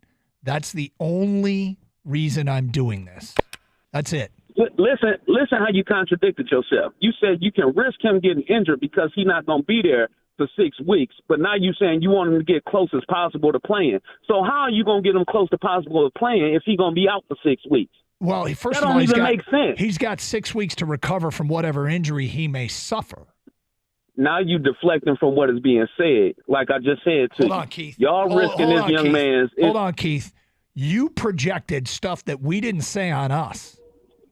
I've been very clear about why I want to do it, and you've thrown some cliches or things you've heard other people say on us. Now, if you want to address what they say, are you telling me then a thing to do in the NFL, a good coach, a good organization would risk their star players getting injured in a preseason game just so they can catch up? You mean to tell me when Matthew Stafford or when any other player, Aaron Rodgers, came out to get him caught up to speed and all the other stuff that y'all trying to make excuses for with Jameson Williams, y'all would do that? Keith, y'all know y'all would. No, that's not true. If you have a chance to get him, because of the suspension and because of him being a player that I need to see, I want to see play because at his highest level. He didn't take part in training camp last year. Didn't practice until way late in the season. Is he a finished product, Keith? So in a regular season game last year, which y'all saw with him, y'all gonna see more in a preseason game against nobody on the field with him. I'm not going to see more. I'm not going to see more. I want to see as much as I can. That's all. Keith, thank you for the phone call. And this doesn't have to be a hostile topic. I want Jameson Williams to be ready to. Do you think he's a finished product? He's not a finished product, but I understand what the caller is saying to a point. I understand one of his points. I don't agree with the rest of it, but. I don't want. I'm leery of him getting hurt too because receivers get hurt all the time because they're on the offensive side and they get hit. They have targets in their back. I don't think I need to see him playing 60% of the snaps in the preseason just because he's not going to play in the first 6 weeks of the season. I want him to get plenty of snaps, but to a point. I think he's going to the best work he's going to get is in practice. That's the most important stuff he gets. Now these, I don't know if I agree with that. Oh, I absolutely would think that there's more to be gained from a full practice than there is from being out on the field for 8 snaps, which is what happens with some of these players. Yeah, I want him to get 60 snaps. I don't want him to get 60%, and there aren't going to be 60 snaps in the game, but I don't want him to get 60%. I think it's too much too soon with that with any player for game 1. As you move forward, I think he builds to that and gets more snaps. And I think it's more important that he gets the snaps with the guys he's supposed to be playing with. And I don't want him to get hurt. I don't want him Nobody to get hurt. wants him to get hurt. No. But when you're talking about one of the upsides to being out for 6 weeks is if you were if he does get hurt to get dinged up, that at least you're recovering during that time, or you're not allowed to play anyway. But that's it. 248-539-9797. Andy is next. Hi, Andy. Hey, a couple things, guys, real quick. One, I hope I either have to don the hat all year or my wife gets into it and starts screaming at the TV with me because I think it's going to be a great year for Lions football. Yeah. Second, as far as Jim Price family, thoughts and prayers. A friend of mine and I used to play a game we called it The Price Says Twice. And we'd sit in his garage, listen to the game, and every time he repeated himself, you'd have to drink like half your beer. But if you use one of his catchphrases like Yellowhammer or Art of Pitching or the Big Man, you had to finish a whole beer. Needless to say, it was really good that he only lived 2 blocks away because the first 2 times I left my car there and I had to get it in the morning before work. After that, I just walked over there. Yeah. And on the JMO, I want to see 3 quarters. And I know he's not going to be playing with first string. I want to see him act like he is. I want to see 100% effort. Block to get the rock, catch it a couple times, even have it thrown to him if it's not his fault, he has to catch it fine. But I want to see him get out there and show, because they said the other day that I heard him say, you got to block to get the rock. I liked hearing that. Yep. And I also liked hearing that, I forget who it was that said, yeah, he's always asking questions. He always wants to know more. It might have been Jones or somebody that said that. I'm looking forward to it. I hope he is everything he's cracked up to be. You know, there was something he did the other day that we pointed out. When we were at practice, I'm sorry, we weren't at practice that day. It was the day before. Somebody tweeted out the first player on the field is Jameson Williams. Yeah. And I mean, first there, last to leave players are guys you like, guys you're going to hope that they're getting the most out of whatever it is can be gained from being at practice. We pointed out Amon-Ra St. Brown at the jugs machine for half an hour. First, somebody told me he fielded punts before we saw him take the 202 passes out of the jugs machine just working on his hands. Then he went over and helped feed the jugs machine for another wide receiver. So guys that get there early and stay late, we love. And J-Mo did that. I think it was Tuesday. So that's a good sign. He was the first guy on the field. 248-539-9797. Ray is next. Hi, Ray. Hey, so that caller, Keith, I think he's off in a lot of reasons, but I think he's also portraying that you guys are maybe using color as the reason why you guys want him to play. But he didn't say that. I'm not going to presume he meant that. No, I'm not going to presume he meant that either. I will say he did project a lot of things that we didn't say on us, and that's the only thing I take exception to. As far as why I'm calling, I'm totally with you. As far as I want to see him play, he had 2 plays last year, which would have been both touchdowns had there not been a penalty on the second one. I think he's a dynamic player. I think he's going to be great, but he also needs to know the playbook. And he needs to not know the playbook in practice. He actually needs to know the playbook during a game. And so if he's going to be sitting out 6 weeks, then normally I wouldn't want a player of his caliber playing more than the first quarter in this game, but I think he should at least play the first half this game. Next game, play into the third quarter, and maybe that last game, at least the third quarter, if not the whole game, because he's not playing again till week 7. He needs to know that playbook, because it seemed like last year when he finally got playing time, he didn't seem to know the playbook that well because they didn't keep putting him in the game. Thank you for the phone call, Ray. 248-539-9797. I love Jameson Williams. I love the pick. I think the guy is a game changer. He's dynamic, like the caller mentioned. He's a home run threat every time he touches the ball. He only had 2 catches last year in the limited playing time he played. He needs reps. His own coach said he needs reps. I mean, how much is he going to work with Adrian Martinez ever in a real game? Probably never, right, Gator? You're right about that. But I think he needs to put the pads on, line up, run patterns, block, whatever it is, playbook like the caller mentioned. I think he needs to go out there. And I don't want him to get hurt at all. But you do have this, you do know for sure for 6 weeks he's not able to play in an NFL game. So if something were to happen, at least you have that grace period, right? Mm-hmm. And so I think you just you know this, you have this information, so you play him more than you would normally. Otherwise, I wouldn't run him out there as much if he was going to play week 1, but he's not.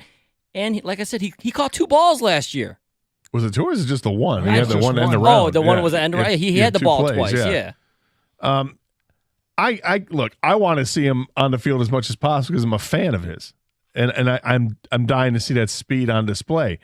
But it's the preseason, and the preseason is for getting some reps, sure. But I don't need to see him get that many reps in a hostile situation when you're going against a team that is out to punish you on the field. I think those reps come in practice, and that's where it's more important. And he'll still get plenty of reps in the preseason. I just don't see the need to keep him out there in like the late in the third quarter and he's still out on the field. I don't see any need for that.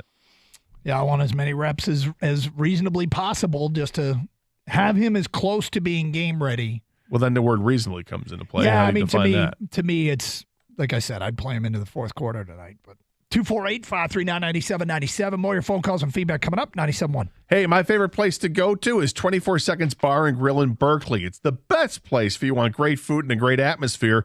Check out all the games at 24. They got the flat screen, high definition TVs all throughout the place. Frankly, there's not a bad seat in the house. They've also got the best wings in town. And you're going to want to go there to check out your chance to win a trip to Circa in Las Vegas. If a fantasy football league, how about booking your fantasy football league party at 24 Seconds right now? And for all Lions preseason games, you get $4 drafts of Miller Lite. Tiger games, you still get $4 drafts. I should say $4 bottles of Miller Lite and Coors Light. And they've got the specials are all day, every day. Plus, they're open for lunch on Thursdays and Fridays. If you haven't been to the rooftop deck yet, check it out, man. It's awesome up there right in the heart of downtown Berkeley. You sit up there and the weather's beautiful, and it's just a really nice atmosphere to sit up there among the stars and enjoy the beautiful evening. Plus, they got trivia up there on Thursday nights as well. Check it out. You want them to cater your party or any event that you have, they do the work. You just enjoy the benefits of them doing all that for you. Every seat's a great seat. Check it out again. My favorite place to go, it's on 12 Mile, right there in downtown Berkeley, 24 Seconds Bar and Grill.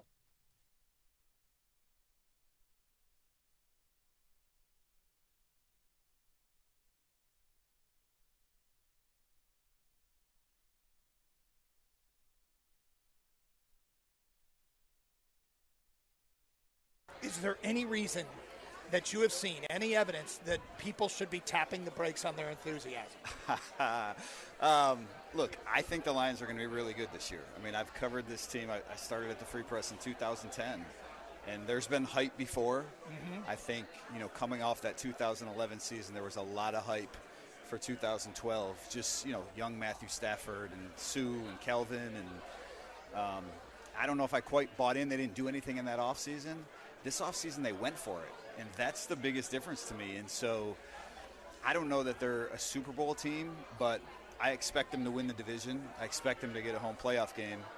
And if that happens, you're a couple wins away from the Super Bowl. I mean, you're within spitting distance of the Super Bowl. So I'm not trying to – Wow, you were the first person to use the word Super Bowl today. Yeah. I mean, look, wow. So I don't want to say I don't think the Lions are a Super Bowl team, but – it's not that unreasonable that people have this belief that, wow, we're getting closer to that, I guess. Here are the defensive players that were amongst the list of 10 players who stood out early in camp. 1, defensive back Brian Branch. First-round talent that dropped to the Lions in round 2. Branch has come to Allen Park with a chip on his shoulder and something to prove. Branch is already working himself into first-team reps with his ability to play both in the box and cover equally well.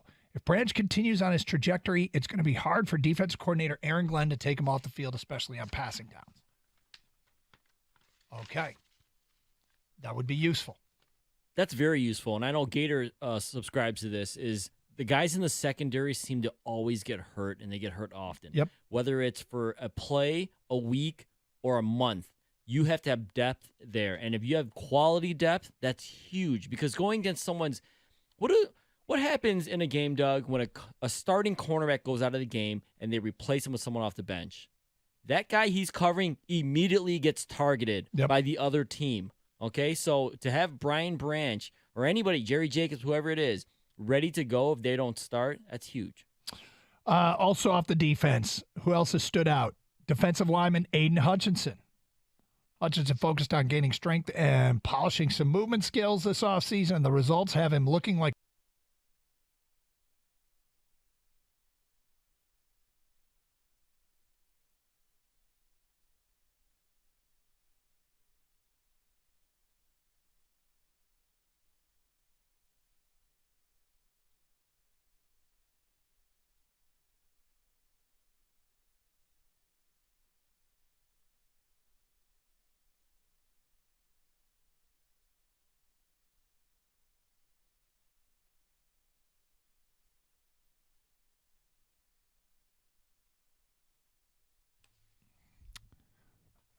Very odd tweet. We do have some breaking news at this hour. Ian Rappaport tweets out the following.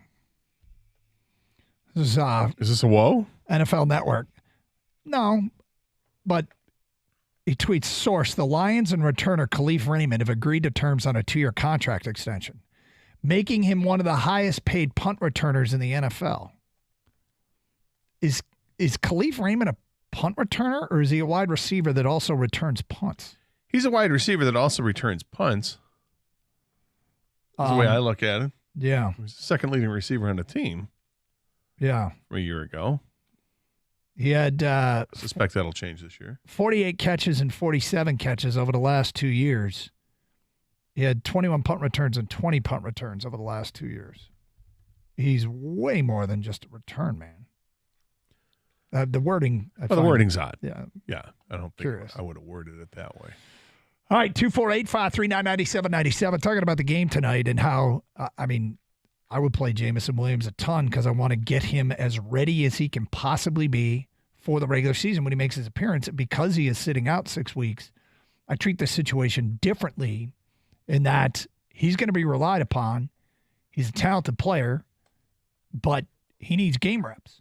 And he could get those into preseason and then hope there isn't a ton of erosion between the end of the preseason and the regular season, because I want him as ready as he can be come week 7.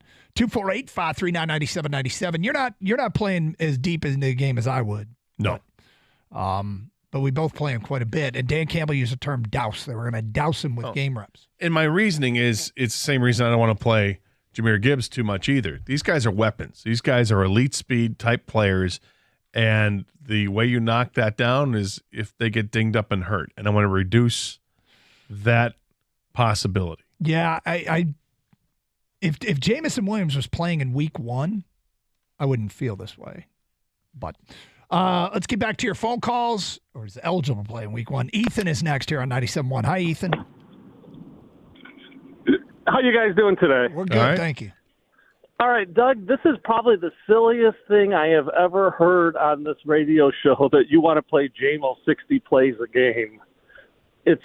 I've just never heard anything so silly. And Scott, 60% of plays, that's a terrible idea, but at least Doug is making you look good with all right, slow down. First of all, you're misrepresenting what I said. I said I don't want him to play 60%, and then maybe that got extrapolated to Doug saying 60 plays. I did say 60 plays, which is, you're right. There probably won't be 60 plays. I want him to play a bunch. You said you wanted him to play 60 plays. I did. It was an exaggeration. You're right. Okay, well, what do you want him to play, 50 or 45? How many plays are they going to be in a game? How many plays? We gave Keith way more time than we give most callers. 60. Offensive plays is about 60, so he's going to be out there in the fourth quarter playing against 4th-string DBs that are going to go after his knees.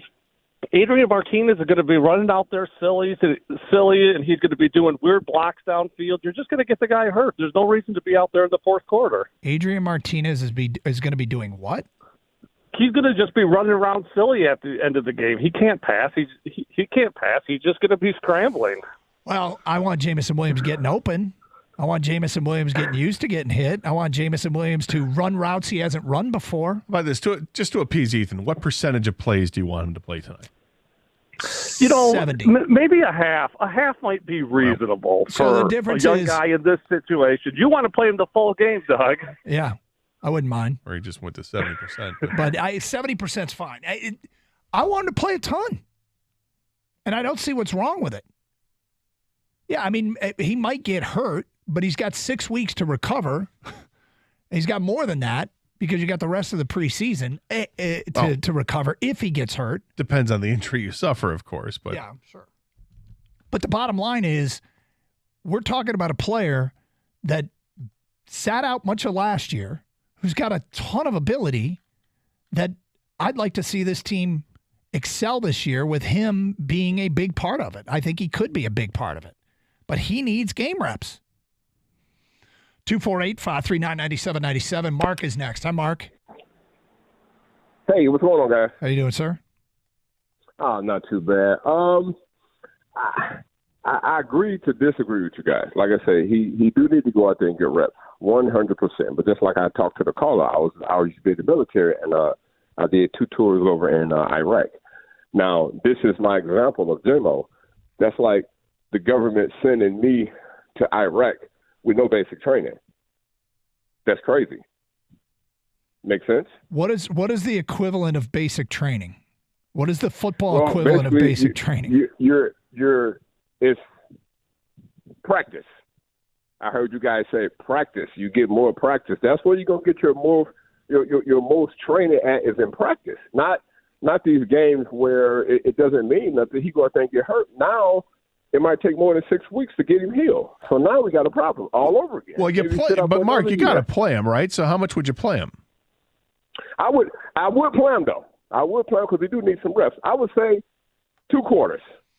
All right, so you play him a half of football. We got with him 2 quarters, let him sit down, or 1 quarter if he go out there and do what he needs to do. He showed that we made a really good draft and sit him down. Thank you for the phone call, 248-539-9797. Roger's next here on 97.1. Hi, Roger. Hey, thanks for taking my call. Sure. I'm calling about Jameson Williams. And first of all, I disagree with this guy, Keith, calling him a superstar. He has 1 catch as a rookie. That's it. That's not a superstar. I don't care about potential. You have to produce. And you can go through a lot of players in history at NFL that had potential, but they never did anything. I think he needs to play into the third quarter for the reps, maybe the 1 or 2 possessions into the third quarter. And he needs to do this throughout, preseason. So how much would you let me ask you this then. So how much would you play Jahmyr Gibbs tonight? Oh, it depends. If he's going to be a starter, just the first possession maybe. Why? If you why would you have it different for Jahmyr Gibbs than you would for Jameson Williams?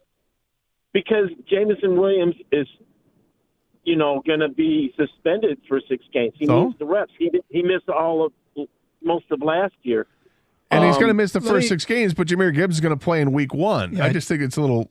Well, Jahmyr Gibbs didn't miss last season. The thing is, no, he didn't. Jameson Williams on the depth chart isn't a starter. He's like the fourth receiver on the team right now. He's a one-trick pony, just a speed person. He doesn't. He's not a one-trick pony. First of all, he ain't no one-trick pony. I guess you haven't paid attention to watching him play in college. Jameson Williams is outstanding, and I don't. He may very well be a starter once he's eligible to play. No, and they say he's done a great job at creating separation in practice. So, yeah, I don't think of it as a one-trick pony. I think the biggest difference between Jahmyr Gibbs and Jameson Williams and why you play 1 for 1 quarter and 1 for much more is, first of all, you don't have the 6 weeks to potentially recover from any injury. Secondly is Jahmyr Gibbs didn't miss all of last year. And had he missed much of last year, I would have called the same for him, same for Jack Campbell, same for anybody that missed all of last year that we are counting on to make plays for the Lions this year, who also will have the first 6 weeks of the season off. I would treat them similarly, but not the same. I would go less reps for Jahmyr Gibbs because it's a position where he's going to get hit every time he's on the field. If he's carrying the ball, obviously he's getting hit, and I want to mitigate the wear and tear that you're already putting on a guy who plays a position where clearly there's wear and tear. That being said, I want to be protective of the other weapon that I have, the other guy I have that has this elite speed, and that's Jameson Williams. I played in the first half. And if the only reason I would play him in the second half, into the third quarter, is if we haven't had that many possessions. Let's go to Marvin next here on 97.1. Hi, Marvin. Hi, how you doing? Good. The key to it last year, I thought, was he needed to get in sync with Jared Goff. Because he played 4 or 5 games with Goff, right? And that's what Goff is saying. They need to get in sync. I think the main thing is he needs to practice with Goff in practice, and then this evening maybe play a half at most, because he's not going to develop any kind of chemistry because Goff won't be playing. Now, does he need reps? Yes, but not to a point where we put him out there and he possibly get injured playing a whole game or something like that. The key to it, to me, is on when they play their next game, that they practice with golf with the first team and now with the second team if they're trying to develop any chemistry. Thank you for the phone call, Marvin. We swing around the NFL next. 97.1 The Ticket. Are you tired of being tracked online? Well, of course you are. Nobody wants to be tracked, so you can do something about it. You can download the DuckDuckGo app. It's going to help block those trackers when you're browsing and when you're searching. If you use DuckDuckGo as your browser, you'll be able to conduct private searches with the help of tracker blockers. They're going to help to prevent the spies on your searches. It's used by tens of millions of people, including 3 billion private searches a month. So download it today. Don't delay. You can download it for free today, or you can visit DuckDuckGo.com.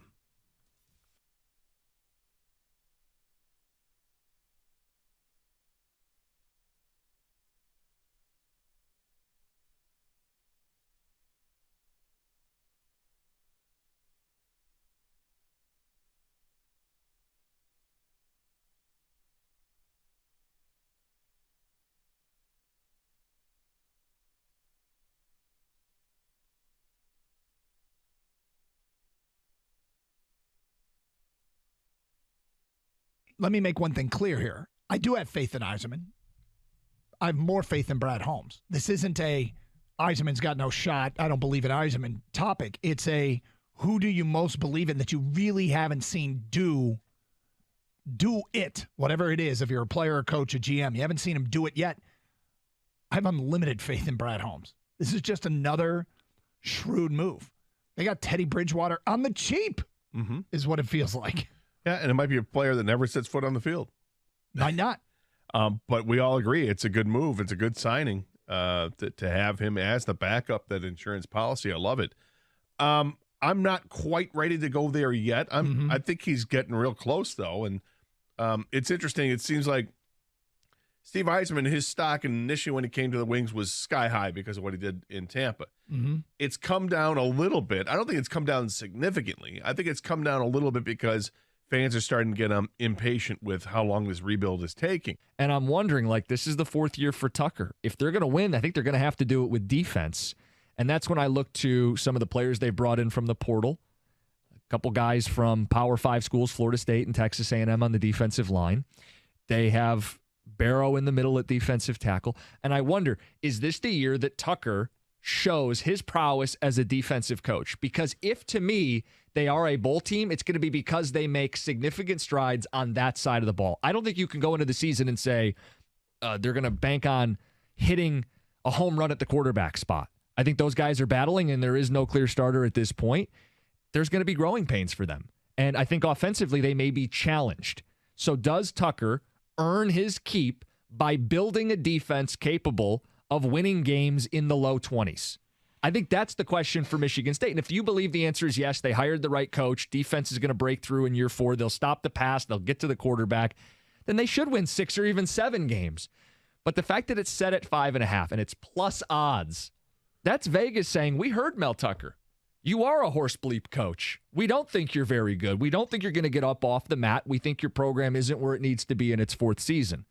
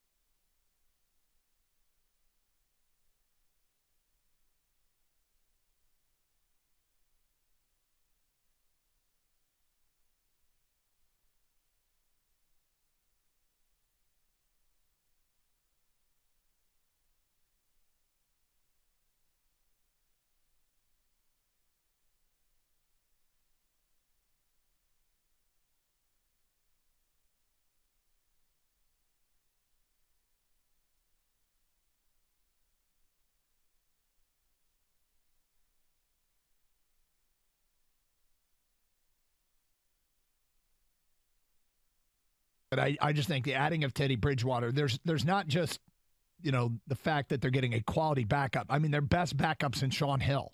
It feels like it's a position that they have blown off and gotten away with not having a quality, veteran. Like you want somebody that can win you football games on a Sunday, not somebody who can win you a division. I mean, that's great if you have a backup that can win you a division, but guys who can win you a division typically are starters elsewhere. It's funny. We have such fond memories of Shaun Hill, the Shaun Hill era. Yep. He was 3-7 as a starting quarterback with the Lions. Yeah, but typically, I think people remember it as it wasn't his fault.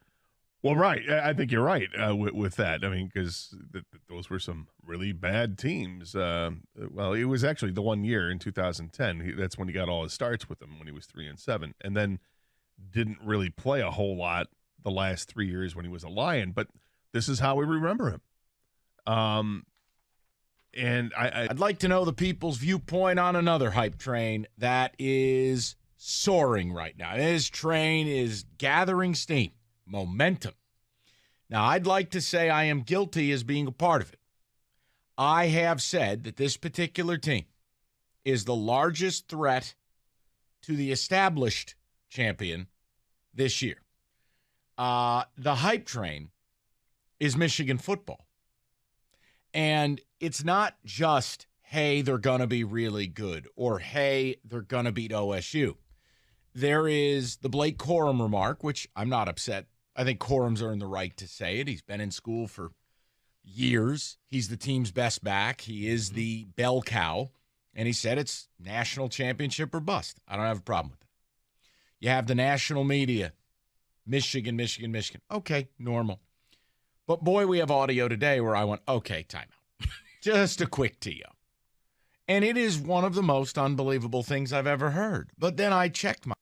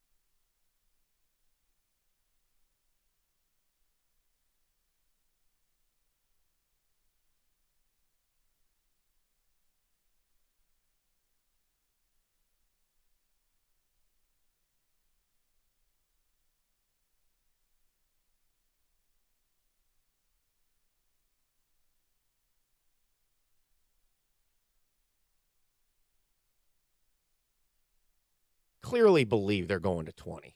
I think there's hesitancy on who it is. Well, I think the hesitancy is it going to be Cal and Stanford, or are they going to wait to see if the ACC, if there's a mass evacuation from there, because then you'd have a chance at schools like, if you wanted to dip into Florida, you've got Florida State, Miami, North Carolina, and Virginia seem like better fits as universities. But I think they're waiting to see if they want to go that route and leave two slots open, or if they just want to fill them right now with Cal and Stanford. But the SEC, if the Big Ten goes to 20, I think the SEC is eventually, and people think it's a given that the SEC is going to just grab 4 ACC teams. Yeah, I do think Oklahoma State and Kansas are potential possibilities. And it's because of the rivalry with Oklahoma, Bedlam. You're keeping that. And I think a respected football program, and then Kansas from the basketball. I think they have populated this roster with good players. They have populated this roster with professionals. There's less nonsense, and these guys can play.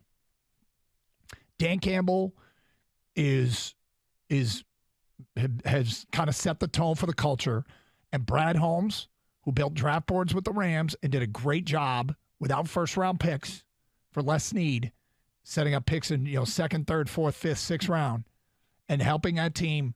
They basically drafted well and supplemented with huge moves. Brad Holmes has come here, and he has drafted well. I fully believe that. And I think this is going to be one of those seasons where when they final 53-man roster comes out, there are going to be some painful cuts. We're going to be like, oh, I didn't think they cut him. And for the first time, I'm watching other teams play preseason games, and I usually watch for guys that I hope get cut by those teams that maybe the Lions can pick up. I think the Lions have moved past many of these teams talent-wise that they're not even going to be able to or want to pick up other teams' cast-offs because their roster's good. I think the talent is here. And, there's some prove it to it. There's some prove it to it. But my God.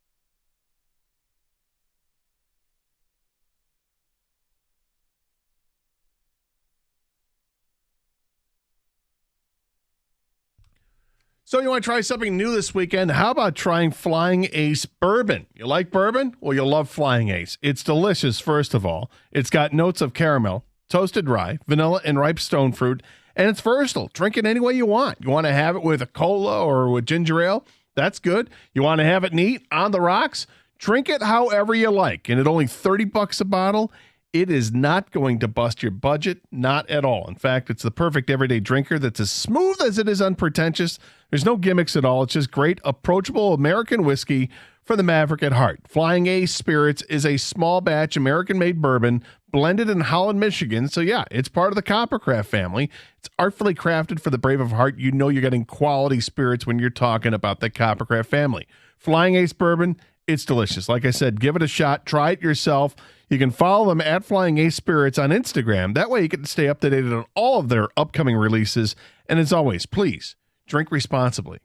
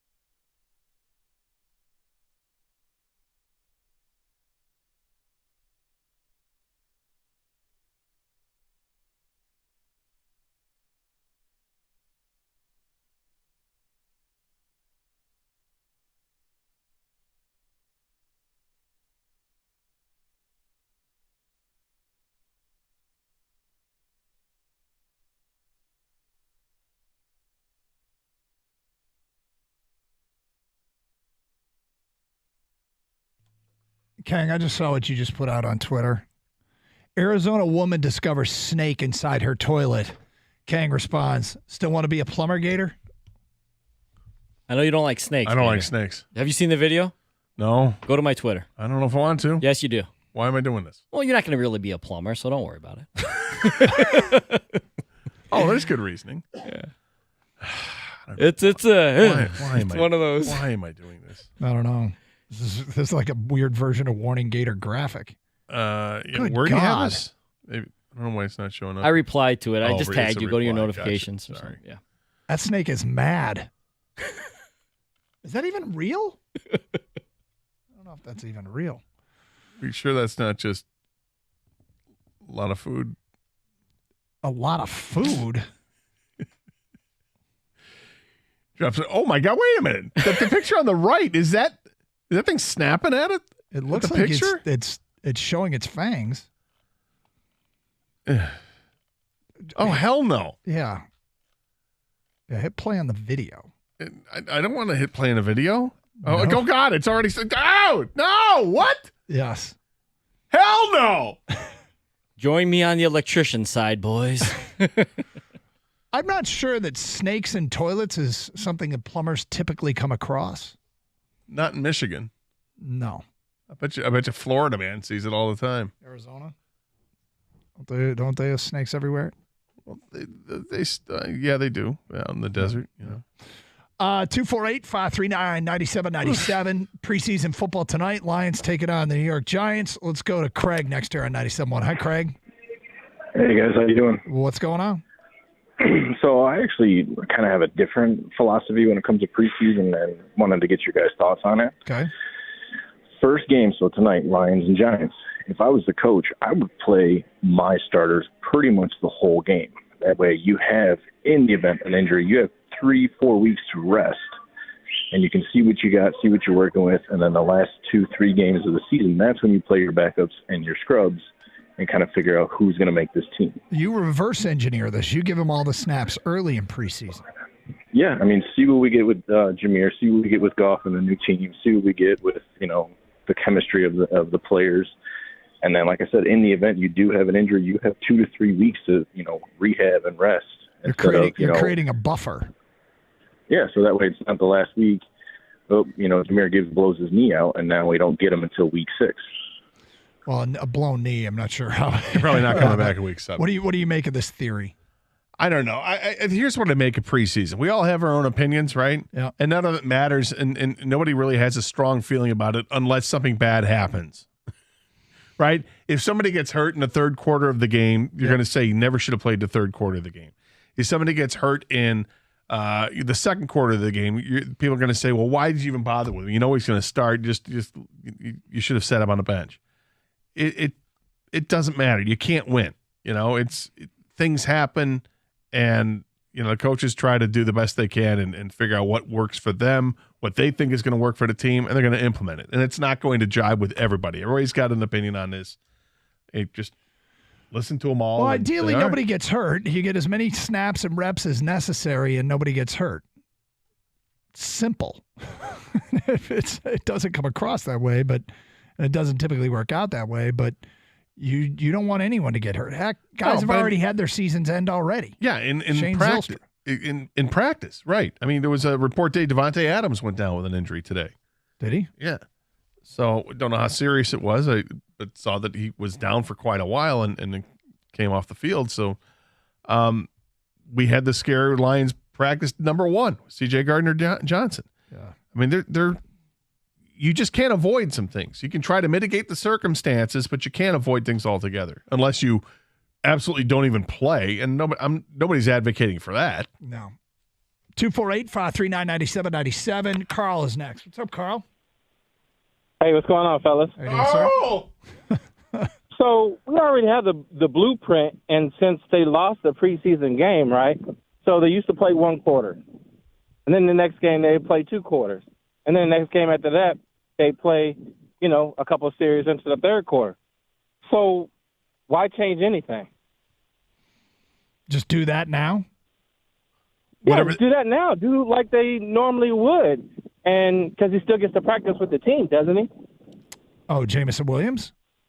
Yeah. Yes, he can practice with the team. For now, So, up until I mean, if he can't get it like that, then he's not going to get it. You know what I'm saying? It's year 2, so. I mean, it's really year 1. He missed most of last year with an injury. Yeah, but even after him missing that year with the injury, he still was around the team. So even though I think he doesn't deserve a 6-game suspension, probably 3, that's neither here or there, you know, maybe this is what motivates him to want to learn. Well, last year. I will say, I guess the only thing I disagree with, if he doesn't get it now, he's not going to get it. I give him a little bit of a runway and some latitude to get better. But I just think, with practice, him the 3 games, first quarter, 2 quarters, into the third quarter, 2 plays, after that, it's just football. Well, I think there's a lot to learn at game speed. I mean, it's a pretty safe assumption he's going to be on the field against the most talented collection of defensive players he's ever played against. I mean, all these pro teams, even the guys that are going to get cut, is typically a more talented group than a college defense. So it'll still be stuff that he hasn't seen and played against before. But we'll see how it plays itself out starting tonight. Football. It is football. Yep. Ish. Yep. Well, it's the closest thing we got. It's football light, but that's what we got tonight. Yeah. Football Damn ish. right. I like that. Yep. That is Rico, who's made his way in studio. What's up, my man? Hey, talking about Lions preseason game, and it really is it just you're watching to see what J-Mo does, or is there any other thing you want to take away from this game? I'm going to be intrigued at who doesn't play. If they are going to protect people, who are the ones that they protect? Because I wouldn't be surprised. What I don't know is whether they're going to protect any rookies that have already started to trend towards starting spots. Seem to be a bunch of them. I think they'll give them game reps, but yeah, I think if rookies got to get game reps because it's different going against your own guys. You know the plays. It is. You don't really have to think. You can. That's why I never really get into the preseason stuff because like offense knows the plays, defense knows the plays. You're just running to spots at that point. And what you're not doing is scheming against the other team. You're kind of just running your stuff. But I think when you get to a situation like this, I think you probably want to protect offensive skill position guys a little bit because they're targets. They're going to get hit. And you want to limit that, what you can. So I wouldn't expect to see much of Jahmyr Gibbs, maybe not too much of Laporta, but we'll see some of that. See, I the would defensive figure side is different. I figure at least a quarter for both. Which might be 2 possessions, right? Mm-hmm. But yeah, I need you to go in there and say, hey, welcome to the NFL, rookie. So like last year, Lions had the starters on the field for their first preseason game, got the football, 10-play drive, touchdown. Then they went to the bench. I don't believe they played for the beginning in game 2, and it turned out the Lions' offense was pretty good. And that little window we saw, might have been in a harbinger of what was to come during the regular season. But, I mean, there's such small sample sizes. Who knows? Right, but, I mean, you at that time you had a veteran tight end and you had veteran running backs. So I get what you guys are saying, but I count rookies, you don't get to – you're going to play. Yeah. Because you're a rookie. Yep. Got to get used to the speed. Yeah. So. What else you guys got planned, or is it just all Lions? No, it's not all Lions. Also talking about the potential Big Ten schedule once the 2 new teams come in. Rumors of 10 conference games, whether that's good or bad. Love it. I know you do. Yeah, and I think for the fans, great. For college football playoffs purposes, worst thing ever. Well, yeah. I mean, you can take away probably a scheduled wins. win, and I'm possibly. Yeah, I'm just worried about the regular season being relevant, deemed not really important as it was. A team that's 8-4 could have possibly been 10-2. Yeah, I think 8-4 teams are going to make the playoffs now. I think 8-4 Big Ten and SEC teams could make the playoffs. I can't wait for December bubble watch. Oh my God, that's right. Hey, have a great weekend. Stay safe, everybody, and treat each other with respect. 97.1.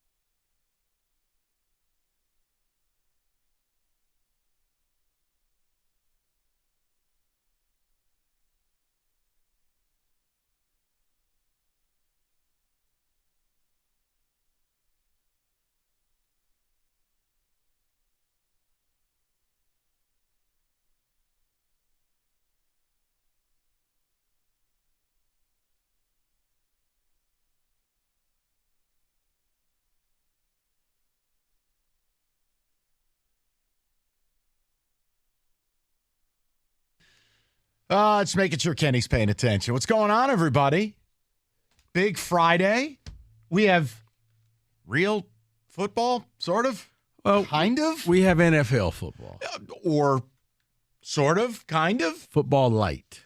That's where I want to begin. We have to talk about the Lions preseason opener tonight, and it's a departure from how I normally view preseason. I normally say, look, I just hope everyone stays healthy and has fun. And orange slices and bubble wrap.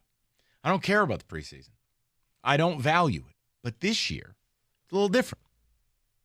Now, it's a little different, not because of the hype, not because my excitement about the Lions and what I think they're going to do this year. That has nothing to do with why I care this year versus any other year. Mm-hmm. It's not Jahmyr Gibbs or Jack Campbell. It's not year 2 of Aiden. It's got nothing to do with the established offense. None of it. No Sam Laporta? No. And that is not a shot at any of those players. Okay. I care about one of the most unique situations in all of the NFL this year in the preseason.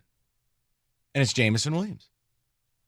The fact that J-Mo, my hope tonight is he plays a minimum of 50 snaps. I want J-Mo playing in the first quarter, the second quarter, the third quarter. I can't demand the fourth quarter because you're out there with mechanics and plumbers by that point. But the first 3 quarters, like you're out there with Kenny Cott as your quarterback. Right. But like the tryhards. It's this. Well, Kenny's hands are so tiny, you can't grip a football. I throw a tight spiral. Okay, all right. But I'm being serious with you guys. Now, other people will be like, well, wait, you just said everyone's got to be in bubble wrap. Well, right, but here's your problem. I've got Jameson Williams, who's suspended for 6 games, who can't practice following the preseason for several weeks. He also did not play a majority of last year. You're talking about someone who needs to hit the ground running, who needs to get reps, get game action. I actually would watch tonight for J-Mo, and I want J-Mo. And again, Dan Campbell said this, not me, that they were going to, I think it was flood him with reps. So, Rico, am I off my rocker more than I already am? No. Wanting J-Mo to play 3 quarters tonight? No, I think that's everybody wants to see this because him playing in tonight's game is the ultimate palate cleanser because we've just heard nothing but bad and negative things and questionable things, nothing illegal, folks, before you guys start calling. But this is the time now that we could actually see what he can do on the field. And we'll forget about all the other stuff. We'll forget about the Instagram. We'll forget about the gambling because we want to see what to expect in week 7. Tantalize us, tease us, let us know what's happening. 248-539-9797. You can make fun of this opinion, or you could admit you agree with me. I want J-Mo playing all night tonight. I hope he gets 10 targets. I had him I had him at least every offensive series in the first half. Okay. And I don't want to trip up. I'm not going to be angry if he only played the first half. I'm saying there can't be any bubble wrap for him based on we're a year into his career. He doesn't have a relationship with Jared Goff. We need to build one. He's going to get put on ice in a couple of weeks for several weeks. Now tonight, I will tune in to watch one player. I've never said that. Maybe back when Stafford was a rookie and you needed to see the number 1 pick in the preseason. But this truly is a J-Mo night. It is. I don't want him out there in the third, like the middle of the third, fourth quarter, because now you're out there with the tryhards. And the tryhards are trying to do whatever they can to make the team. So if I have to decapitate somebody, oh, well, hey, Kenny Coach, throws a tight spiral. Coach, did you see that hit? I knocked J-Mo out the game. Yeah, we did. That's what you get with the tryhards. They know, man, when I get a chance to tackle, I got to punish somebody. I'll meet you in the middle. middle. Want him out there for them. First half plus the first series of the second half. Shut it down. Okay. Come on. And the first series of the second half, just run a 9 route. And just run a fly route for fun. And here's the thing. You're right. I also, what Dan Campbell said, I want to see the plays flooding towards him. I just don't want him out there running routes. I want to see him actually getting 7 to 10 targets in the first half. Like, he's the best player on the field, so treat him like he will be the best player out there on the field. So I want to ask you the people, Kenny, 1 second. Hey, man, I'm not mad if you're watching the opener. I'm not judging you. It's something I normally would not do based on, again, just don't get hurt. Everybody have a good time. But J-Mo is such a unique situation. I actually, that is why I will tune in tonight. And I'd like to know what people are looking at, what they want. And again, if you disagree on the J-Mo thing, I just ask you explain. Explain how me wanting to see this guy do what he's paid to do, because I know he's going to disappear for several weeks, including at practice. I don't understand that viewpoint, that somehow that's wrong of me. He has work to do. Yeah. 248-539-9797. Kenny, where are you at with it? I don't really care if he plays all 4 quarters. The fourth quarter, like you both said, is just irrelevant because of who's on the field. Can I get 3? I'm fine with 3, and I want him to get 8+ targets, a majority of them happening in the first half. I care way more about targets. What does this guy look like when the ball's going his direction? That's my biggest thing. This may be the first time where I actually care about stats. And oh my, you want to see yardage, and you don't want to see drops, and you don't want to see a lot of things where other than you were sure, it's preseason. Okay, the timing's not there because you don't have the luxury of practicing after the season starts. You got to make all your mistakes now. We need to see everything because I think you owe it to your team and to this city to show us what to expect. Because if things work out the way we all want them to work out, it's almost as if the Lions will make a trade in week 7 and gain a wide receiver to add to your offense, to add to the firepower you already have, if it works out correctly. David, where are you at on it? I mean, again, everyone has a different view of the preseason. I know I'm classically dismissive of it, but J-Mo has given me a pause on that, and I just want to see him. I want to see him be the best player on the field. I want to see him flash the ability that made me defend that draft pick. And you know what? For those of you who call up and go, hey, he's doing it against third stringers. I don't care. I want to see a baseline. I want to see the routes. I want to see the production. I want to see the mercurial ability. Because I want to see you make the third stringers look like third stringers. I want you to go out there and flat out embarrass them and show, guys, you're going to be in the XFL. I'm staying here in the NFL. I'm that much better than you. Yep. That's what I want to see. Yeah, when I initially thought of this and wondered what I wanted from J-Mo, my initial thought was Jared Goff isn't playing, so what am I really going to get from a guy who's getting thrown by a second and third string quarterback? Then I thought about it, did some more reading on what's been happening in training camp. And while he's been getting throws from Jared Goff in training camp, he's been getting most of his passes thrown to him from Nate Sudfeld. So which means they have a relationship there. And I think that we will see enough from J-Mo because Sudfeld knows J-Mo well. So this is not like, he needs a starter to show.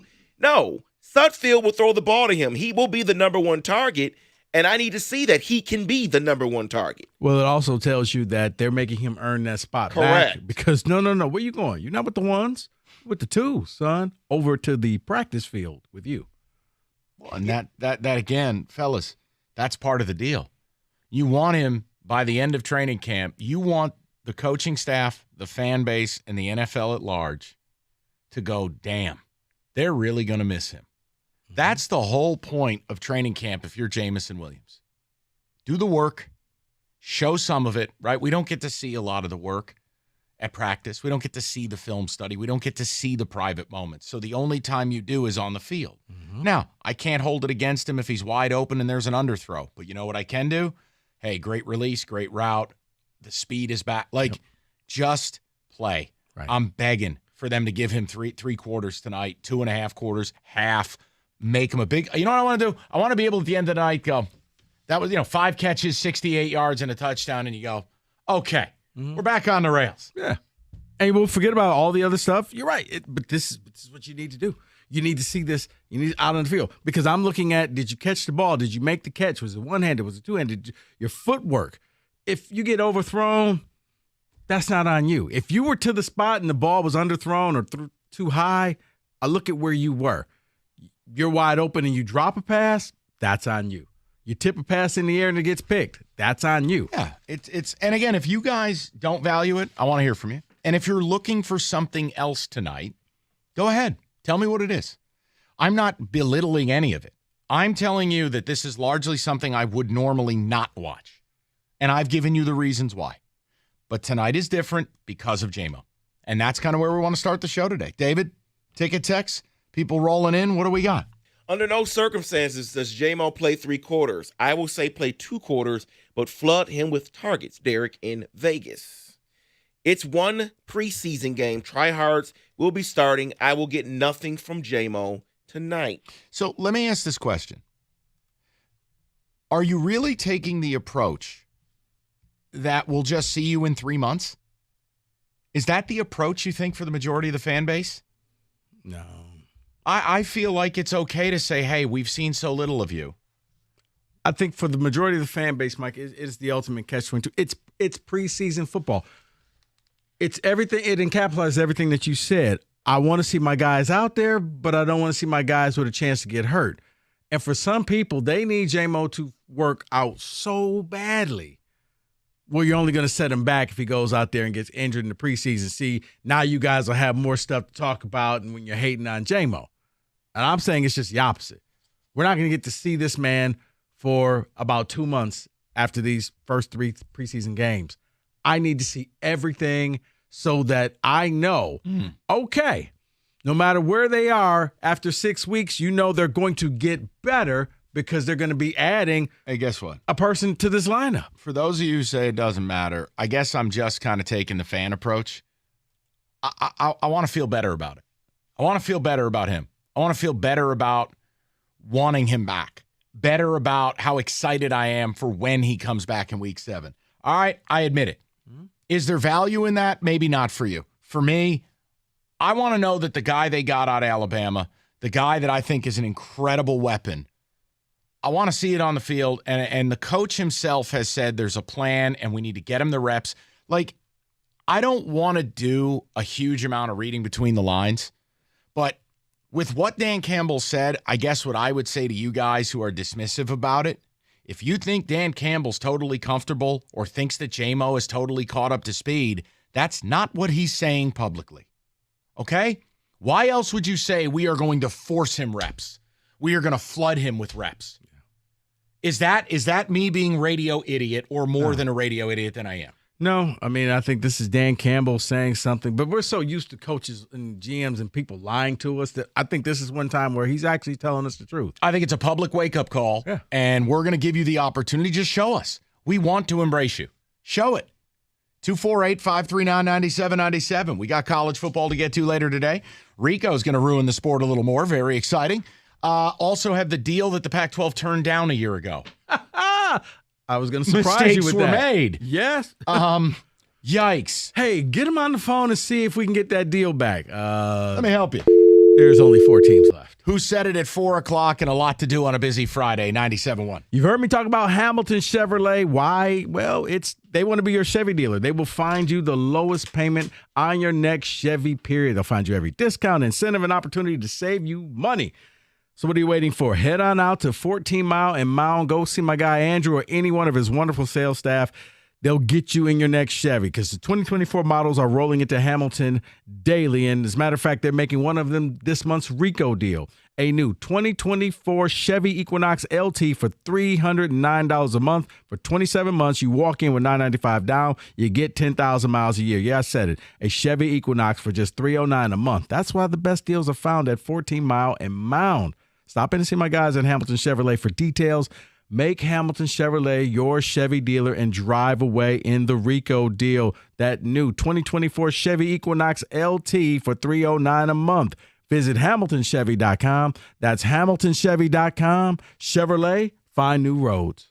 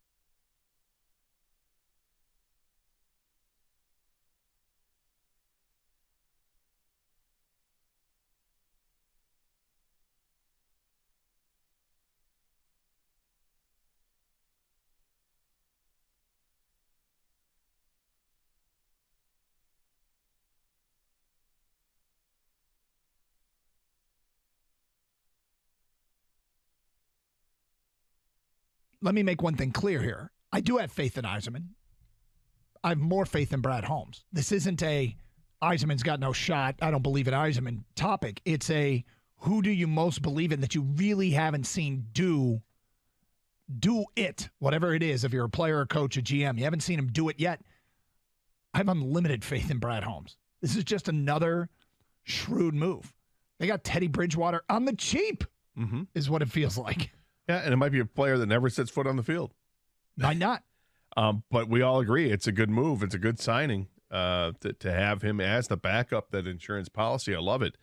I'm not quite ready to go there yet. I think he's getting real close, though. And it's interesting. It seems like Steve Yzerman, his stock initially when he came to the Wings was sky high because of what he did in Tampa.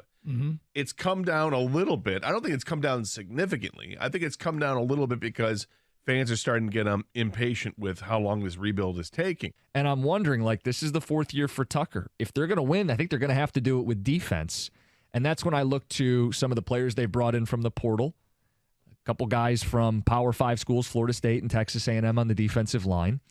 They have Barrow in the middle at defensive tackle. And I wonder, is this the year that Tucker shows his prowess as a defensive coach? Because if, to me, they are a bowl team, it's going to be because they make significant You've heard me talk about David Femininio, and we have told you when you you can go get into the injured season in and Michigan, say you get David and you get paid. they're going to bank David on has informed hitting us a recent home change run in at the the law that quarterback allows spot. victims. I think those slip guys and are battling, falls and there is to no clear recover starter at this point. financially if you have There's been going to be growing injured pains in a for them. slip, And trip, I think or offensively fall they within the may last be 3 challenged. years. So may be able does to recover Tucker financially for earn your his injury, keep but you must by building a act defense quickly. capable If you of know winning someone who is games injured in the or low you're injured, 20s? call David I think that's the question for Michigan State. And if you believe the 855 answer is crash, yes, they hired the right coach, 855 defense is going to break 65 through in year crash. 4, Just go they'll to stop the David. pass, they'll get to the quarterback, getpaid.com. then they should win 6 or even 7 games. But the fact that it's set at 5.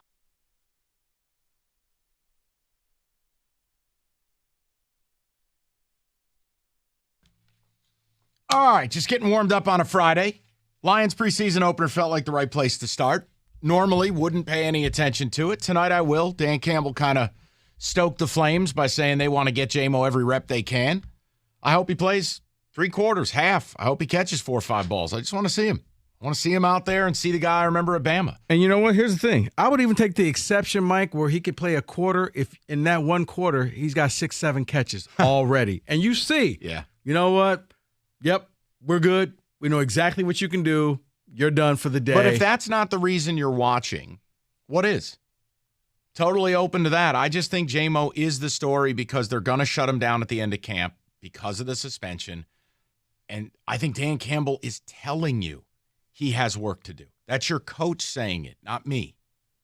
David, what do you got on the ticket text? J-Mo's the Trey Lance of the Lions, as in we still have no idea what we have in him. I think that's fair. Part of that is unfair based on the suspension, the injury, but part of it is you have 1 catch. We know what he was, and we know what we want him to be. I don't think it's wrong to want to see some of it here in what has been labeled a very important preseason for him. That's actually a great comparison. I want nothing less than the first half for Jameson Williams. Let the kid cook. I'll be upset if it's anything less. I want to see him go off tonight from Marlin in Wall Lake. All right, one more and I'll get to the calls. Oh, yeah, you're going to love this one. Can y'all please leave J-Mo alone? It's every show on this station. Y'all go run him out of town. Jason in Lansing. What? See, this is where I wish. What? Where I appreciate Jason in Lansing. I texting don't. us. No, at least call and explain yourself. How are we running him out of town? Wanting to watch him in a preseason game is somehow saying that he needs to go out there to get 6 to 8 catches, a touchdown, to be the best player on the field. That's not running somebody out of town. You know what that is? That's called expectations. That's what you get when you trade up to get this person. You want to see great things. You can't see them from this man from weeks 1 to 6. So this is all we got, folks. So make the most of it. There's something very strange going on in this town. There's something very strange going on. It's almost like a cult. I've defended the pick to my own peril. I am one of the biggest J-Mo fans there is, but golly gee willikers, I hold him to a standard, and I just want him to be good, and I want to see it on the field. And you get these cultists making straw man arguments. How is me wanting to see him tonight when your head coach wants to see him? Mm-hmm. It's the reason why there's so much demand on J-Mo right now is because we didn't get anything last year based off the injury. We're not going to get anything for the first 6 games. And we're trying to go to a Super Bowl. Right. We're trying to go to a Super Bowl. That's why we don't sit here and talk about St. Brown. That's why we don't sit here and talk about Kirby Joseph and other, because we've seen what they can do on the field. We haven't seen it yet. He's got a lot of hype, but we don't know if he's going to live up to that hype. By simply questioning it, it doesn't make you a hater. It makes you inquisitive. That's triple word score. Proud of you, man. Let's go to Joe, 97.1. What's up, Joe? Hey, how y'all guys doing? Hey, man. Last I checked, football was a team sport. So why are you harping on the guy, how many catches he make, what he do in the preseason? Look, you didn't say a word about Jahmyr Gibbs and his potential, but you're harping on what J-Mo do with his potential. So ease up. Because, ease up. Okay. No. Hold on. Or hang up because you're a dope. That's fine. Show's better off without you. Jahmyr Gibbs did not miss his rookie season. Jahmyr Gibbs is not suspended for the first 6 games of the second season. Jahmyr Gibbs, to this date, has not had anything questionable on his resume off the field. This is apples and oranges. Joe, I mean this from the bottom of my heart. I hate you. I am going to lose my mind today. I don't know how we have started a Friday with excitement in watching him play into ease up y'all. On what? Wanting him to play well? Wanting to see it? Because we're simply mentioning his name. Then do me a favor. Have Joe call Dan Campbell. Dan Campbell's the one who said they are going to force feed him reps. No. People think we're going to drive him out of town. They think, Jahmyr, right? Gibbs has done nothing but what he was supposed to do. Last year, J-Mo being injured, that was not his fault. Lions knew what they were getting. He was having one catch, though, the rest of the year. Demonstrative when he didn't get the ball into an offseason with the social media. And that's what it was. The gambling suspension, being more worried about what number he was going to get, knowing he was suspended, going to Vegas after being suspended for gambling. Come on, man. Just stop. Jesus, Mary and Joseph. Because knowing you had one catch, knowing you missed most of the season, I wanted to see him more like Amara St. Brown, where, man, this guy's a lunatic. He is out there with the jugs machines. You didn't get those reports. You didn't. So that's why. But this whole, it's a team sport, and you're only people hear what they want to hear. But they have turned J-Mo into this cult hero. And some need, because that's going to be Detroit's Justin Jefferson, and they don't want anything bad and no to one happen. will be happier than me. I'm the one who saluted the pick, and every caller was calling me a functioning idiot. You don't think I want him to be awesome? No, because you keep bringing up negative stuff. I'm not bringing up a negative. I want to watch him play great tonight. I know, but somehow that's negative. I don't want to be here. Go to Bob, 97.1.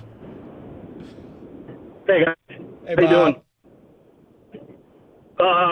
First of all, you got to hear me out for a second and stop acting like everybody's accusing you of something, because multiple times, I've only had the radio on for 15, 20 minutes, and multiple times you guys have said he needs to prove something. He needs to prove himself.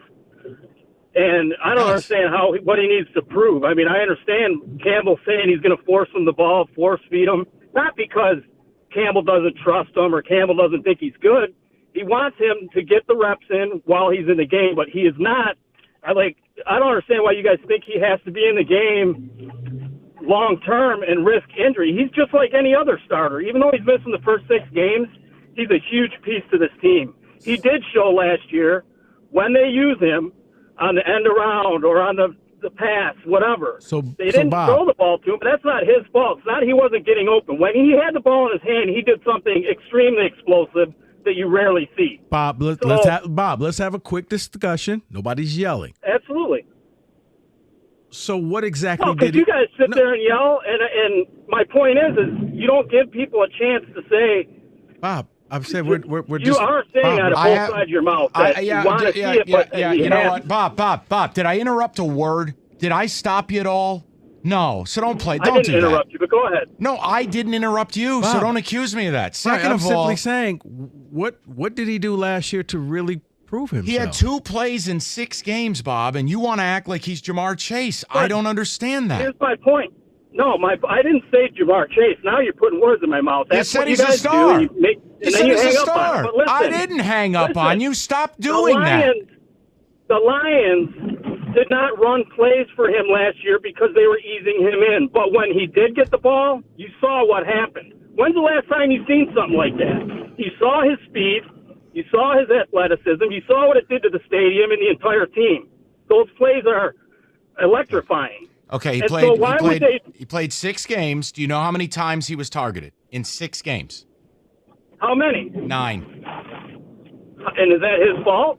What has he proven? This isn't about guilt. It's about what has he proven. You called up from the position that he has proven himself, and we don't need to see He has anything. proven himself at every level he's played at, and I guarantee he's proving himself daily.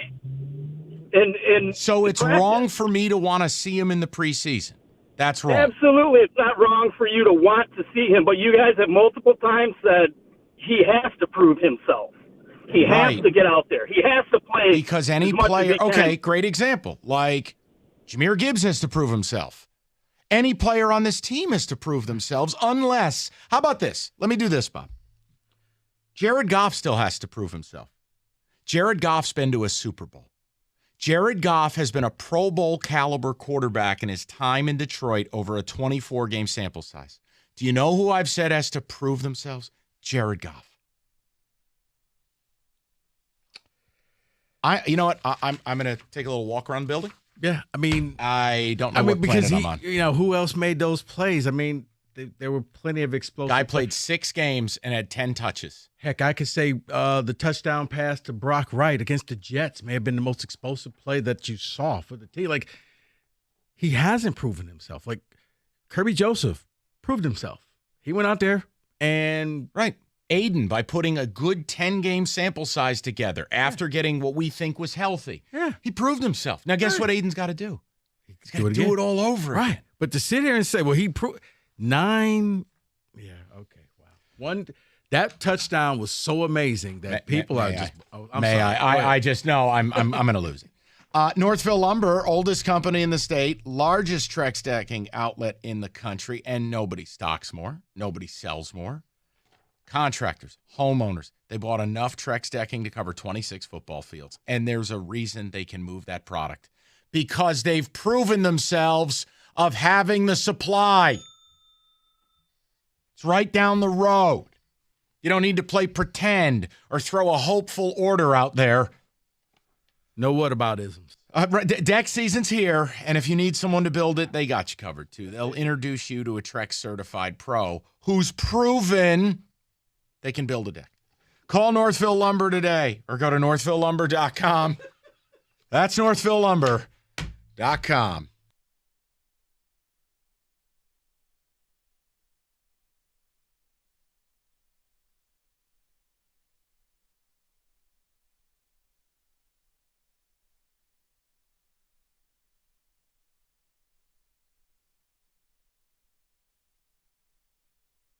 Is there any reason that you have seen, any evidence that people should be tapping the brakes on their enthusiasm?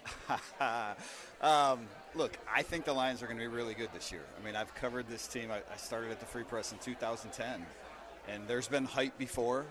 I think, coming off that 2011 season, there was a lot of hype for 2012. Just, young Matthew Stafford and Sue and Kelvin. And I don't know if I quite bought in. They didn't do anything in that offseason. This offseason, they went for it. And that's the biggest difference to me. And so I don't know that they're a Super Bowl team, but I expect them to win the division. I expect them to get a home playoff game.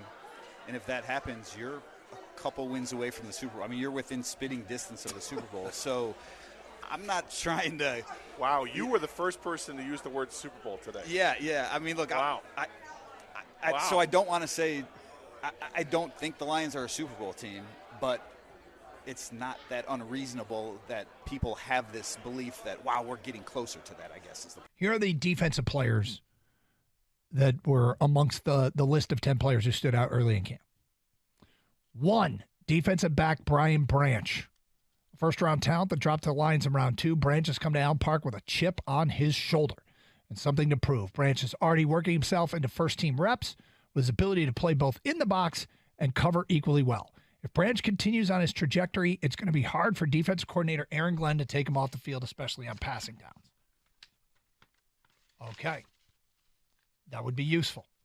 That's very useful. And I know Gator subscribes to this, is the guys in the secondary seem to always get hurt, and they get hurt often. Yep. Whether it's for a play, a week, or a month, you have to have depth there. And if you have quality depth, that's huge. Because going against someone's what happens in a game, Doug, when a starting cornerback goes out of the game and they replace him with someone off the bench?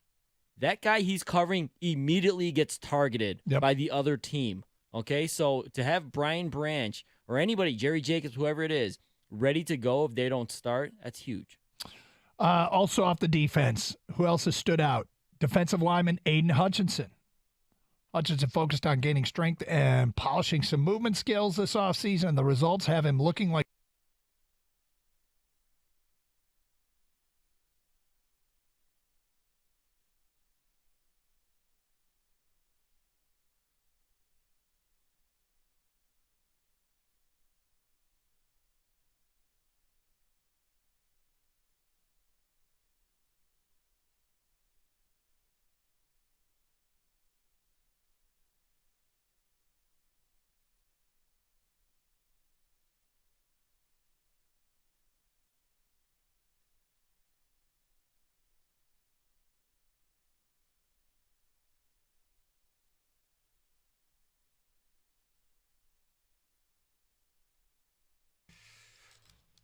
All right, we're going to move football today. We'll get to it next hour. People want to rap about it. I'm legitimately confused. I think this has become one of the strangest topics in Detroit. I say I want J-Mo to play 3 quarters tonight.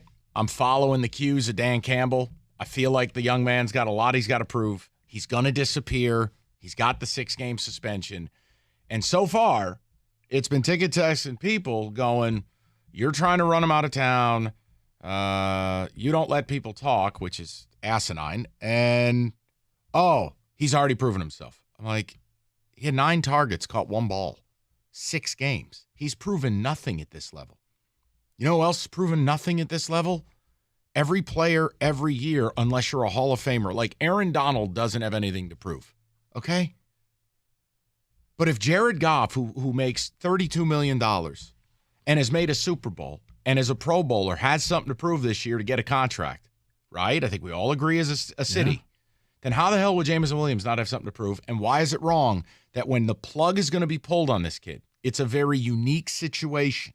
Yeah, how about this? Josh Allen has something to prove. I think Josh Allen has a lot to prove because the turnovers have been debilitating. They got to eliminate it. Jalen Hurts has to prove, I can do this again. But Mahomes, you're good. Nothing to prove. You're over here with Donald. All right, let's go to the people. Let's see what everybody's got to say. I feel I'm in a very strange place.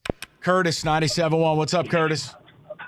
Guys, not much. Thanks for taking my call. Yes, sir. I got a few things. I just want to say I love listening to you guys. But anyway, never called. Now I do.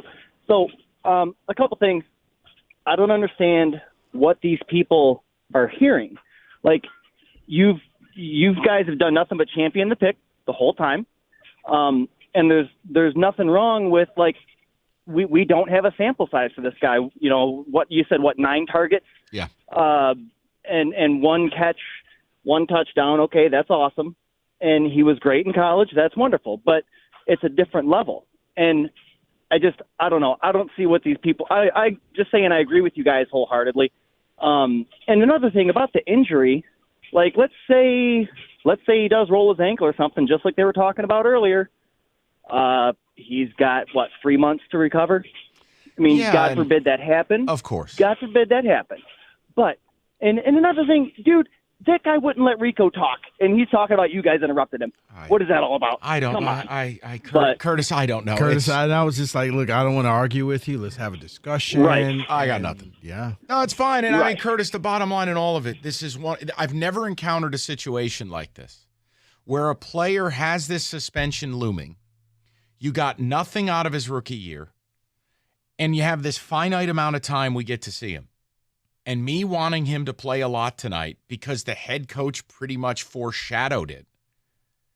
That somehow is being spun into this weird narrative, and I don't get it. And for me, you know what? I would even say, J-Mo, if you don't want to play as much as I want you to, go out here and dominate this first quarter and just make it look like it's pros versus high schoolers out here.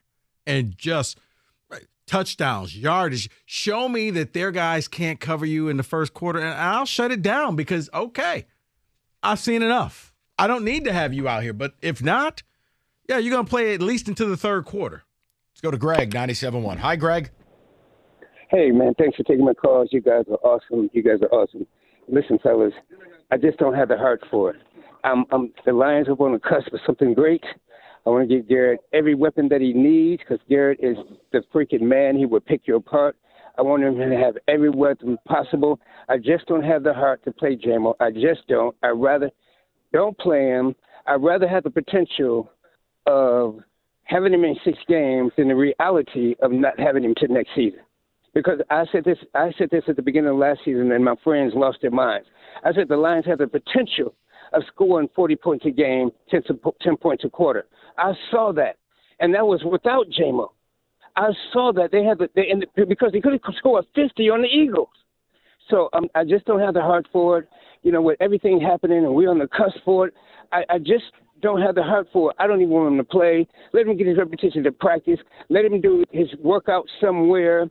I just want to have the potential of having him in 6 games or the reality of waiting to next season. And everything you say is always a legitimate fear. It's why I don't like preseason football. But I will tell you, if the player had actual tape, actual production, if he had come off a rookie year with, 48 catches and 6 touchdowns and played a nice niche role or ended the season on fire like Christian Watkins did for the Packers, I would have a different approach. Right. But the fact is they haven't had a chance to get him out there. And David, double check. The suspension, he cannot practice again until week 4, correct? I believe that's true. I'll double check. Double check. Yeah, I don't want to give if out bad info. It has to be out for 4 weeks, or is it week 4 that he can come back? I'm saying he cannot practice with this team. Correct. I think it's the first month of the season. So you're talking about this weird situation where you have a guy, and then you're going to pull the plug on him. You got to start the engines again in real time while the team presumably is playing well. Mm-hmm. I don't see how this isn't valuable. But, hey, man, it's free country, and I guess we're just – well, he's already proven himself. But we're meanie poos. As I'm joking and laughing, but it's true that Kirby Joseph had more catches last year. Oh, that's – okay. Ian, 97.1. Hi, Ian. Hey, guys. Can you hear me okay? Loud and clear. What's up? Well, first I'd like to say good afternoon. I got you. Hold on. Thank you so much. Yes. I completely agree with you guys. The fact that we haven't seen much from Jameson Williams at all for his first year with the tenure as a Lion, that makes me want to see him a lot tonight. I would be happy if they only played him the first half. Like the caller was saying just before me, you don't want to risk getting him injured. But the other thing I'm looking for, do you think there's any chance we see Teddy Bridgewater out there tonight? No, he's not. He is not going to play tonight. He did not practice with the team this week. He'll begin next week. Right. Okay. Well, then I just look for Jameson to go out and, prove himself.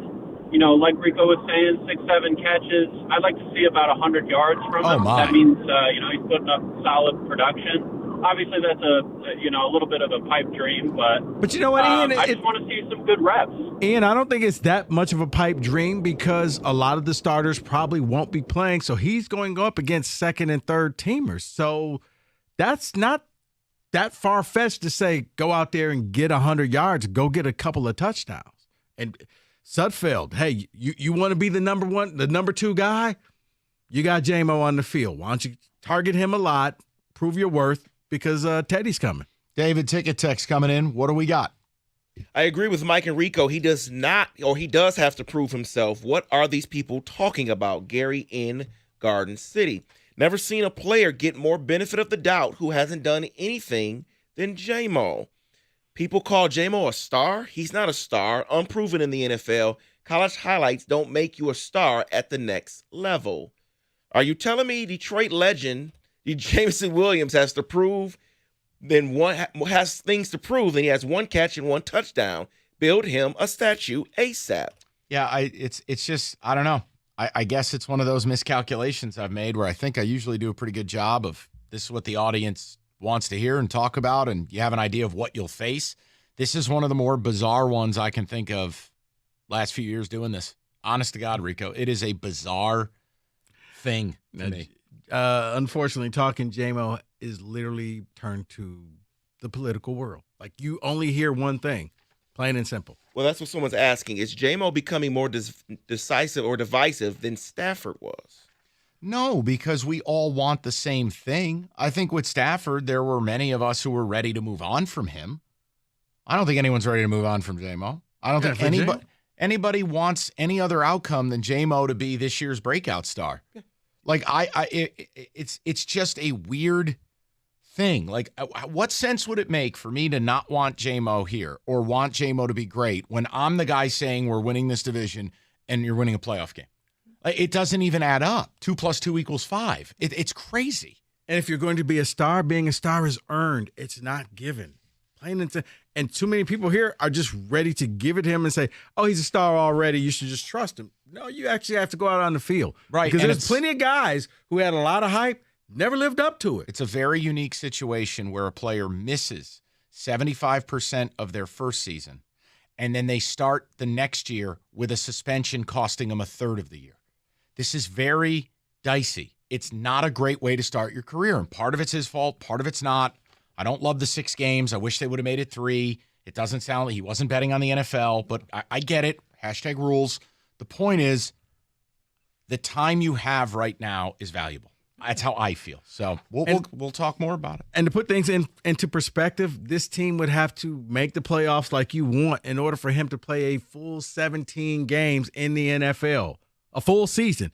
The Lions would have to go into the playoffs before he would hit game number 17. And after the preseason, yes, he can return week 4 for strength and conditioning. Okay. So, I mean, they're putting him on ice. Hungry Howie's celebrating 50 years of flavor. There was a rumor. It was in the air that Kenny Cott in a floral shirt was going to be ordering himself some pizza today. The Bee Sting is the new menu item, Sweet Hot Honey Drizzle. You pick the toppings, $12.99. You settle in for the Lions game tonight. You don't feel like cooking. You got the mix and match deal. Any menu item, $6.99. Pair them up, and away you go. You don't have to cook. It's Friday night. It's going to be pouring rain. J-Mo. It's Hungry Howie's. Check it out. The Bee Sting, the new menu items, of course, limited time only. It's Hungry Howie's.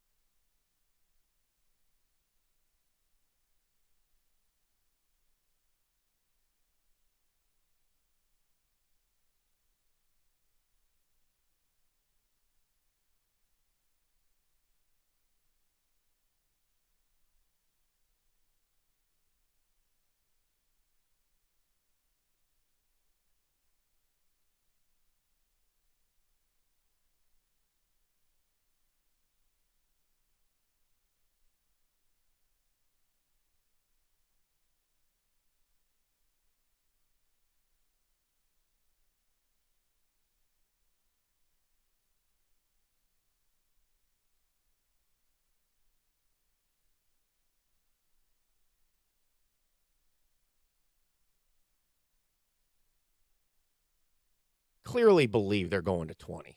I think there's hesitancy on who it is.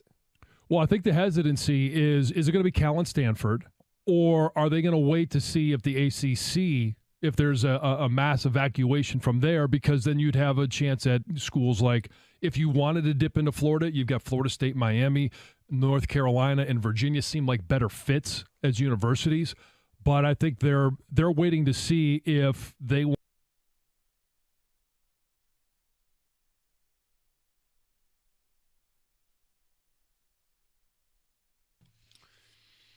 All right, we're going to get back to the people. Jameson Williams, the topic. Lions preseason opener tonight. I've never really found value in preseason, but J-Mo is so unique. This team, the hype, what they want to accomplish, how badly all of us want this kid to be good. His suspension is this unique outlier where they're going to have to put him on ice, and we don't get to see him for the better part of 3 months, 2 months. I want to see him play a bunch tonight, and I want to see him play well. Like, I'm excited to watch it and, man, show some flashes. People's responses have been all over the board. From, hell yeah, I agree, to you're a bleep hole and J-Mo's a star. And I'm like, okay. So we'll get back into it. We'll get some ticket text. We got a ton of people who want to rap about this. David, if you have a couple of those, we'll do them. We'll go on the board briefly, and then we're going to open the 3 o'clock hour with the same deal. We're gonna keep it rolling. This is what people want to hit. This is what we're going to do. I want to see him get screens, dig routes, slants, whip routes, not just deep routes. Unleash him and let him look great, they say. What can he really prove in the preseason, someone asked. He needs to prove it week 7. If it takes 3 quarters in a preseason game to get him ready for week 7, then so be it. But to make it a line in the sand like you are doing, it's absurd. Hold on. What line in the sand? I think he has a problem with the 3 quarters thing. I just said that's what I'd like. If he plays a half and plays well, you think I'm complaining Monday? If he plays a quarter and plays well, do you think I'm complaining? Did I not say, yeah, he goes out there in the first quarter, dominates. Okay, we're good. Have a seat. That's it. You're done. This isn't punishment. This is, I need you to show me you are the best person out on the field. You're the best wide receiver in the game right now. Be that guy. The best ability is availability. Point blank, until he is on the field full time, he is a bust. Show and prove it. Let's go on the board quickly, and we will get to the calls. David?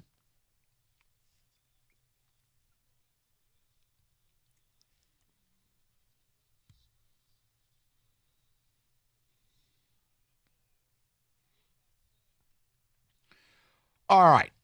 Now, if you think I'm betting a preseason game, you are outside your mind. But I want to continue the college cavalcade.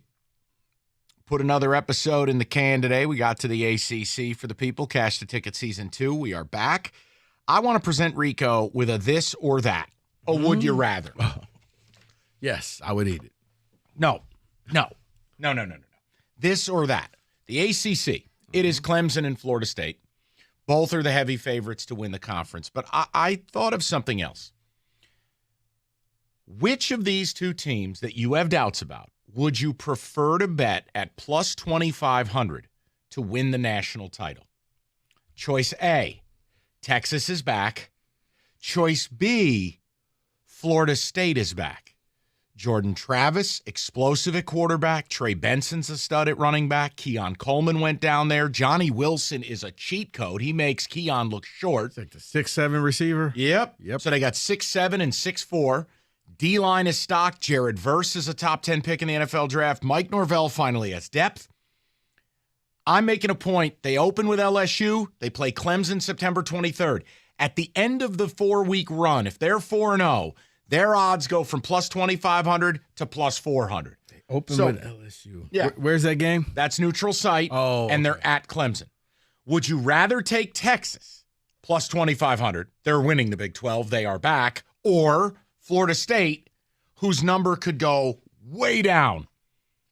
Not only to win the ACC, but be a surprise team. I think I'd rather still take Florida State. Okay.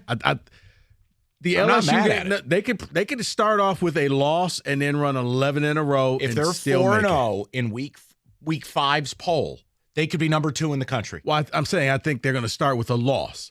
But then I think they run the table after that because I don't think that anybody else is going to be good enough to beat them. I just think Norvell's finally put it all together. It took a while, but it feels right. Maybe. That was my idea. You can get the rest of the episode next week. Go ahead, Rico. You know what? Sticking with the football, I'm looking at the Big Ten West, Mike. And I'm glad somebody is. I'm still amazed. To win the division, Iowa is plus 260. Yeah. And I think it's interesting with Wisconsin switching to an air raid. That's a lot of identity change in 1 year. Iowa's going to bring an elite defense. Plus, Kirk Ferentz has to fire his own kid if they don't score 24 a week. Plus, yeah, you're bringing in Cade. You're bringing in offensive weapons that if you're Iowa, if you can at least score 20 points, you'll win a lot of games. They need 24. Or his kid has to be fired. So Iowa plus 260. I want it to be like in the final game. The kid 23.8. The kid is out there with a calculator. Hold on. No field goal. I need this touchdown. Flea flicker, 4th and 36. Kenny, what do you got? Are you betting a preseason game? Come on. I was looking at trying to find Jameson Williams props, and there is none to be found. So I'm going to stay away from that. I am going to do baseball, though. The Blue Jays are at home against the Cubs. They have no hitting. Bo Bichette's injured, and Jose Barrios is on the mound. Under 9 runs, minus 110 from me. Hatchet Man, do you dare tempt the dark waters of preseason football? No. No, I don't at all. I'm just going to go Coach of the Year plus 2,000, Mike Tomlin. Come on, be serious now. I have nothing today. Hold on. Hypothetical world, what would it take for Mike Tomlin to win Coach of the Year? Double-digit wins. Yes. And a playoff win? Yes. Kind of sounds like Dan Campbell. Well, I think they're in the same boat. See? I think they are this year. Just saying. No. Okay. Tomlin have to do more than just a playoff win. He's already set the bar high. Yeah, but with those shades, that immaculate beard, you win not the a division, single gray hair. If you are the number 2 seed, I'm not going to say number 1. If you are the number 2 seed in the AFC, that's Coach of the Year. I'm still waiting for him to make Juice Part 2. And we get to your phone calls next. 97.1. All right, all the props are out. FanDuel Sportsbook, all your college football. We got week 1 spreads, Navy and Notre Dame. Navy catching 20.5. Notice how the book refuses to give you 21. Thanks for nothing. The point is, FanDuel has all of your college football on lock. Futures, win totals, alternate totals, player props. It's all out. Check it out today, FanDuel.com/sportsbook. 21 and up, present Michigan. First online real money wager only. $10 deposit required. Refund issued. Non-withdrawable bonus bets that expire in 7 days. Restrictions apply. You can see full terms. FanDuel.com/sportsbook. Gambling problem, call 1-800-270-7117.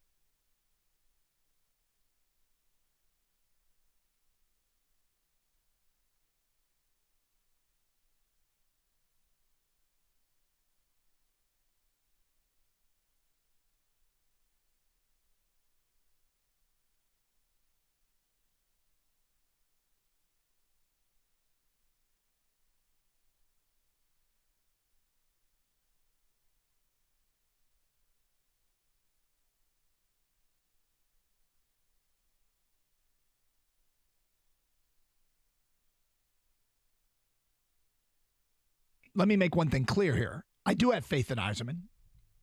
I have more faith in Brad Holmes. This isn't a Yzerman's got no shot, I don't believe in Yzerman topic. It's a who do you most believe in that you really haven't seen do it, whatever it is, if you're a player, a coach, a GM. You haven't seen him do it yet. I have unlimited faith in Brad Holmes. This is just another shrewd move. They got Teddy Bridgewater on the cheap, is what it feels like. Yeah, and it might be a player that never sets foot on the field. Might not. But we all agree it's a good move. It's a good signing to have him as the backup, that insurance policy. I love it. I'm I'm not quite ready to go there yet. I think he's getting real close, though. And it's interesting. It seems like Steve Eisman, his stock initially when he came to the Wings was sky high because of what he did in Tampa. It's come down a little bit. I don't think it's come down significantly. I think it's come down a little bit because fans are starting to get impatient with how long this rebuild is taking. And I'm wondering, like, this is the fourth year for Tucker. If they're going to win, I think they're going to have to do it with defense. And that's when I look to some of the players they brought in from the portal. A couple guys from Power 5 schools, Florida State and Texas A&M on the defensive line. They have Barrow in the middle at defensive tackle. And I wonder, is this the year that Tucker shows his prowess as a defensive coach? Because if, to me, they are a bowl team, it's going to be because they make significant strides on that side of the ball. I don't think you can go into the season and say they're going to bank on hitting a home run at the quarterback spot. I think those guys are battling, and there is no clear starter at this point. There's going to be growing pains for them. And I think offensively, they may be challenged. So does Tucker earn his keep by building a defense capable of winning games in the low 20s? I think that's the question for Michigan State. And if you believe the answer is yes, they hired the right coach, defense is going to break through in year 4, they'll stop the pass, they'll get to the quarterback, then they should win 6 or even 7 games. But the fact that it's set at 5.5 and it's plus odds, that's Vegas saying, we heard Mel Tucker. You are a horse bleep coach. We don't think you're very good. We don't think you're going to get up off the mat. We think your program isn't where it needs to be in its 4th season.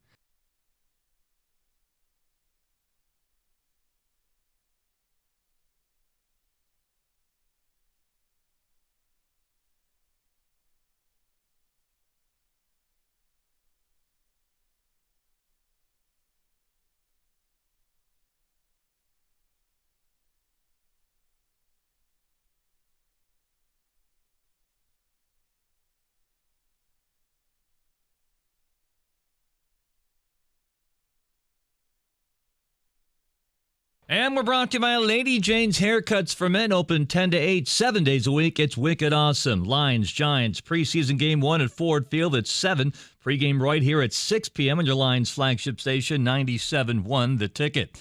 Lions wide receiver, kick returner Khalif Raymond agreeing a 2-year contract extension. Tigers in Boston tonight. That's at 7:10. 6:45 pregame on WWJ News Radio 950. Tigers now 4 players ranked in the latest MLB Top 100 rankings. That includes Max Clark at 15, Cole Keith 26, Jackson Jobe 59, Jace Young at 72.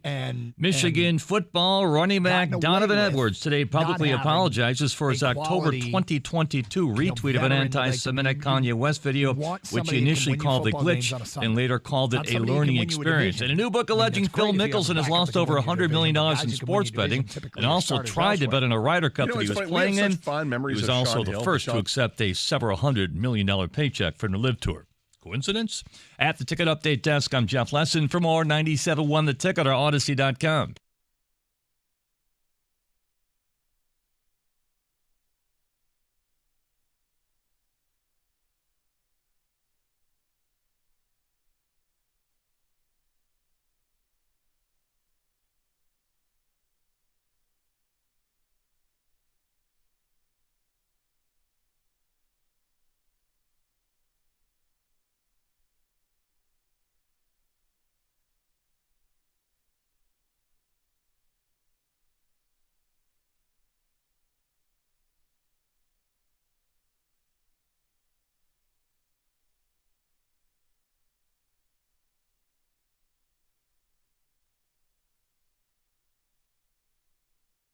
And I'd like to confirm Jeff Lesson finds that funny. And he was standing right here enjoying his own stylings, if you will. We opened the show with Lions preseason opener, which normally you would not hear from this show because I'm very dismissive of the preseason. But we have a full rack of people who want to talk because I said I am going to watch tonight, and it's for J-Mo. It's for no other reason. I want to see J-Mo play 3 quarters. I want to see J-Mo get 50 snaps. I think it's really important for him to get into a workflow here because he's going to get shut down. It's a very unique. I don't remember a situation like it where a player missed most of the year hurt, had 1 catch, gets a gambling suspension or any suspension for that matter of 6 games the following year, and you just have this finite amount of time to get game reps, even though it's preseason. And people have been all over the board. Some people, yes, they agree with what I'm saying. I just want him to look great. Other people have taken it to the Planet Nebular of you're trying to run him out of town or ease up on him or he has nothing to prove. And it's a different universe. So that's what we're talking about. Like, yeah, if he plays a quarter and lights it up, I don't care if he sits. I just said 3 quarters because I feel like it's important for him, all of it, blocking, routes, catches, reps. Dan Campbell's the one who said this. I didn't. So I just want to know where you're at, I guess. Rico Beard in a really ridiculous shirt. It's Floral Friday.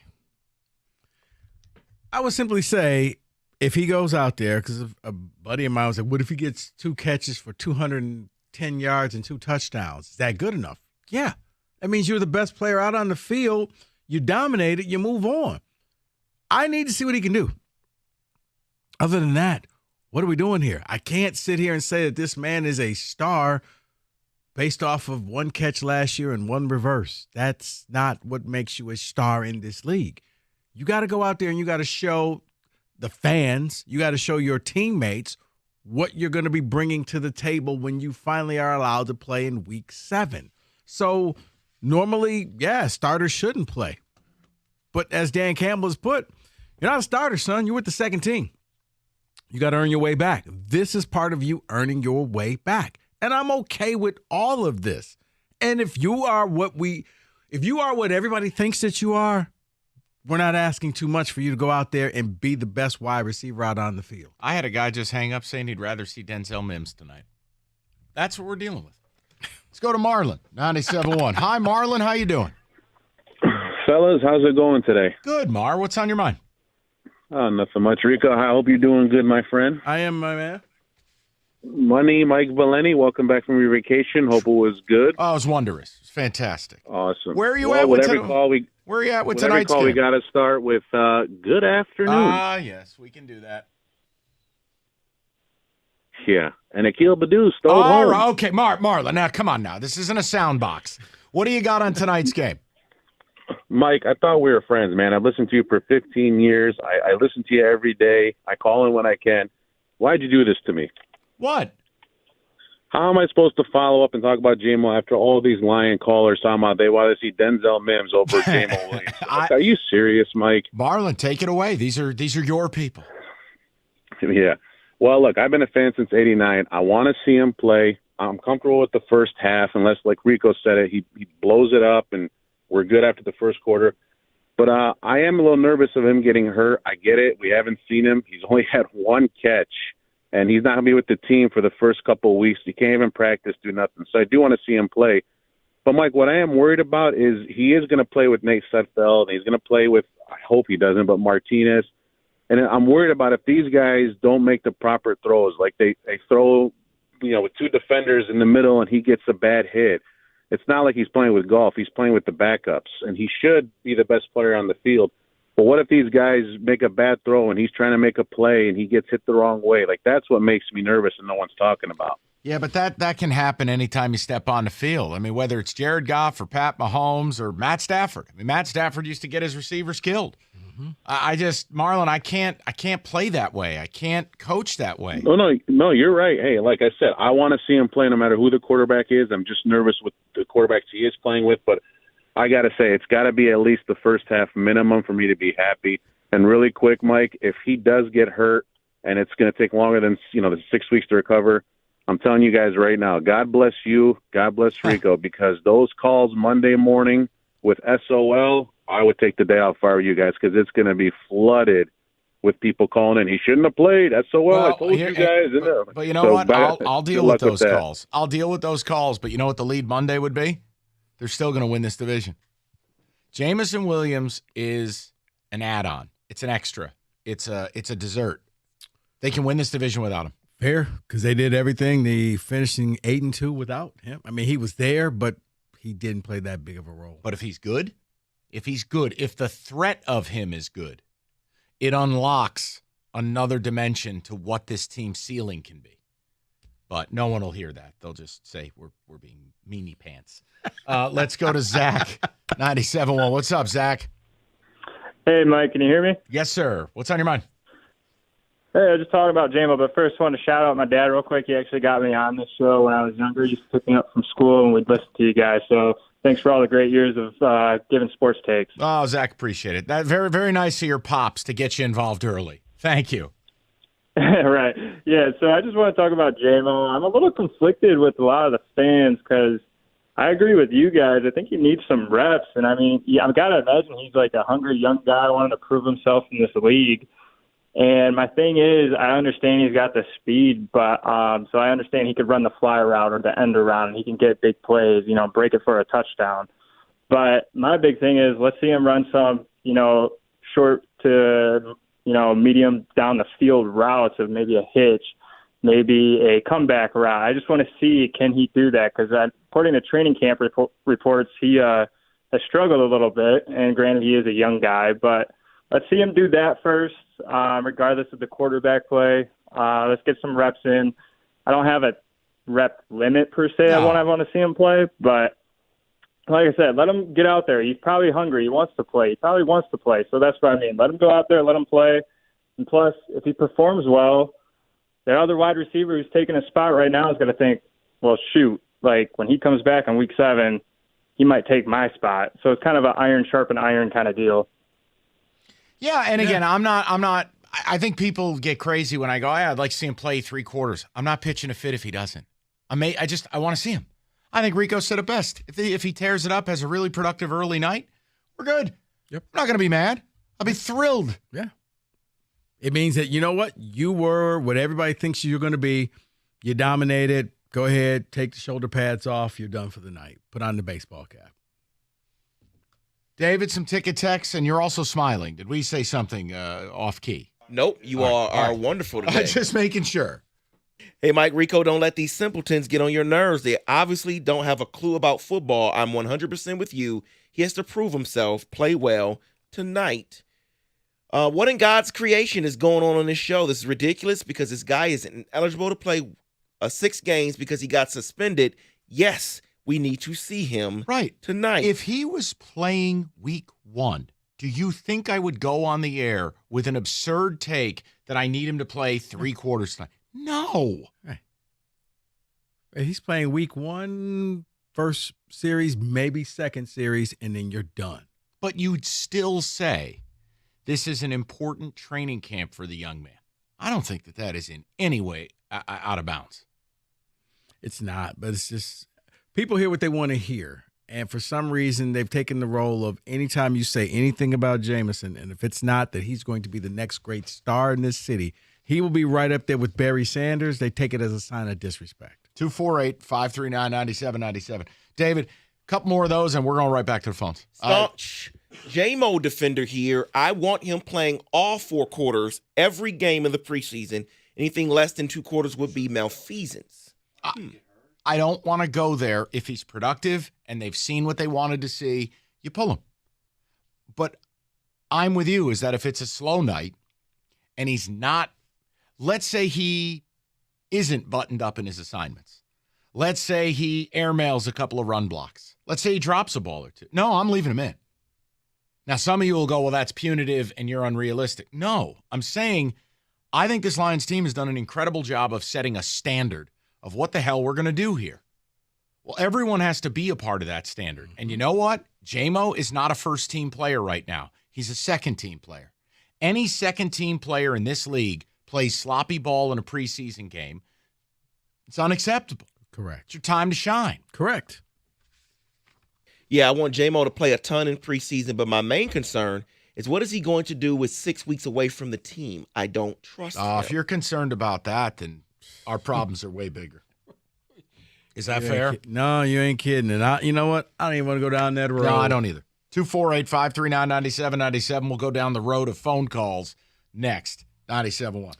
The best value in live TV and streaming is with Xfinity Internet and Now TV. It's the best network for watching all the entertainment you love without missing a beat, including live sports and TV, all your favorite shows and movies, and on a network made for streaming. Watch what you want, when you want. All you have to do is just sit back and enjoy. Get all the info when you're into it. Stream on the next generation Xfinity 10G network. Switch today and get a great deal on the entertainment. And speaking of great deals, now through August 28th, get internet on the Xfinity 10G network. Get this, $30 a month for 12 months, no annual contract. Plus, add Now TV with Peacock Premium, a $5.99 monthly value included at no extra cost for just $20 a month. Switch today.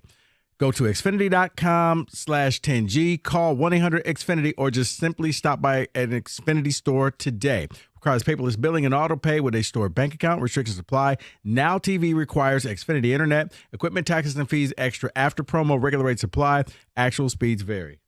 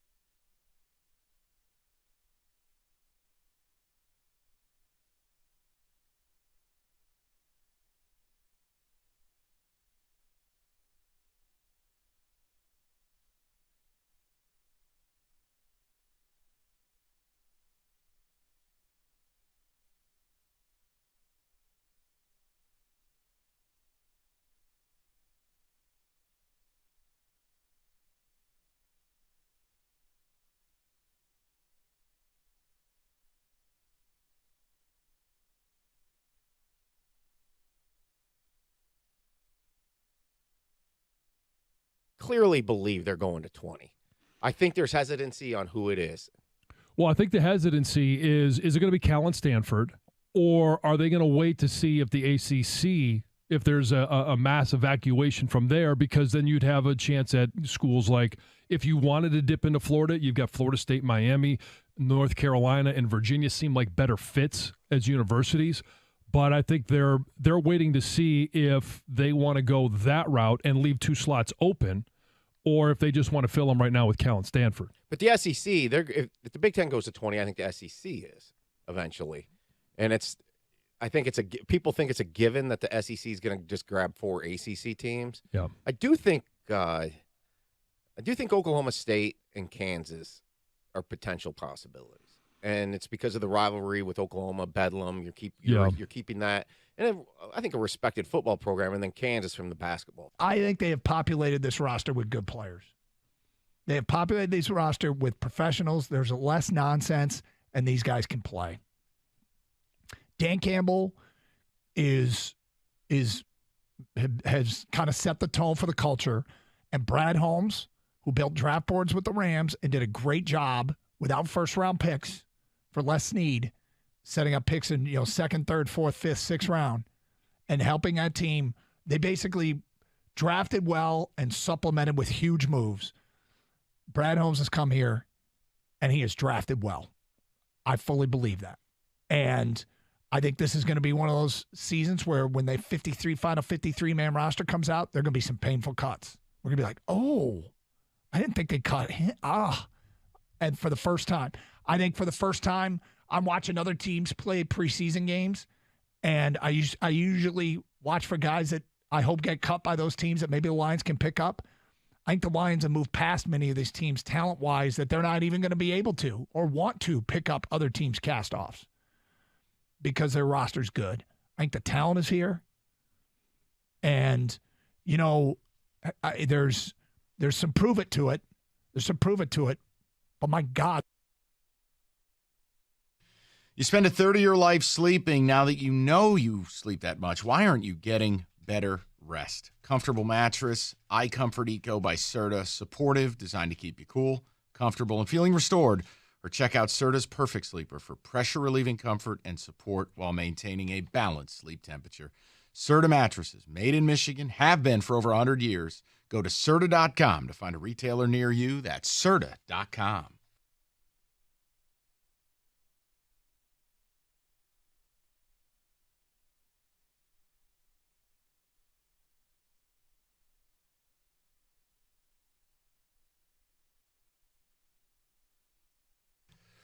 All right, straight to the people on a Friday.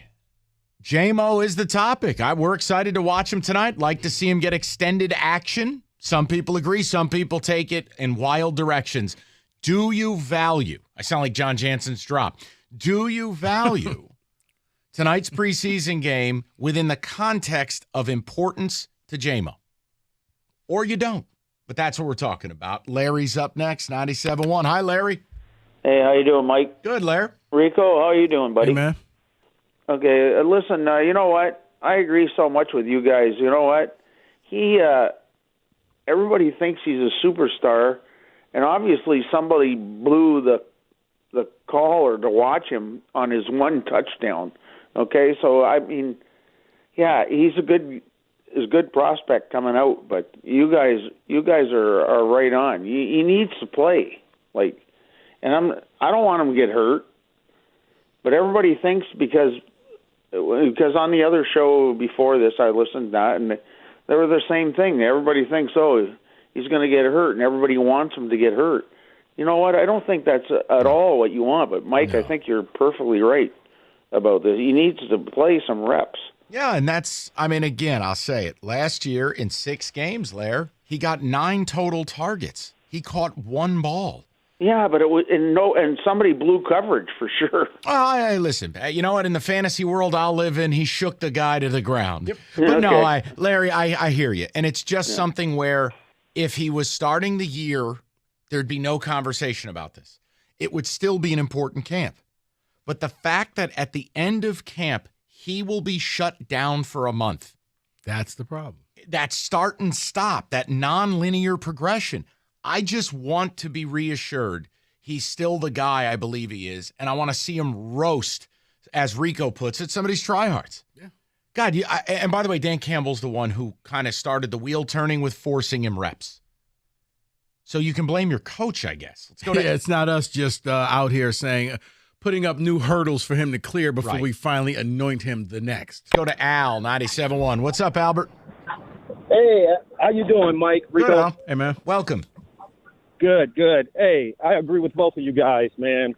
First of all, for us to draft J-Mo so high, we need to see him play. He started off slow the first year because he was injured. Didn't get to play the whole season. This year, due to his not doing what he's supposed to do, he's not able to play. I want to see the young man play because Brad Holmes drafted this guy because he saw potential in him. He's a weapon. All athletes don't transition from the college to the pros. So we have to see what he's all about, if he can handle this. And he's going against, tonight, I would say, not lesser talent, but to me, he should be able to show his behind tonight. He should be able to show off tonight. So, yes, I want to see him play. I want to see him get off. Al, this should be his time to shine. You're going up against probably not that many starters the entire game. Right. So you are the best person on the field. Show that. And again, if you wanted, I guess if you wanted to distill it down even further, you could say, look, the only time I care about him playing in the preseason is when he has Goff out there, who won't play tonight. I could understand it, but I'd also, at Jared Goff's state of his career with what he's already proven, that one I treat differently. 2 reasons. A, he's a quarterback, and B, he'll be out there at Arrowhead week 1. J-Mo won't. It's different. I think J-Mo just needs to play. Needs reps. I always worry when guys spend time away from the game. Injuries or suspensions or otherwise. it's always this weird thing when guys are away from football. Sometimes it's a real negative. Like when quarterbacks who are highly recruited sit for a few years and you finally get to see them, a lot of times you're like, what? This guy stinks. Mm-hmm. You don't play the game for a while. Something changes.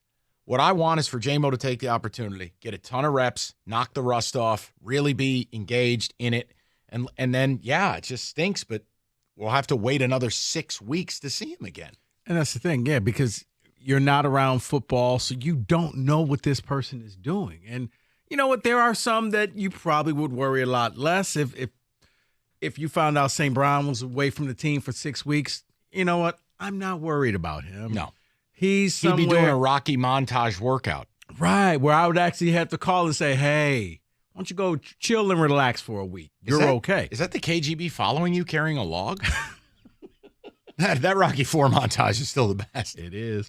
But sorry. No, but you don't know what he's going to do because, unfortunately, he's done not so smart things on his own free time. So, yes, you want him just to be so immersed in football that's why, okay, you got 3 weeks right now with 4 weeks with training camp and all. This is all about football, and now I got to send you back home and hope that you just study and you just learn and you get better so that when you get back here in 4 weeks, we can hit the ground running and we can pick up right where we left. Yeah, and if J-Mo's not enough to get you to watch tonight, what is? Maybe there's something else you guys want to see. To me, he is the 1 and 1A storyline of training camp.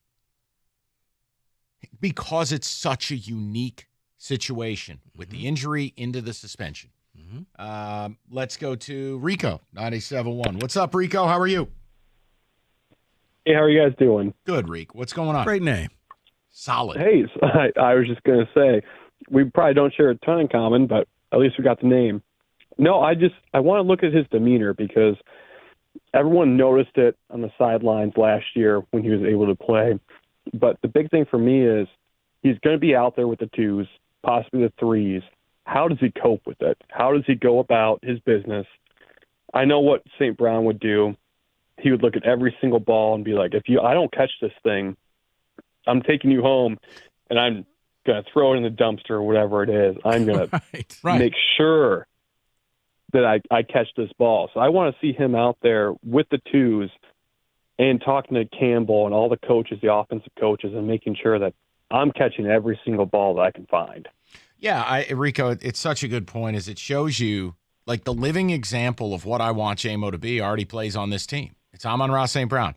You could play Amon-Ra in street clothes in the fourth quarter tonight, and he would still try to spit roast some guy that's going to be working at the tile department of Home Depot. Mm-hmm. Like, that's what you want. That's the Lions culture they're trying to build. Right. And I'm with Rico on this. Both of you. Yeah, and after this game, when you're my Uber driver, take me home. That's what Amon-Ra St. Brown would be saying. Like, you're going to lose your job tonight. You'll be an Uber driver, then drive me home. Right, and maybe some of you think it'll be an unfair standard, that he can't be Amon-Ra. He can only be J-Mo. But, like, to me, when you're young in this league and you haven't done anything, and you've got a teammate who is widely respected, who is on his own come up to get paid and doing it and showing you every day what you have to do, I don't think it's wrong to hold a player to that standard. Yeah, I was going to say, actually, that is fair because it's happening in the locker room. You can't say, well, nobody does that. Actually, he does that. And he's in your position room. Yep. So, yes, I'd like you to go out and compete for every rep, every ball. Make it, hell, show me you have an interest in blocking anyone on a running play. It's just all of these things are important. 248-539-9797. David, a ticket text, and we'll get more of the calls. Then we'll do a football today. Then we got Who Said It. We got a lot to do. Rico is just going to follow the weather and rain on college football's parade later today. David, go ahead. There have been reports of J-Mo being first on the field and last to leave at practice. Also, Marvin Jones said he's asking a lot of questions, trying to learn as much as possible. Play him a half tonight, though. Good. Mark in Northfield. Mark, totally fair. Yep. Would love to see it. Just show me a little bit tonight. Give me a play or two that pops off the screen, and we're good. Someone does have a question, though. I understand the terms of his suspension. However, if he were to get injured in the preseason, is he allowed to be at team facilities for treatment during the suspension? Wouldn't be able to answer it. Common sense would say one thing, but very rarely does the NFL. Correct. I would say yes. Or maybe something they have to petition the league for because he may be the first person. You did ask if what else someone else wants to see. They say, I just need to see Gibbs show off that wheel route speed once. That is from Tom. That clip's getting a ton of play. It is. Look, they're not going to cover him. It's a lot like Austin Eckler. You can't cover the guy. It's a lot like Christian McCaffrey. You can't cover him. You're not going to cover Jahmyr Gibbs. If you decide you're going to try to use a corner on him, well, that's different. But if it's a linebacker or a safety, you're not covering him. The rest will just dictate footwork, route running. The kid's a hard worker. He'll catch more passes than he caught at Bama, but you're not covering him. If it's a linebacker, you got to chip him at the line of scrimmage and then pass him off to the corner, but you got to make sure you knock him off his route. Because if you miss. I also am terrified of wheel routes. Shout out Halloween night, 2009, at Minnesota. Michigan State gave up about 400 yards in wheel routes. Mm-hmm. Okay. Not that I remember the game or anything. Hey, we've talked about Northville Lumber, oldest company in the state, largest Trex decking outlet in America. Nobody stocks more, nobody sells more than Northville Lumber. Contractors, homeowners, they bought enough Trex decking and railing to cover 26 football fields. And there's a reason. Because everything's in stock in their warehouse right down the road. No wait times, no lead times, no supply chain excuses. You get the product you need at the prices you want right away. And deck season's here. You need someone to build yours? No problem. They will introduce you to a Trex certified pro right now. Call Northville Lumber today or go to northvillelumber.com. That's northvillelumber.com.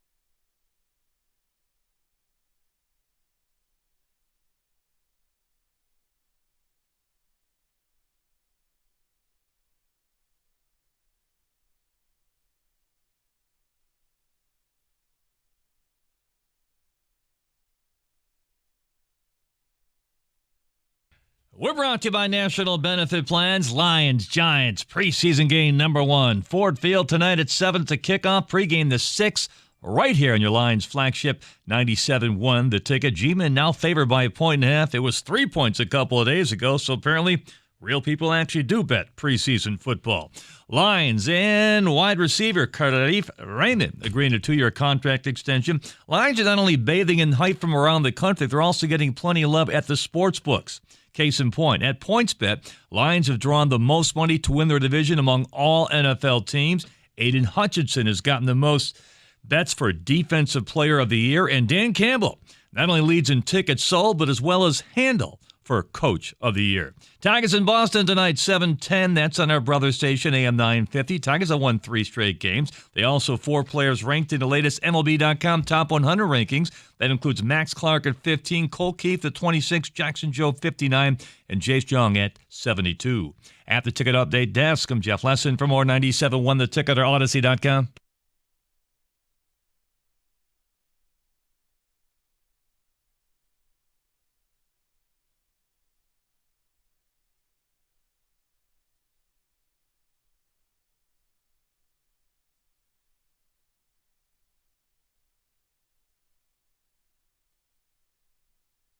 All right, let's get to the people. We'll get a football today in the mix as well shortly. Lions preseason opener tonight. We talked about it. It's a rare occasion where I'm going to watch a preseason game and actually care, and it's because of J-Mo. I want to see him. And I think a lot of people, it's trending more in that direction, but some still are like, you're mean, and you can't ask him to do anything and things. And do you believe there is value in J-Mo playing extended snaps tonight? Yes or no? I do, because he is an outlier to the norms. Mm-hmm. His situation's an outlier. Plus, the coach has kind of already said it. Yeah, and I'm going to jump the gun and say next week, same thing. Wash, rinse, repeat. And the week after, same thing. Because you're going to be gone, and I'm not going to see anything. So you have 3 weeks to really show me what to look forward to. Go to Sully, 97.1. Hi, Sully. How are you? Mikey and the Reeks, my favorite midday maniacs. Thank you. Mm-hmm. Hey, is this the day of the week for you two that the nuts start falling off the tree? I mean, is it Friday that we're all the idiots call in? No. I think we've turned a corner. I think we had some of the lunatic fringe to start the show, but we've turned a corner, I think, the last 40 minutes. All right. I'm getting tired. I'm actually physically sick. I've been listening to you guys since about 2:15, 2:20. I am now on my 3rd Budweiser, man. That's what this topic's doing to me. This J-Mo stuff's enough already. I'm tired of, Mike, I think it was Mikey who said it. Preseason football is completely useless and worthless. It shows you nothing. You got scrubs playing scrubs. You got to have this guy, play against NFL players. If you draft somebody, you're saying, hey, son, you're actually worthy of playing in the NFL. No, Sully, I agree, but I would compare it to like Calvin Ridley, who missed all of last season with a gambling suspension, and now he's with the Jacksonville Jaguars. He has no relationships. He has to work his way back. I would say the same thing, God help me, if I was doing Jacksonville radio. It's an important camp for Calvin Ridley. Yeah. It's the same principle. That's all it is. You have unique situations where sometimes it does matter. I think this matters for him. Yeah, but you know what? You just said that. It's not that he's not available to play because he's injured. He's not available to play because of his own stupid decisions. I know, but Sully, I guess for me, I don't want to harp on it. I understand what happened. I disagree with the length of the suspension, but it's where we're at. I've accepted it. I'm trying to find a workaround where the kid's going to play, be impactful, and away we go. Like, it's important. In certain instances, there are always going to be roster spots where the preseason matters. To us as fans, largely, it is meaningless. But important preseason for Trey Lance. Why? Hasn't played. Yep. Important preseason for Calvin Ridley. Why? Didn't play last year. Important preseason for J-Mo. Why? A unique scenario of missing most of the year, unproductive when played, gambling suspension to start this year. It's not rocket science. Yeah. Certain outliers, I think, qualify. I mean, but you're right. But for some reason, people already have anointed this man. Some have. I want to give credit to the audience. We've turned a corner. Some have anointed this man a star, and he has nothing to prove. I know. He's got potential to be. I still believe it's there, but there are a lot of people in the NFL that have a ton of potential, and he never lived up to it. I'm hoping he's not one of those people, but this is why you just can't anoint anyone. As you said with Trey Lance, he came, they traded up, they did all of this stuff. He hasn't shown anything, and right now it's trending towards this may end up blowing up in our face. But you'd say the same thing. Trey Lance has to get a ton of reps this preseason. Yeah. It's not like we're inconsistent with the policy. Let's go to Kyle, 97.1. What's up, Kyle? How are you? Hey, what's up, guys? Hey, I totally agree. The only problem I'm having is if, he goes out there, shows out, burns people, catches balls, it still doesn't really show us anything because, with preseason, we're not seeing the quarterback who's going to be throwing to him, the line that's going to be blocking for him, his, receivers with him. So it doesn't really show anything. The thing that worries me more about anything was the year that he had last year and the training camp that he had. Because at least with the training camp, he's competing with St. Brown, and he's probably getting first team reps. And if he's struggling with first team reps and he's struggling with golf, and those are the things that worry me. Yeah. So I don't really know. I really don't know what I'm going to learn from this. Even but are you going to watch it or does bad? Are you going to watch it? I'm personally not going to watch it. Okay. I reason being is because I'll listen or I'll watch some highlights or some reels if he does well. There's nothing important to me because anybody who's important is really not playing or is really not going to get the reps. Like I said, if he goes out there and kills it and shows out, it doesn't show me anything. Yeah. The defensive scheme. And Kyle, let me be honest. What they're running, Kyle, let me be totally transparent with you. Part of this is something that I know sounds ridiculous. I just want to feel better. I just want to see it to see it. I just want to see it to. I know it. I know, but like, how bad is it going to feel though if he goes out there, kills it for the next 2 weeks, and then he starts week 6 or week 7. Or sorry, it was a bye. He gets off his suspension, and then he just slumps it. Oh, I know. Because they're going to have. I know. It's just not going to show us anything. So I don't want to build up hope, and then I don't want it to get on the gravy train and to get on the I just need to get him out there. If he's away from the facility, and he's training and posting Instagram videos, and they're seeing him catching balls, that would hype me up more. Okay. To see him focusing on football more than it would be to burning people in preseason. No, it's a very good call, Kyle. I don't have an issue with it. It's fine if you don't. It's more when people go a different direction and it's this attack mode on it. And you're like, what? Yeah. And I admit it. Part of me, I just want to feel better about it. I want to see the player they drafted. And see, I'd rather be disappointed in week 7, but at least. Oh no! Please don't say that. No. According to what Kyle's using his scenario. Yeah. I'd rather have the hype and feel like this team is going to do something when he gets back. Okay, so now I have 2 months that you're thinking positively and you're not talking about the negative things that he's doing. You're thinking about, hey, did you see those games? Hey, remember what he did against your Giants, Mike? And remember he did this. These are the things we'll be talking about. 248-539-9797. We have talked about capital mortgage funding for a long time. The home purchase market has changed a ton. And what you're dealing with right now, if you don't have a pre-approval when you go look at homes, you're donezo. Multiple offers, overbidding. You just don't have time. You need an experienced lender. You need capital mortgage funding. 1-800-LOW-RATE. It's Harry Glanz, Dan Burke, the whole staff at Capital Mortgage Funding will try to make the process as smooth as possible and get you that pre-approval you need so you have a fighting chance to get the house you want. It's Capital Mortgage Funding. 1-800-LOW-RATE. That's Capital Mortgage Funding, the best mortgage banker.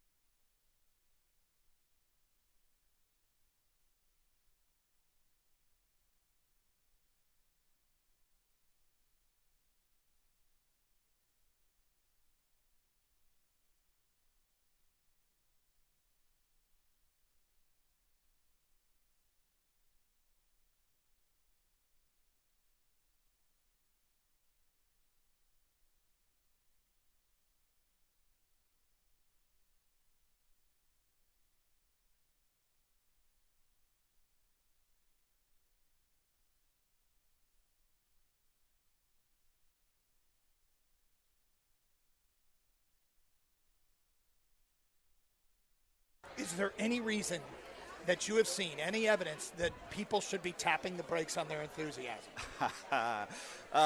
Look, I think the Lions are going to be really good this year. I mean, I've covered this team. I started at the Free Press in 2010, and there's been hype before. I think, coming off that 2011 season, there was a lot of hype for 2012. Just, young Matthew Stafford and Sue and Kelvin. And I don't know if I quite bought in. They didn't do anything in that offseason. This offseason, they went for it. And that's the biggest difference to me. And so I don't know that they're a Super Bowl team, but I expect them to win the division. I expect them to get a home playoff game. And if that happens, you're a couple wins away from the Super Bowl. I mean, you're within spitting distance of the Super Bowl. So I'm not trying to. Wow, you were the first person to use the word Super Bowl today. Yeah. I mean, look, wow. So I don't want to say I don't think the Lions are a Super Bowl team, but it's not that unreasonable that people have this belief that, wow, we're getting closer to that, I guess is the point.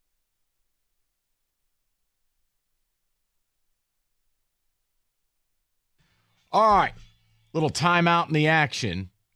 Get a little college football in the mix. David, please, the good music. Yes. You're live at Jordan-Hare Stadium. This is Brad Nessler times 1,000. Come on. There's a timeout on the field. We'll take it with him. Shout out Ron Franklin. All right, let's go. So this is what I want to do with all the conference realignment stuff here. I found some interesting college football ranking regarding America's premier jobs and what makes them elite. So they go from like 15 to 1 or whatever like that. Okay. Have a discussion on where you think they still are.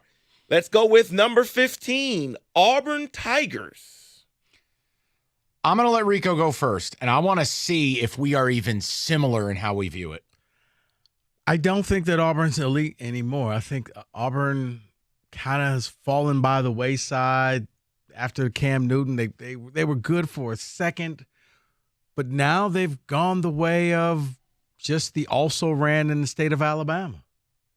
I don't think they're elite. I view them as Michigan State with more drama, and here's my issue with Auburn. It's not that Bama's in your state. It's not that Georgia's in your conference. It's your boosters are completely running the program to the point that they openly smeared Brian Harsin for the crime of not being an Auburn man and fabricated a potential affair, had a coup in the offseason. That is just not a place that if I am a respected coach, I want to be a part of. And I know MSU said there's share drama with some of the BOT and the rest, but I'm making a point. Auburn should be a top 10 job. But because of the way it's run, and yes, the presence of Bama, Georgia, you do factor it in. You and I are way more similar than I thought. I must apologize. It is 16 teams. The 16th team is being covered by an ad. It is Penn State. Also, James Franklin's decision-making on fourth downs. Pop-up screen. 4th and 5. Penn State's a fabulous job. You're the only game in town. It's a brand name. It's a national brand. One of the best home field advantages out there. You got 110,000 people who will show up each and every week and fully support you. And David, it's rare.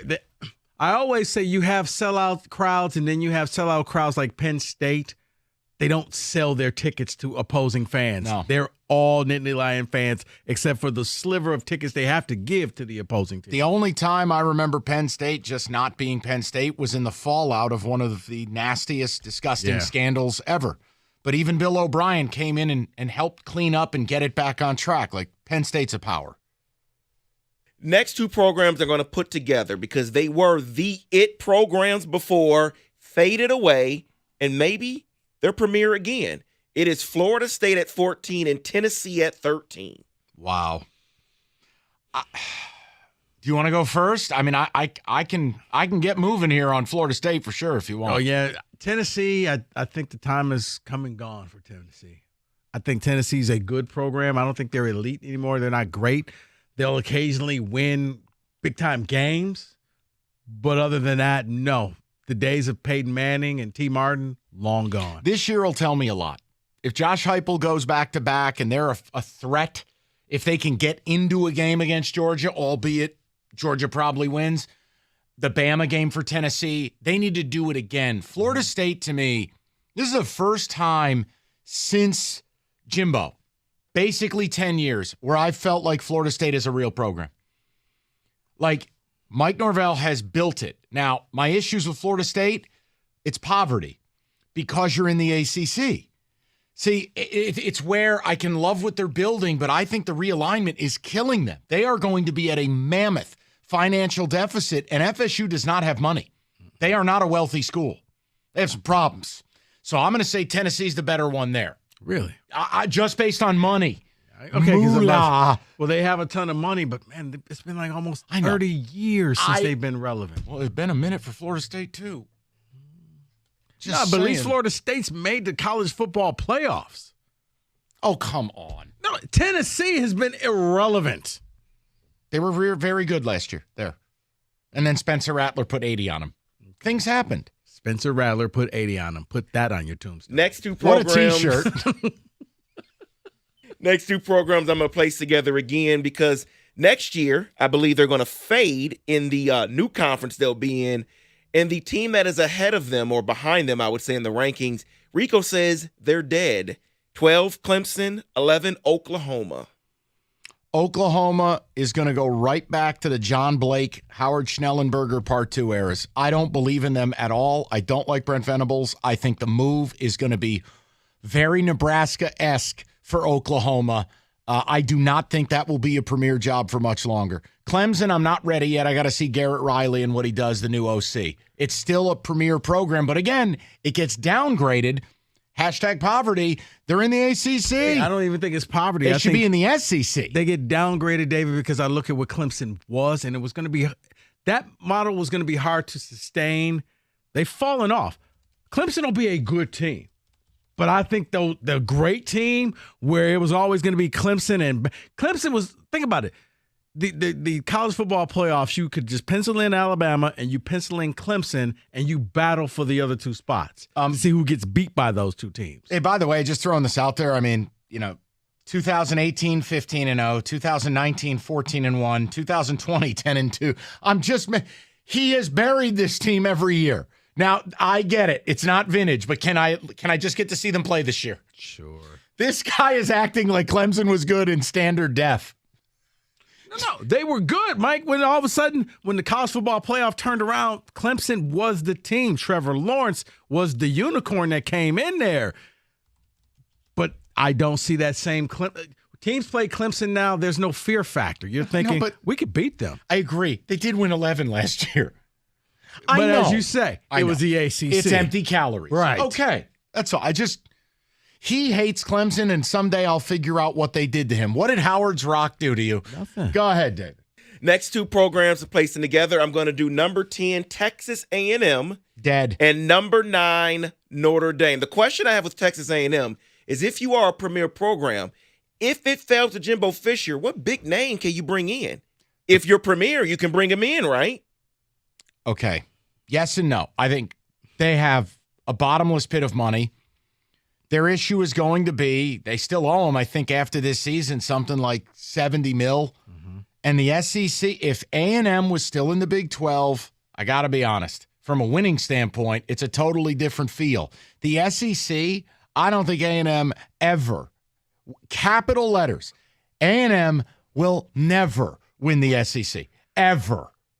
See, I would simply say this, Mike. You said Auburn was more like MSU.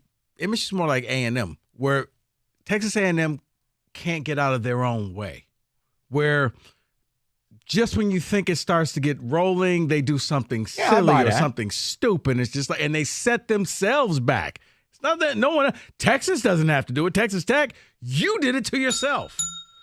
I agree with Rico. There you go. A&M and State, it's the same thing. So I want to finish up with hillbillies who can't get out of their way. Finish up with focusing on the top 5. So I'll give you outside of the 5 would be 8, Florida. Oh, and by the way, Notre Dame, that's one where I need to see. How much time are you going to give the coach to turn this around? I think Freeman needs this year to really get the pieces in order for 24. And will they give him the time? Go ahead. You said Florida? 8, Florida. 7, Michigan. Okay. 6 USC, so they're outside of the top 5. I have no issue with any of those. They're all excellent jobs. Florida would be the one I'd quibble with a little bit, to be honest with you. Plus, their fans are maniacs. Who wants to live in Gainesville? The one for me, it's USC. What? Once again, USC hasn't really done anything. I'm not going to tolerate this. Yeah, I mean, ever since Reggie Bush and Matt Leinart walked out the door? Helmets, the Coliseum, the fight song, Song Girls, and Lincoln Riley. And you're in the Big Ten. Like, you can win that.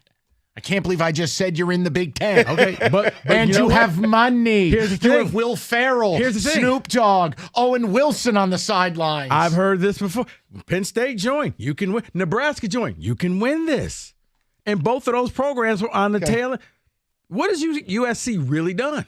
And then your top 5 would be Ohio State, LSU, Alabama, Texas, and Georgia. There's no argument. If you wanted to quibble that Texas is not a great job, my disagreement with it, what it would be is Auburn-type stuff. If you don't perform, those boosters, as aggressive, they are piranhas. But if you perform in the state of Texas, UT Austin, I mean, golly, to me. It's been a long time since Vince Young was behind the center. You know, the coyotes wail along the trail. Deep in the heart of Texas. Come on. And that is your college football list.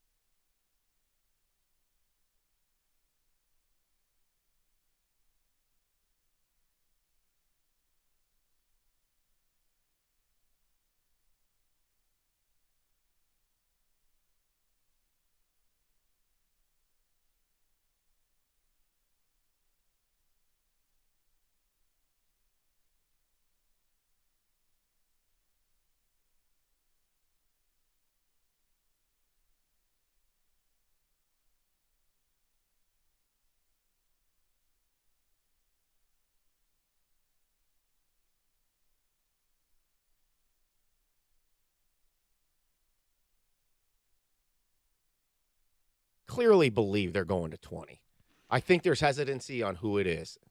Well, I think the hesitancy is it going to be Cal and Stanford, or are they going to wait to see if the ACC, if there's a mass evacuation from there, because then you'd have a chance at schools like, if you wanted to dip into Florida, you've got Florida State, Miami, North Carolina, and Virginia seem like better fits as universities. but I think they're waiting to see if they want to go that route and leave 2 slots open, or if they just want to fill them right now with Cal and Stanford. But the SEC, if the Big Ten goes to 20, I think the SEC is eventually, and people think it's a given that the SEC is going to just grab 4 ACC teams. Yeah, I do think Oklahoma State and Kansas are potential possibilities, and it's because of the rivalry with Oklahoma, Bedlam. You're keeping that, and I think a respected football program, and then Kansas from the basketball. I think they have populated this roster with good players. They have populated this roster with professionals. There's less nonsense, and these guys can play. Dan Campbell has kind of set the tone for the culture. And we're brought to you by the good people at DuckDuckGo. Curtain goes up on preseason game number 1 at home for the Lions tonight against the G-Men. It begins at 7 p.m. from Ford Field. Pregame at 6 right here on 97.1 The Ticket. Lions have re-upped with wide receiver kick return to Khalif Raymond and a 2-year contract extension. Meanwhile, Tigers over on our brother station, AM 950 WWJ. Tonight they visit Boston. It begins at 7:10. Tigers have won 3 straight for the first time since May. They are 7 games behind first-place Minnesota in the Central. Tigers also with 4 players ranked now in the MLB.com Top 100 rankings. That includes Max Clark at 15, Cole Keith 26, Jackson Jobe at 59, Jace Young at 72. First week of the PGA Tour playoffs, the St. Jude Championship second-round action. Lucas Glover at Manga State leads by 1 over Jordan Spieth. At the Ticket Update Desk, I'm Jeff Lesson. For more 97.1 The Ticket or Odyssey.com.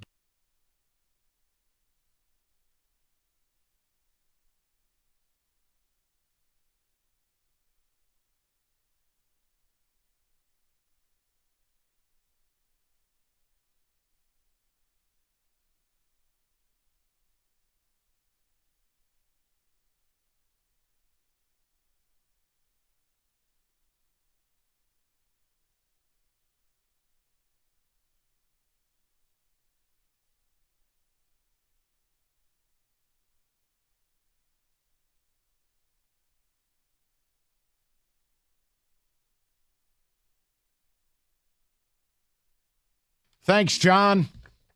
I don't think Jeff liked that one as much. The last one, he was laughing and enjoying. This go around, all we got was, I haven't heard this one. And then he walked out. I told him this is good stuff. I don't know. All right. Well, can't all be home runs. Let's get the rest of the Jameson Williams calls in, and then we'll get who said it. We got some college football to do, but Lions, preseason opener tonight. I'm watching for one reason, J-Mo. I want to see him play a lot. I want to see him play well. And if you think I'm adding fake value to the preseason, that's fine. I am just in a spot where J-Mo is truly in a unique situation. Missing most of last year, going to miss a huge chunk of this season, but yet he gets to play right now. And the coach, I'm taking what Dan Campbell said seriously. I just feel like they want him to play a lot. They want him to get a lot of reps. So that's what we're rapping about. 248-539-9797. Let's go to Jeff, 97.1. What's up, Jeff? Hey, Mike. Hey, Rico. Love the show. You guys are hilarious. Thanks, man. Hey, I think you're getting some of these hater calls. You know, don't play him. Just wait, because we all expect him to be great, right? He was great in college. He's here now, but he hasn't shown us anything. So I think the guys that are calling in, they still believe he's great, but they don't want to see it yet because in their minds they want to keep believing that he's great and he'll be here someday. It's almost like you get a Christmas bonus. It's 3 months away, and you're going to do so much great stuff with it. Oh, it's only $100. Oh, it's National Like they don't want to be let Lampoon's. down yet. It's the Jelly of the Month Club. They don't want to be let down. Yeah, that's fair. Well, you know, Clark, that is the gift that keeps on giving. Right. He wanted to build It's a like pool. You said, He Rico. got Jelly. Yeah, Rico, you know, they've already anointed him, right? They want to keep him up on that pedestal just in case, you know, he's not. What was it, a couple years ago, we drafted 5 wide receivers, like, in the first round, like Mike Williams, and none of them worked out? I think they're just afraid that he's not going to be what is expected of him. I'm afraid of that with any player I draft. But, like, for this kid, I just know he's the window into them making a run at a Super Bowl. Like, their offense is really, really good, but the one thing missing is someone to take the lid off the defense, and that's him. Think about, for me in my life, like, I think about Deshaun Jackson. I think about a guy when he was with the Eagles that made my life hell because the minute you tried to drop down and stop the run, he'd hit you for an 80-yard touchdown. Like, yeah, you already have the guy that's going to catch 110 passes. That's not J-Mo. No. To me, J-Mo's a guy that people are going to need to keep a safety over, need to care about. And if they have that, Rico, I'm not saying unstoppable. No one's unstoppable. But they would be one of the elite offenses in the sport. They would. I know. No, but you got to get him the ball at that point. Here comes Rico's Goff slander. I can't do this. Let's go to Nolan, 97.1. Hi, Nolan. How's it going, Mike, Rico, crew? How you guys doing today? Well, man. So the last caller touched on a lot of good stuff that I wanted to bring up, too, but I got some more stuff. But, yeah, like these other guys, I don't know why they don't want to see him. Like, what has he done so far? What's his stat line of last year? One reception, 41 yards, one touchdown? That's correct. Correct? Yeah, that is correct. And what, six games? Yes, also correct. Yeah. So, and who played about 4 games for us last year? Granted, it was 7 yards. He's not a good receiver, in my opinion. Quintez Cephas. So they played roughly the same amount. We've seen more of Quintez than we have of J-Mo. I want to see him run routes against a scrimmage team. I want to see him get separation like he should. Right. It's basically a scrimmage team for him, if forgive me, but we're playing, what, second stringers? Oh, yeah. And listen. Yeah. He's a second stringer. He's playing with the second right now, team. Correct. Right. Earn it. Go out, play well tonight, and next week we see you with the ones. And the last caller, he was like, well, it's not Goff throwing to him. I don't care if we resurrected Jamarcus Russell and he couldn't throw it 10 yards. If he's getting the separation, that's what I want to see. I want to see the route running. I want to see taking the lid off. Yes. If you can't throw it to him 70 yards down the field, so be it. But I want to see him 10 yards away from the defender. I want to see that lightning in a bottle. We as fans can tell when you're open and you did your job, and the announcers will point it out too. Yeah. Show me that. But yeah, other than that, I need to see you out there. I need to see you point blank. You need to be the best person on the field tonight because you probably are going to be one of the highest drafted people out there. Show me that difference. Let's go to Randy, 97.1. Hi, Randy. What's up, Mike, Rico? Y'all all right? Yeah, good. How about yourself, okay? I'm doing well, man. Listen, so if J-Mo tonight, if he get 6 balls thrown to him and he dropped 4, then what? I mean, I'd be not happy. I don't know. Upset. Okay, you know what? Okay. He would have a lot of work to do next week to make up for this. Right. Okay, so good. So check it out now. So what if he played, 80% of the game, catch 6 balls for 200 yards? Then what does that mean? All it does is it makes me feel better. It's like a comfortable blanket. I want to feel better, Randy, because I'm nervous with the kid. Why? Why are you so nervous? Because, A, the 6 games he played last year were useless. And the suspension to start – hold on. And the suspension Wait. I quit. Okay. So who – hello? Yeah. Yep. Okay, so whose fault was that he played 6 games last year? It was nobody's fault. He got healthy. Right. And he caught 1 ball. Now I don't get to see him the first 6 weeks. Okay, how many times? Okay, Mike. Okay, listen, Mike. So how many times did they throw him the ball when he caught that 1? 9 times. Touchdown? He had 9 targets. 9 times. Did he drop it 8 times? Randy, where are we going with this? What I'm trying to figure out is what is the obsession 3 times a week with this particular time slot on 97.1. I love sports. I've been watching this forever, and I'm going to continue to like it and enjoy your radio show. But what I'm trying to figure out is what is the obsession? All right, I'll explain it. I'm going to explain it to you right now. Ready?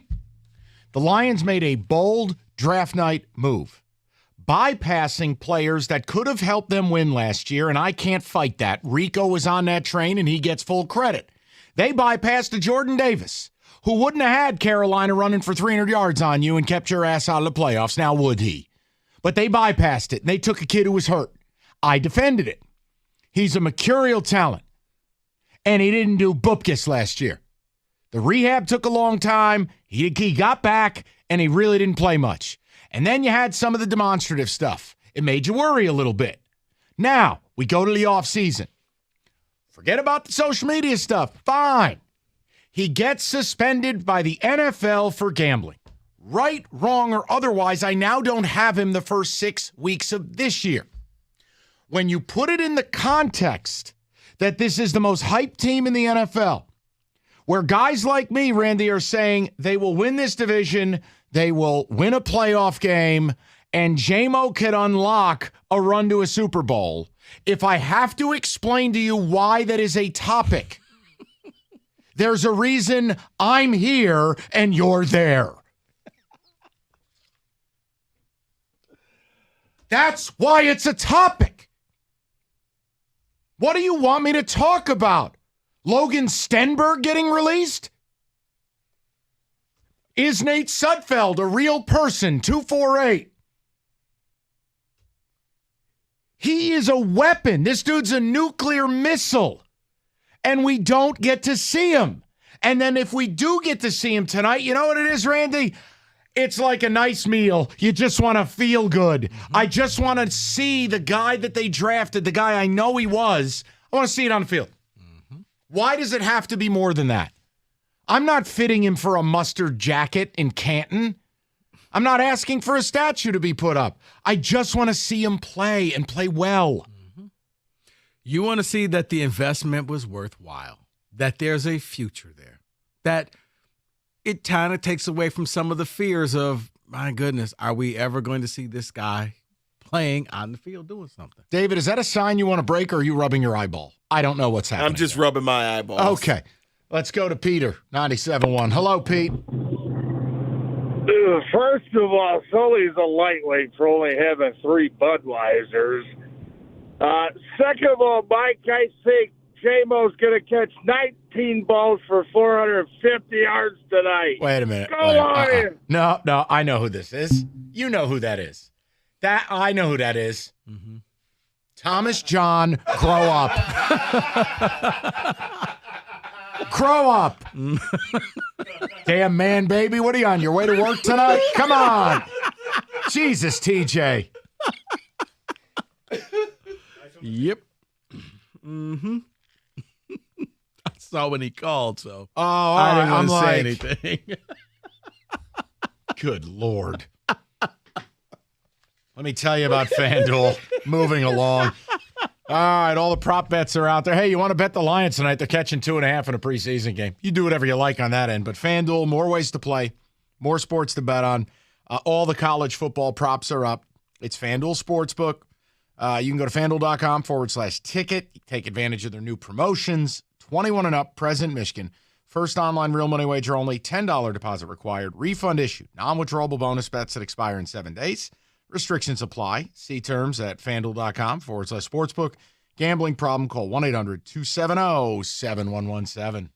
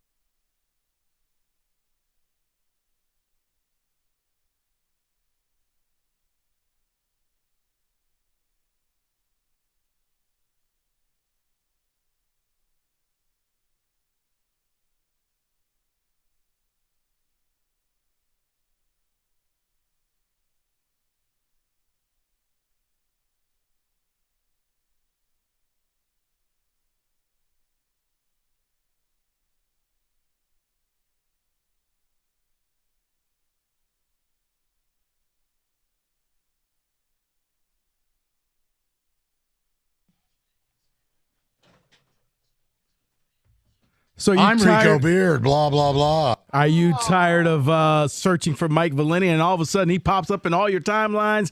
It's because you didn't have DuckDuckGo. You should download that. You can get it free in your app store, or you can just go to the website, duckduckgo.com. It's a private, independent internet search company, and they make sure that trackers can't follow you because they will block them for you. Go to duckduckgo.com.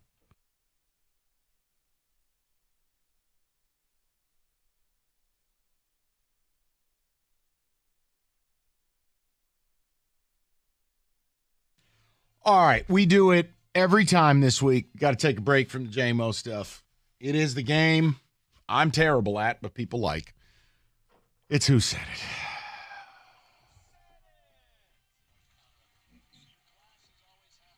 Now, I am told while I was not here last week, Roberto pulled a caper. Is that true? He did. Yes. Is it a good caper or a bad No, caper? it was a good caper. He threw back-to-back knuckleballs. Right. Oh, Javi would have loved that.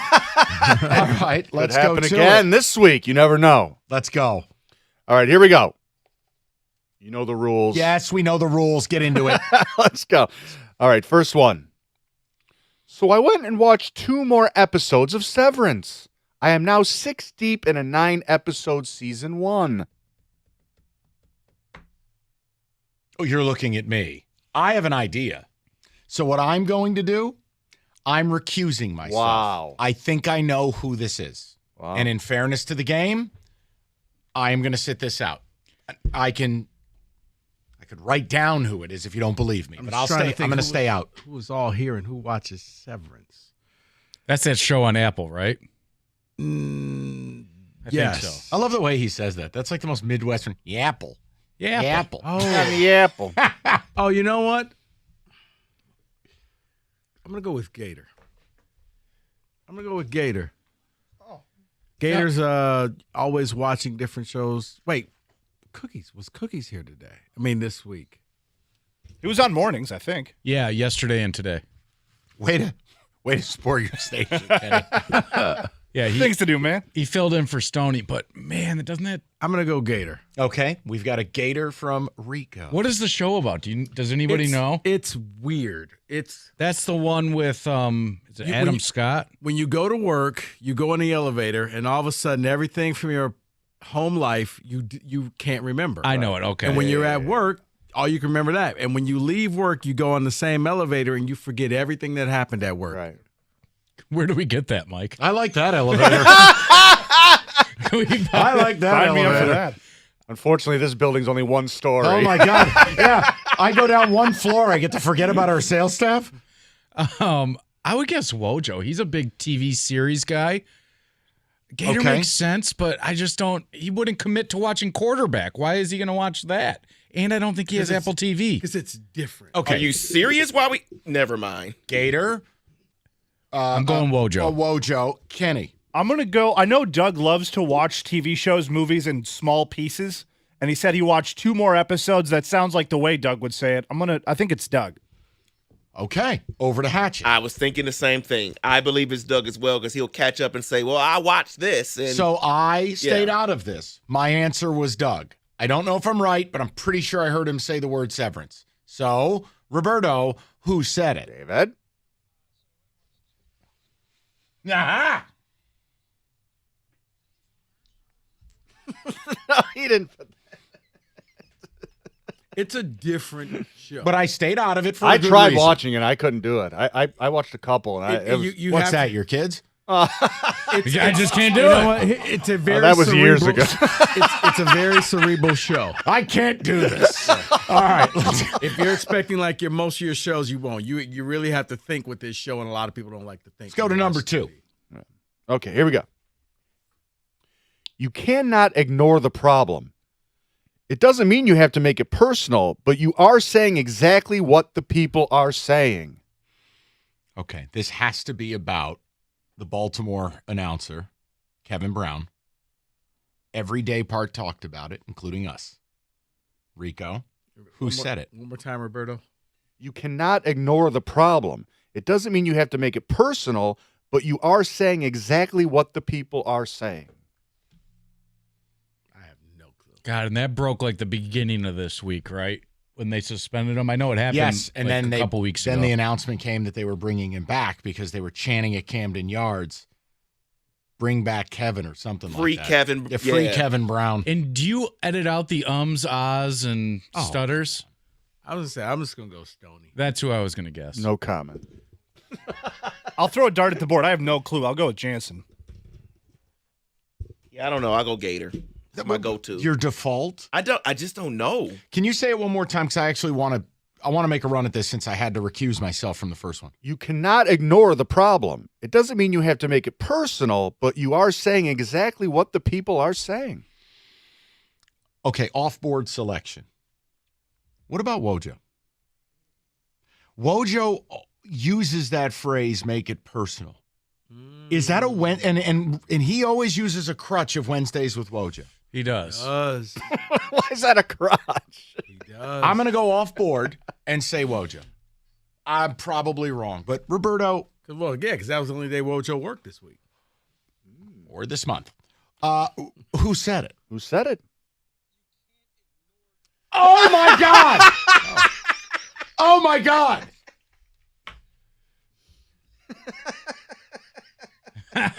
Oh, my God. You didn't know it was you? He hasn't used this show in like 4 months on this game. Wow. It was time. I feel ashamed. But that quote was so vague. It could have been anybody at any time of day. It was very Gator-esque. Right. Oh, no. I was actually afraid that you wouldn't know what was being talked about. Wow. Okay, I respect that. And I also feel terrible because you said it right in front of me and I didn't pick up on it. Wow. Thanks for thinking. Great partner. Right. Real meaningful dialogue. Jeez. I'll just walk into that Severance elevator now. You want to forget everything. And we're back. All right. What do you got? All right, let me give you another one. One of the best softball players in the country, Jordy Paul, who was in Oklahoma, won a couple of championships there, transferred back to Nebraska because it's closer to home. Oh, if this I know isn't this the ain't most, me. yeah, I was gonna say if this ain't the most Doug thing ever. It's got to be Doug, right? But hold, we got to work through this because now he's Mr. Trickeration. That's not, Doug is the guy who watches like Big Ten volleyball. We're thinking that he wouldn't do it again twice in a row. Reverse of the reverse. I think it's Doug. Yeah. Because Reverse I don't of the know if reverse. anybody who would even know who that person is. Maybe John, because his daughter plays Yes. softball. Wait a minute, and he's been on. That's good. John's been on the barnstorming tour. Oh, that's It was good. like Knoxville, Orlando, But Charlotte. but that was basketball. I don't care. Yeah, but he might pay attention to the. Hold on. Yeah. John's got what? 12 kids? 13. One of them something like has that. to. One of them's playing softball, right? Correct. You know he values it. So. I don't know, man. It does everything about it screams Doug, though. Because Doug why or- would I don't see John paying attention to the recruiting and the transfers in women's softball. Right. He's only paying attention to the guys going to Michigan. Yeah. All right. I just had to bring it up. So, Doug Doug. is back. We are back. Everybody in? Who said Who it? said it? Yes. Yes. Nobody cares, John. Thank you. All right. Let's go to the next I one. got to go look up Jordy Ball now. But what the hell were they talking about to cover a softball transfer? At Lions training camp. Must have been a real lights out show. I'm going to guess Stoney took him down that road. Yeah, you know what it was? It was about traveling. Like if your kids, where they go to school matter because you have to travel a lot. That's John. Dude, John is super dad with the sports. No, He's all he over yelled. the He place. yelled at Stoney saying, "How dare you not go to every one of your kids' games, even if you have to travel far." My dad didn't. He was like, I'll drop you off. I mean, I'm sorry. Don't you have to I'll pick work you up at sometimes? 6. Yeah. Just saying. Yeah, you got to work to pay for all of that.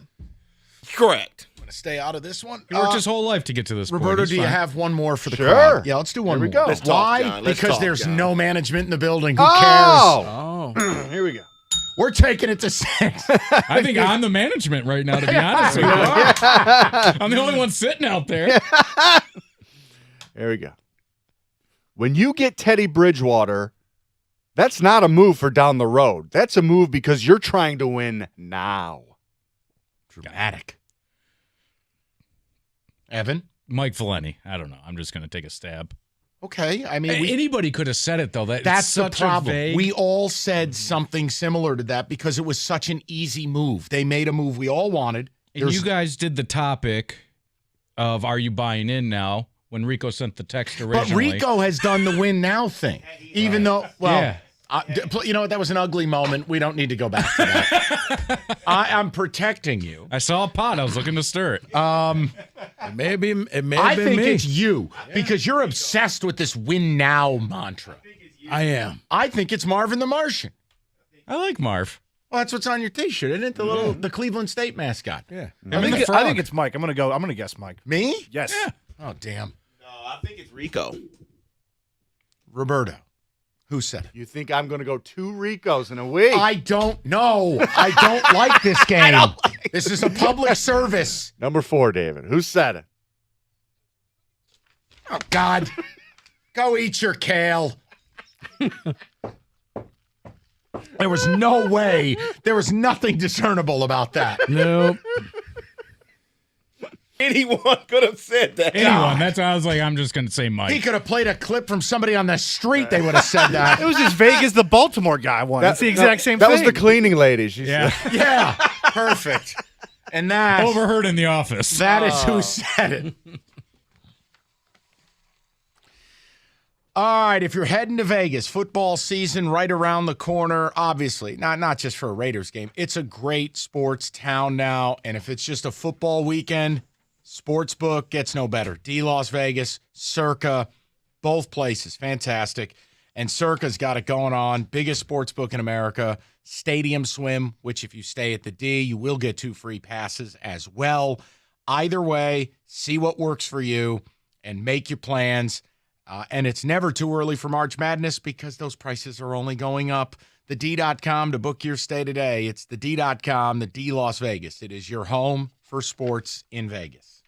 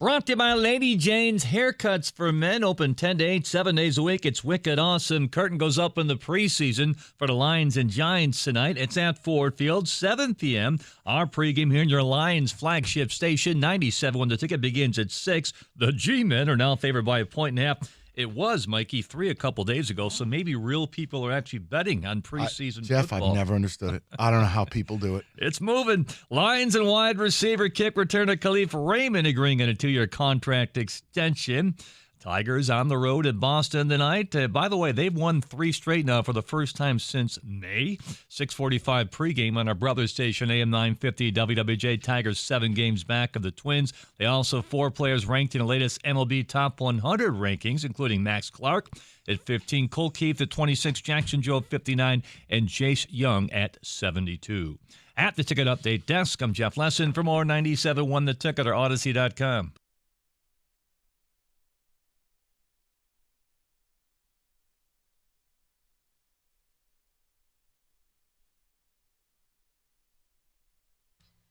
All right, we're going to get to the last couple of the JMO calls. Got to mix in a blitz. And I do have something for Rico, but I want to get to the people first. I got a fun football thing for Rico. But let me get to Sam, 97.1. Sammy, how you doing, bud? Yeah, I'm doing good. You guys are putting on a great show today. I mean, the Detroit Lions, or the broadcast for the Lions, they should thank you. This will probably be the highest-rated preseason game for the Lions in history. I mean, Sammy, there's just a lot of juice with the team this year. I mean, it's fun. You gave it interest. You gave it interest. You said something a little while ago, Mike, about the team standard. Yeah. Well, you got me thinking, and I was thinking, like, every player has a status too, right? Yes. Like, you got your veterans and you got your rookies. Which group is Jameson in? Wow.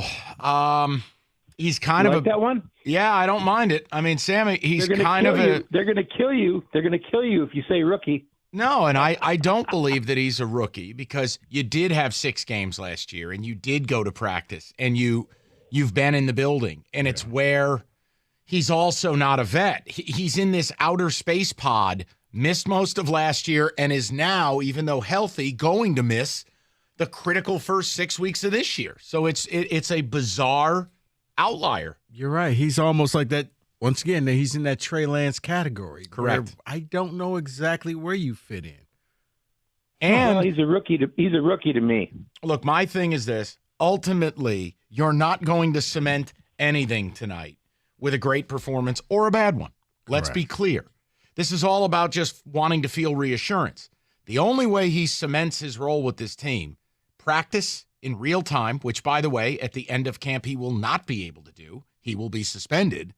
And then when he comes back in week 7, see, the fear is, and it's probably a false correlation by me, I feel like the better camp he has, the easier it'll be to take that 4 weeks off, because he needs to hit the ground running for week 7.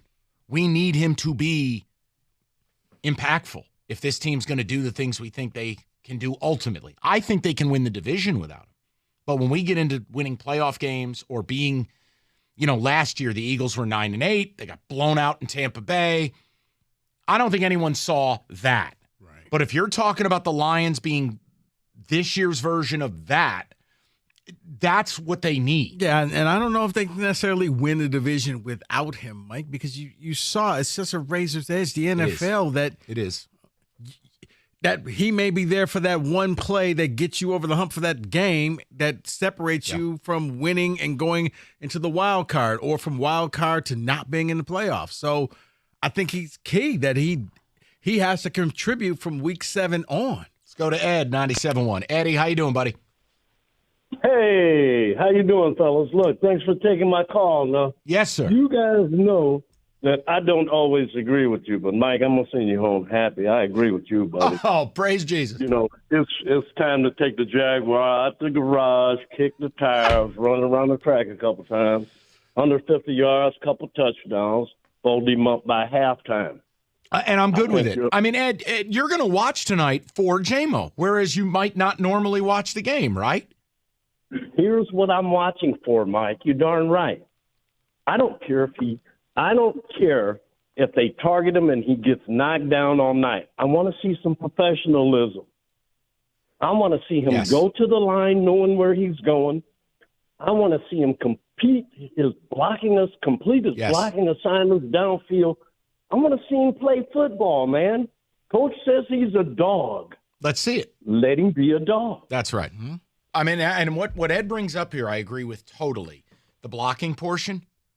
This is going to be a football team that runs the ball. No block, no rock. Mm-hmm. In the NFL, this is what the average fan doesn't pay attention to. They don't realize that most of these big explosive runs, of course the O-line plays a role, or your back is important. It is the wide receivers that will spring more big runs than anything else. Right. It takes that 3-yard run to a 13 to 20-yard run. So part of the reason MSU stinks at running the ball. Our receivers haven't blocked since Tony Lippett. Well, one of them did. He's a Packer. And the other one didn't, and he took his talents to Florida for 7 months. Just saying. And then we had a tight end who refused to block. And he's still there. So. You want me to keep going? No. So let me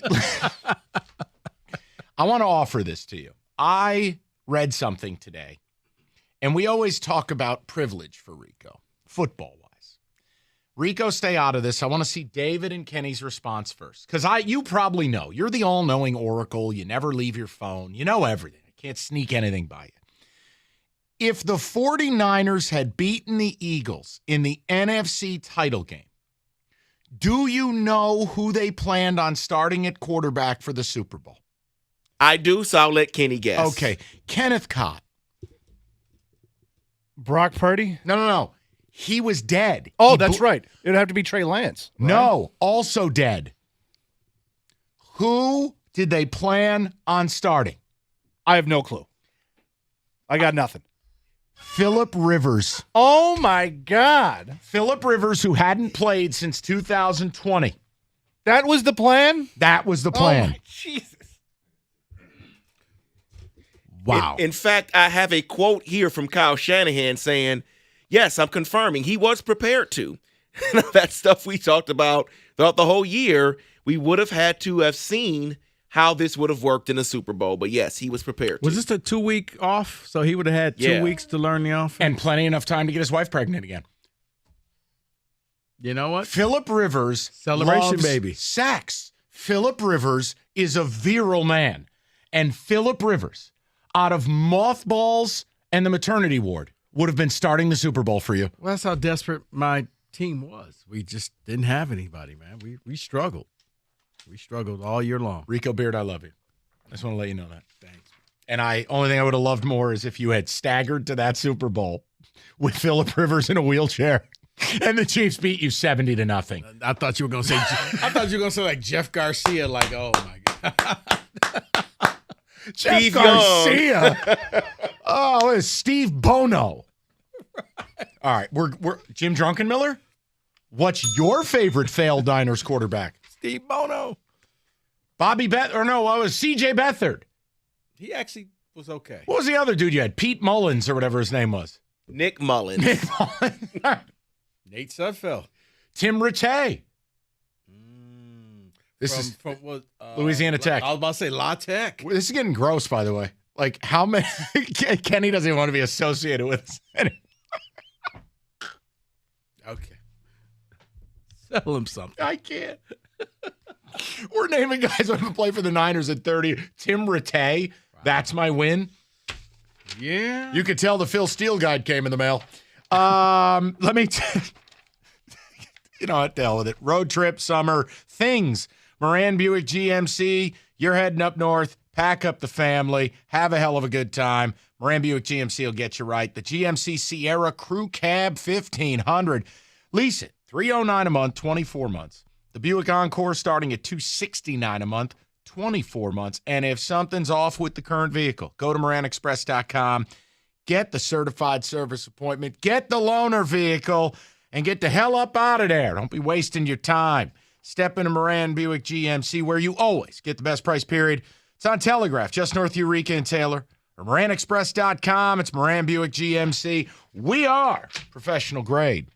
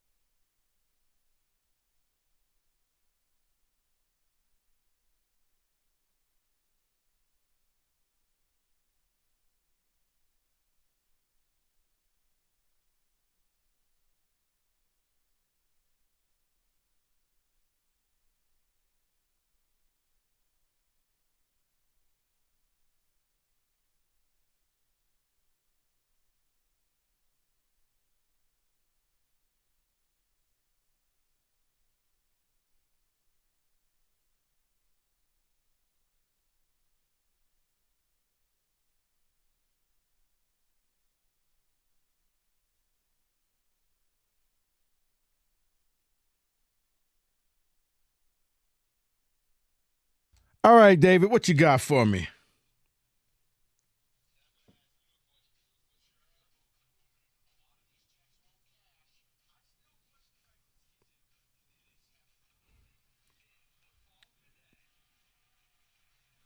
So let's just talk a little football here. We got a lot of preseason games tonight, about 6 games tonight, 6 more games tomorrow. It's a lot of football. But Mike brought up the story about how your quarterback was almost Phillip Rivers in the Super Bowl. Let's talk about another quarterback. So once again, just to prove, my team was struggling, okay? So when I talk about backup QBs, I'm not just making up stuff. It happens. Well, there's another guy who could be a backup, maybe your starter. He's not retired. He will be in the booth for CBS, but he's telling all the teams, you know my number, and that guy is Matt Ryan. He's saying, I'm staying in shape. I think it's kind of, you know my number type of thing. You know where I'm at. If anything were to come up, we'll see. CBS is my focus right now, but we'll see how the season shakes out. Are you ready for Matt Ryan to be your quarterback? You know what? It's smart on his part because Matt Ryan's been around long enough to know injuries will happen. And if I'm a coach, I'd probably trust him more than I would trust a rookie handing this over. I mean, you saw what the Lions were doing with Teddy Bridgewater. Nate Sudfeld, yeah, okay, but I know my season is over.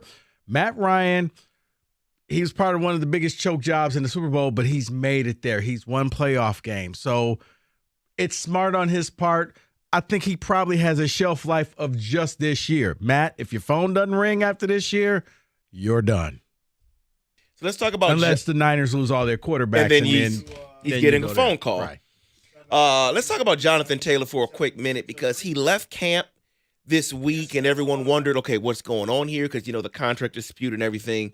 Well, it came out that he left camp to deal with rehabbing his ankle off-site. So basically one of his own doctors to help him and rehab and do all of this stuff. Right. Reports are that he will return next week, but nothing yet on if he will start practicing. How long is this standoff going to happen? I don't think he gets a contract, but he can't just stay on the sidelines. No, he's not going to stay on the sidelines. He's going to end up just taking the year, and he's going to play and try not to get injured, which is why he's with his own doctor. Because right now, this is so bad, I trust nobody in this organization. No one who gets a check from Irsay, no, I don't care. I need to talk to somebody independent because you all are not looking out for my best interest. I am.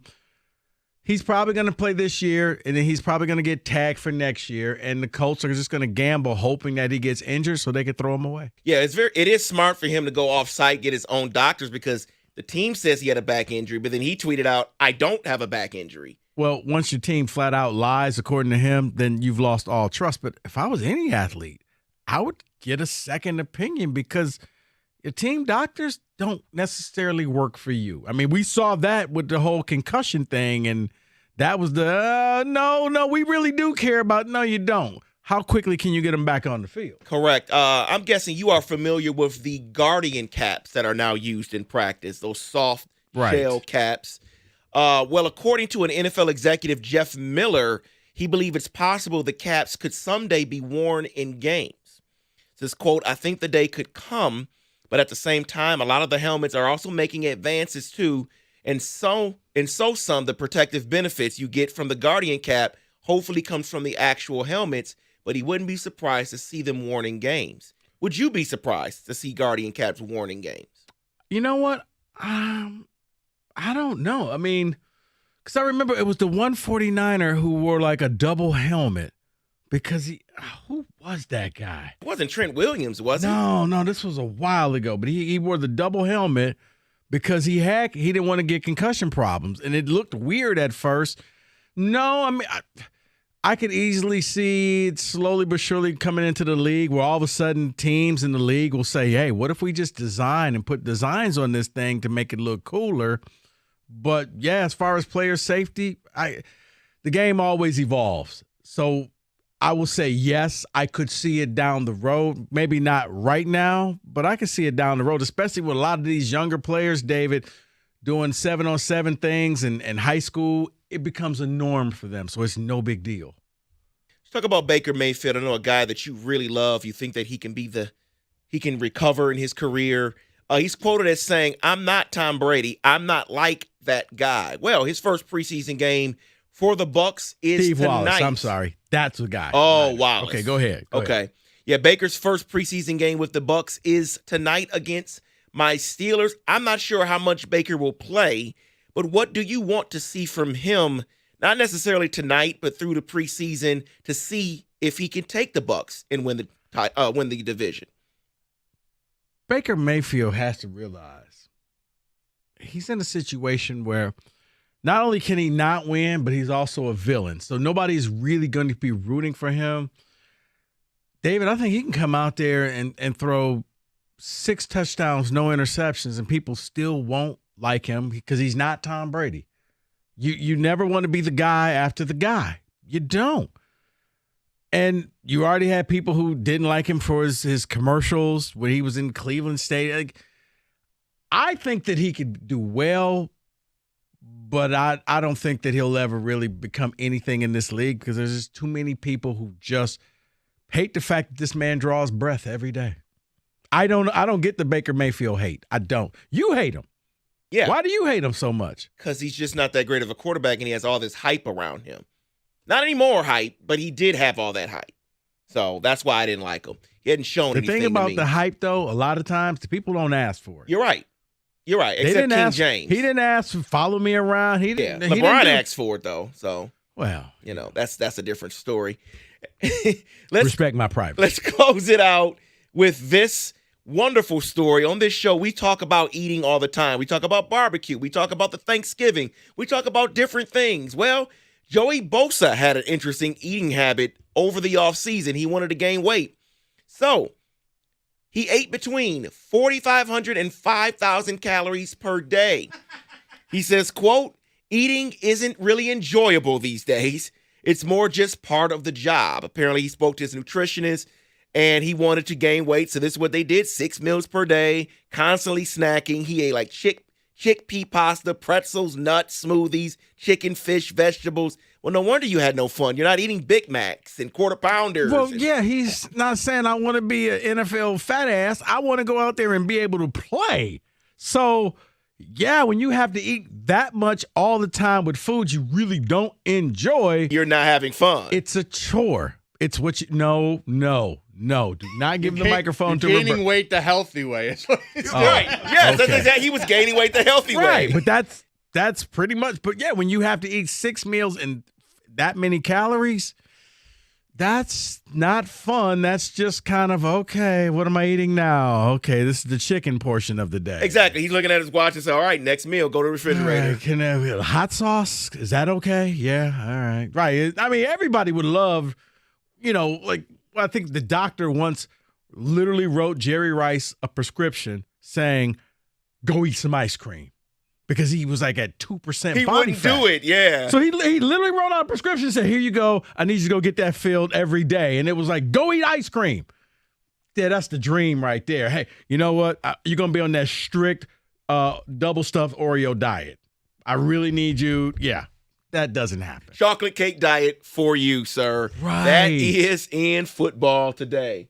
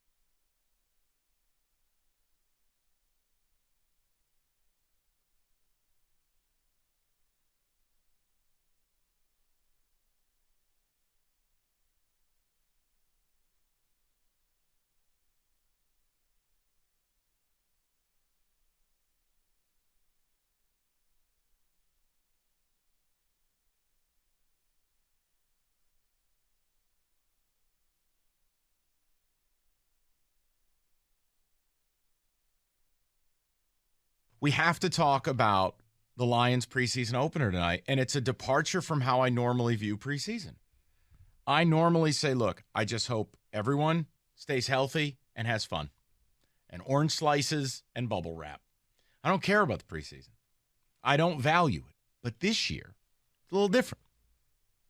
Now, it's a little different, not because of the hype, not because my excitement about the Lions and what I think they're going to do this year. That has nothing to do with why I care this year versus any other year. Mm-hmm. It's not Jahmyr Gibbs or Jack Campbell. It's not year 2 of Aiden. It's got nothing to do with the established off. None of it.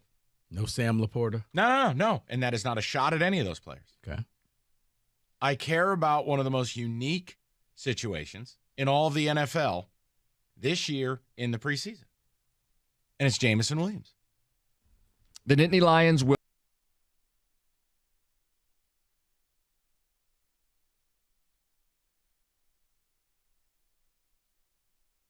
And we're brought to you by the good people at National Benefit Plans. Counted down 2 hours to kick off of preseason game 1. Lions and Giants, Ford Field, 7 p.m. the kick, 6 p.m. our coverage begins on your Lions flagship station, 97.1 The Ticket. Khalif Raymond and the Lions agree on a 2-year contract extension. Meanwhile, Tigers tonight in Boston, 7 games behind the Twins they are. They will play the Red Sox at 7:10 over on our brother station, AM 950. Tigers have also designated pitcher Chasen Shreve for assignment and reinstated Will Vest from the injured list. A new book alleging Phil Mickelson has lost over $100 million in sports betting and also tried to bet $400,000 on a Ryder Cup that he was playing in, trying to make the bet from the golf course with noted sports bettor Billy Walters, who claims he told Phil, and I quote, "Are you out of your bleeping mind? Do you remember what happened to Pete Rose?" End quote. Rose was banned from baseball for betting on his team from the dugout. At the Ticket Update Desk, I'm Jeff Lesson. For more, 97.1 The Ticket or Odyssey.com.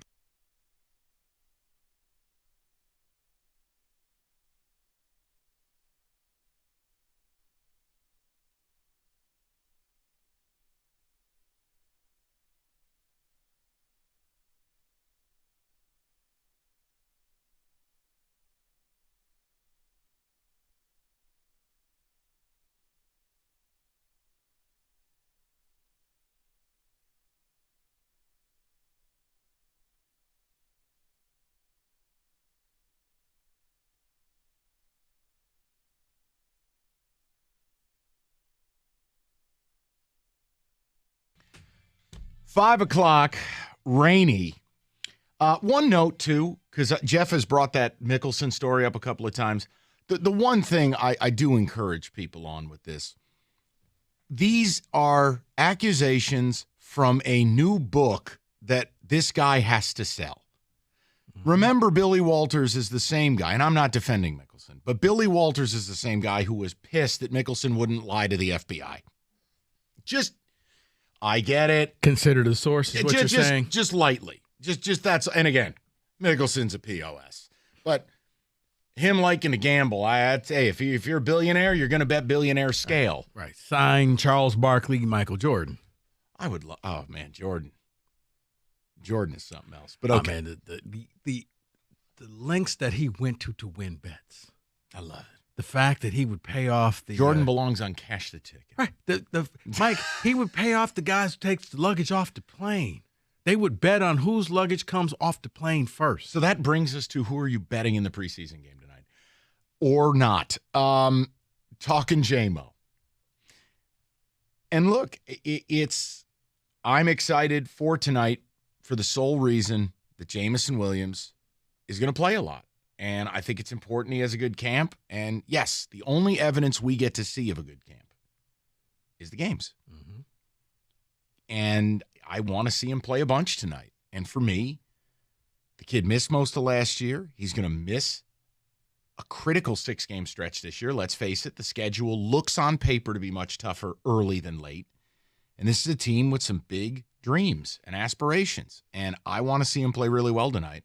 And that's been the conversation is, am I putting a false value on this? Am I asking too much of J-Mo? Or do you just not care at all? Where you're like, look, week 7, I'll see him then. Now, for me, I need him to do something. I need him to really be the best player out there on the field. What does it mean in the grand scheme of things? Nothing. But I think as Lions fans, tomorrow or tonight, if that happens, you feel a lot better about this team. For those who are like, they're going to win the division, you feel a lot better because you know, this is what I have to look forward to. Team will go out there, they'll win, and then it's almost as if you're making a trade or adding a free agent in the middle of the season by bringing him in. He goes out there and has a bad game. Whether you are the biggest J-Mo fan or not, you're going to be concerned, saying, wow, maybe those guys had some valid points on the radio. Or they're a couple of jerks. 248-539-9797. But, that's the reason I'll watch tonight. And I understand Goff doesn't play. I understand he's running with the twos. I just feel from the beginning, J-Mo has to redeem. He has to earn his way back, and there's a standard here now. Like, Lion fans never had to deal with a standard. But Dan Campbell and Brad Holmes are attempting to build a culture. Culture builds standards. Standards build excellence. And that's what they're attempting to do. J-Mo, as a second-teamer, who you have to earn your keep to run with the ones. I want him to play really well tonight so that next week he is running with the ones. And he is in the real dress rehearsal. That's what I want. Now, if you disagree with it, you think that's unfair, or I'm out of my mind, go for it. I hope he plays first 3 quarters. 50, 60 snaps. I want to see him play. Routes, blocking. I catch a few balls. I don't know. Look like you're having a good time out there. Something. 248-539-9797. David, your thoughts on the matter? I mean, feel free if you think I'm being outrageous about it. I don't think I am. No, how I initially thought of it was, well, if he's not playing with Goff, then what am I really going to get? What am I really going to see with a guy that's not playing with the number one and starting quarterback? But then when you realize what they've done with him in practice, which is he's playing more with the twos than with the ones. So that means Nate Suffield's been throwing the ball to him plenty during camp. So I think we'll see enough to know who J-Mo is and what he can do. So, yes, play him, maybe not the fourth quarter or whatever, but play him to where we see that he can be a difference. Play him to where we know he can be a guy. Play him to where we get to see the player we thought we drafted, because Lord knows we've had one moment in the year and a half. Some of it his fault, some of it not. Yes, he should be playing against the twos and the threes and make them look like they're little children. Be the best player on the field. Yes, period. That's how I look at it, because, guys, at the end of camp, he's going to have this very unnatural, weird shutdown. They're going to put him on ice, and he won't be able to return until week 4. And I want this kid to hit the ground running. And if there's no correlation between a good camp and coming back week 7 and being good, you're welcome to say it. But it's all I can offer you, as I'm nervous and I want to see him play well. If not, well, then you start worrying about things that you don't want to start thinking about. This is the way that next week we're talking about good things about him. We are talking his future, what he's going to do for this team, and everybody out there who's already anointed him a star. We can sit here and say, I see what you're talking about. But right now, all you got is that one catch and that one reverse. The hell happened outside in the last 15 minutes? Oh, yeah. I went from being sunny to a brainstorm. I tell you. No, the weather, well, it was supposed to rain. It got here an hour earlier. Don't put that evil on me, Ricky Bobby. David, the ticket text. I'll be damned. Friday night, we're flying high here. That'll be gone. Rain. That'll be gone in about an hour. Okay. David, what do you? Put him on the field for 5 targets or 50 yards, whichever comes first. Mike in St. Clair Shores. Mike, what is this, a fantasy league? Exactly. It's about time to take off the diapers and let him put on the big boy pants. Let Jameson play and show what he can do. I agree with you guys totally. You know what's funny, David, is like the idea that somehow, like, think about how fans who've called today, well, what if he gets hurt? What if? Like, Jared Goff has made a Super Bowl, but yet the same fans who would say J-Mo doesn't have to prove anything are the same ones who say that Jared Goff does. It is this bizarre mindset. Mm-hmm. We all want, let us be unequivocal, we all want the same thing. No one wants J-Mo to be bad. We all want him to be a superstar. Why? Because guess what? I'll tell you why. I'm operating a spite store. because of people like this man to my left. Because I had to listen for over a year like a parakeet. They could have drafted somebody who'd help him. I want him to be, and you're right, that's the worst part. I want him to be good because I cannot take. I want him to be good too, Mike. Jordan Davis. I think the reason why, though, I can't. Because when you look at J-Mo, they moved up to get him. This was somebody that fans wanted. Let's be real. Jared Goff was the throw-in to the Stafford trade, and Stafford goes on to win the Super Bowl, and Jared Goff was the Band-Aid, is what everybody kept telling me. I was like, guys, I don't think he's going to be your Band-Aid. I think he's going to be here for a while. No. He'll be gone in 2 years. Well, as soon as he got here, they extended him, which told me they believed in him. And they look smart. That's why I think people are, well, he's got to prove all of this stuff, whereas J-Mo was, wow, we got our own diva receiver that we're going to have our own Justin Jefferson Chase. We're going to have one of those guys here. I think the problem, there's never going to be a scenario he's the number one here.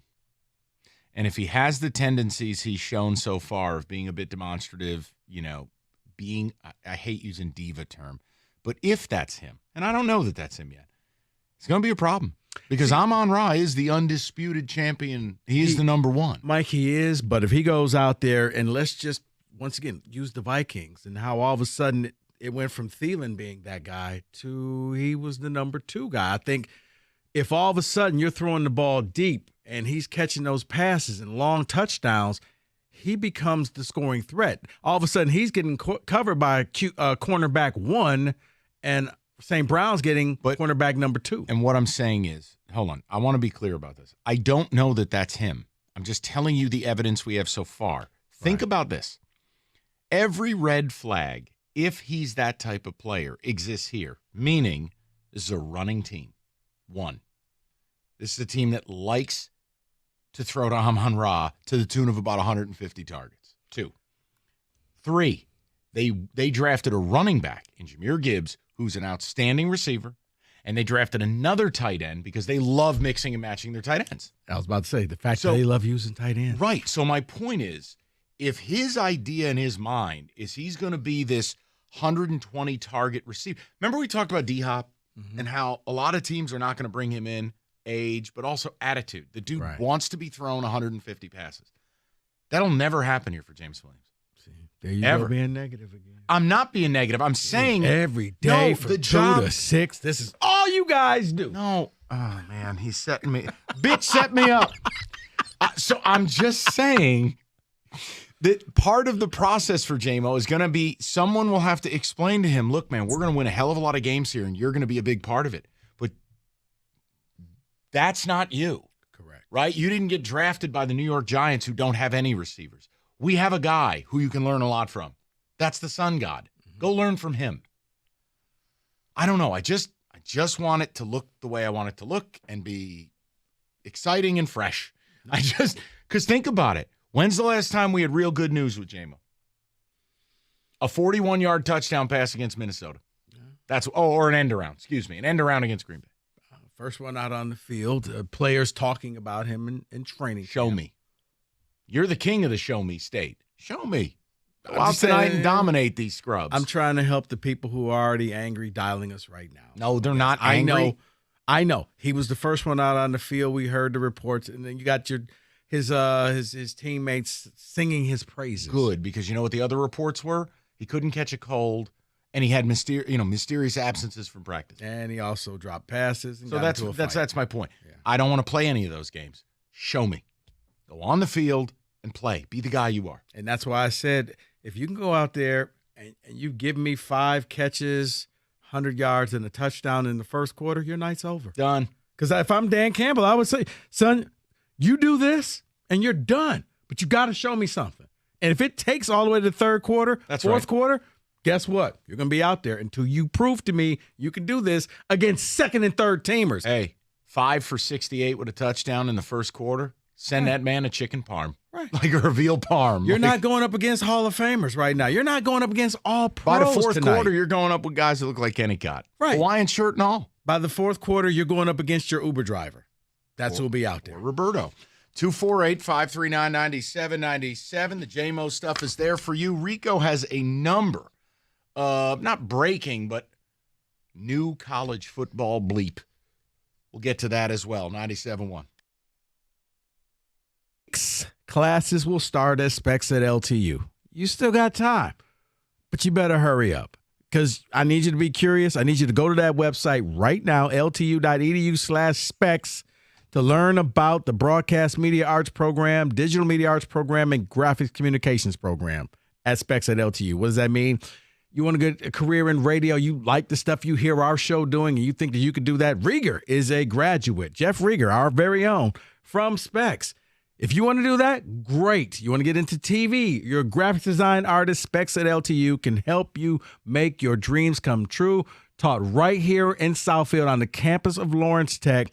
Specs at LTU starts classes in the fall, so you got 2 weeks. Head over to the website, ltu.edu/specs, and while you're there, make magic by enrolling in Specs at LTU's certificate program today. Remember, ltu.edu/specs. You need to head over there today.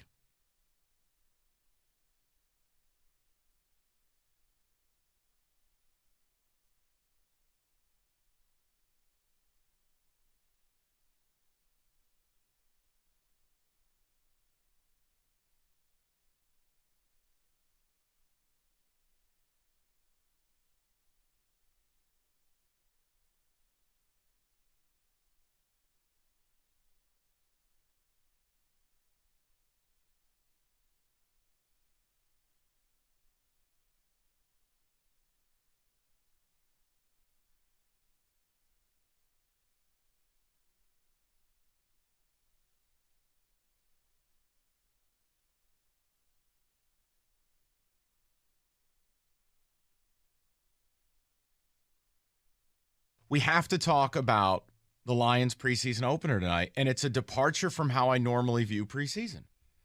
I normally say, look, I just hope everyone stays healthy and has fun, and orange slices and bubble wrap. I don't care about the preseason.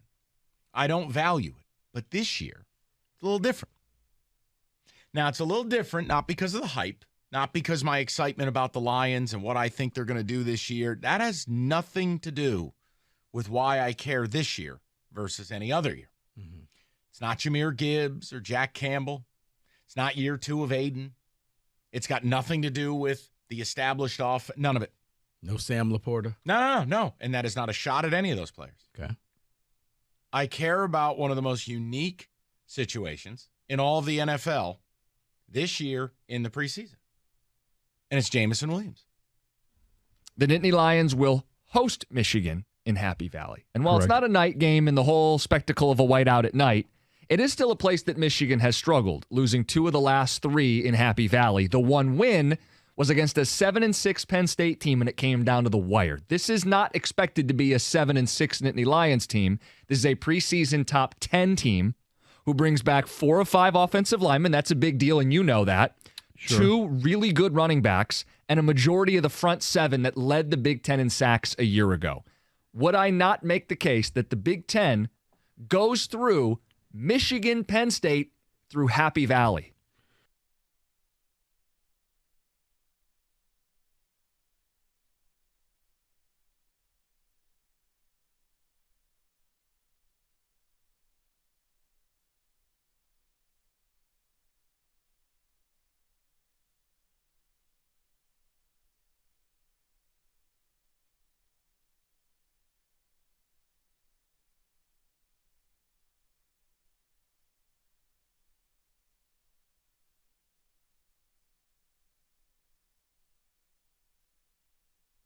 Oh, hi there. Don't get stuck without power the next time, wait for it, right now happens.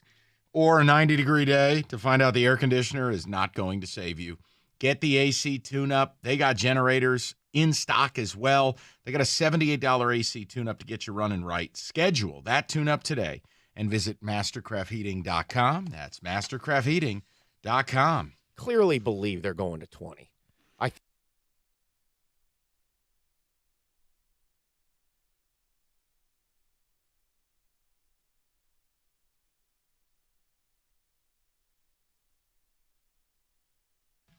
All right, David, few of the ticket texts. We can knock down some calls. Rico's got kind of a potpourri of college ball, which I'm intrigued by because, man, nothing's going right if you're like me. David, what do you have? What are the people saying? Why not play golf a series or so with J-Mo to see if they are able to get some more chemistry, Ryan and AZ? The chemistry is going to be reps in practice when he earns his way to the first team, and next week's preseason game is a bit of a dress rehearsal. That's when it happens. That's why I want him playing well tonight. Let's drop the J-Mo has 1 catch narrative, guys. He has 4 targets and would have had 2 touchdowns on those targets. No, he had 9 targets, and he has 1 catch. Here's your narrative. You have 1 catch. I mean, that's fact. That's the narrative. Facts are mean, but that's just a fact. That's Guys, not a narrative. It's not a convenient statistic. It's not pulling a guy's OPS from a 2-week period to support your argument. He had 6 games and 1 catch. Well, they didn't throw to him a lot. Yeah, and that's part of the problem. It's if he had somehow 18 grabs last year in a 6-week span, you think we're having the conversation? Right. No. I think this guy has it. J-Mo has to evolve from a decoy to a lethal threat. That's what I want to see from him. That is Will in a thunderstorm. My only concern with J-Mo is whether or not he is humble enough to put in the work, play when asked to, and accept his role. The NFL is littered with self-absorbed, out-of-touch diva wide receivers, and I pray we didn't draft one. No, and I'm not suggesting you did. The evidence of what we've seen so far is he gets frustrated quickly. Mm-hmm. So my point to you is his living embodiment of who he needs to be in this league is in his position group. Amon-Ra St. Brown embodies everything the Detroit Lions aspire to be. Shut up, hard hat, go to work. Produce. You never hear about Amon-Ra. You never have a stupid Instagram post. You never have nonsense. You never have BS. And the dude performs. He's got a chip on his shoulder the size of the iceberg that sunk the Titanic. And I love it. Mm-hmm. So, yeah, I have bad news. Like, as much of a J-Mo truther as I am, if I see nonsense this year, I'm out. I'm not going to defend it. Play. You're in a great spot, man. You could have been drafted by the Texans. You could have played your first rookie contract, never having won more than 5 games. You're here on a team that's got Super Bowl aspirations. Go to work. And that's pretty much all he has to do. But you go out there, you do something. And guys, I'm not asking him to – he doesn't have to play the entire game. Just go out there and show you are the best person on the field. In a game that's, let's be honest, a lot of the guys won't be here next week. I openly say it. I just care that everyone has fun and no one gets hurt. Oh. But I need J-Mo to perform. And be respectful. Respectfully. That's it. That's all I care about preseason. Keep Aiden in bubble wrap. You know, keep your most important guys healthy. We'll get to the season. That's all. David, go ahead. What if he's horrible tonight? Then what do we do with J-Mo? Then you have a You know, guys, no. If he's horrible tonight, then how do you shrug it off and come back next week? Nobody is writing him off. We are saying, I look at these 3 preseason games as a collective body of work. Now, at the end of the 3rd preseason game, he's terrible in all 3. That's problematic. Tonight, if he's less than stellar, I'll chalk it up to, okay, rust going up against live action. Nobody's trying to write him off. I hate when you pull the, quote, facts don't care about your feelings, completely ignoring the only 3 of those passes were not catchable. Okay. Oh, my gosh. Okay. Oh, my gosh, people. Okay, so so let's just, for the sake of argument, he caught those 3 passes. Okay, he caught 4 passes last year. Does that make him a superstar? Does that get him put on the Pro Bowl team? Is he on the, is he a Hall of Famer? Let's say he has the 4 catches. Let's say 2 of them are touchdowns. He's still missing the first 6 games of this season. So it doesn't change the fact I need to have him have a great camp. It's like Trey Lance, who you just haven't seen enough. It's like Calvin Ridley, who missed all last season from a gambling deal. And now Calvin Ridley's on a new team and has to broker a new relationship. And I got bad news for you. Calvin Ridley's not the number one in Jacksonville. Christian Kirk is. It's all about it's Deshaun Watson. Sat out for an entire year. And he stunk. So right. Who needs to have a good camp? Who needs to start the year? Now imagine if Deshaun Watson was missing the first 6 games this season. What's the conversation like? Now, again, Deshaun and J-Mo are different people with different situations. It's the idea. Yes. And spare me, J-Mo did nothing illegal. Before you say, I can't believe you compared those two. It's the fact that they all have something to prove. And like it or not, he does. So even if I give you the 3 catches and 2 were touchdowns, he still has something to prove. I hope he scores a touchdown on the first damn play. I want the guy that I watched at Bama. And I want to see more of it. And I want to see him having a good time. I don't want to see the throwing the arms in the air and the nonsense. Play. Let's go. Yeah. And hopefully we get that tonight because I'm telling you, he can unlock another dimension to this team that they become really scary if he's good. Yep. That's the deep threat that you haven't had in a long time. Since Calvin. God, that's sad. Thank you for that. David. Who he's a Hall of Famer. Now I'm depressed. Thank I you. know. That's a long time. Truthfully, I don't have high hopes for J-Mo. I hope I'm wrong, though, but I'm going to watch to see if the defensive line can consistently get penetration and pressure. Can they stop the run? J-Mo, I guess I'll wait and see. Yeah, it's funny. The guy he'll always be compared to is going to be Jordan Davis.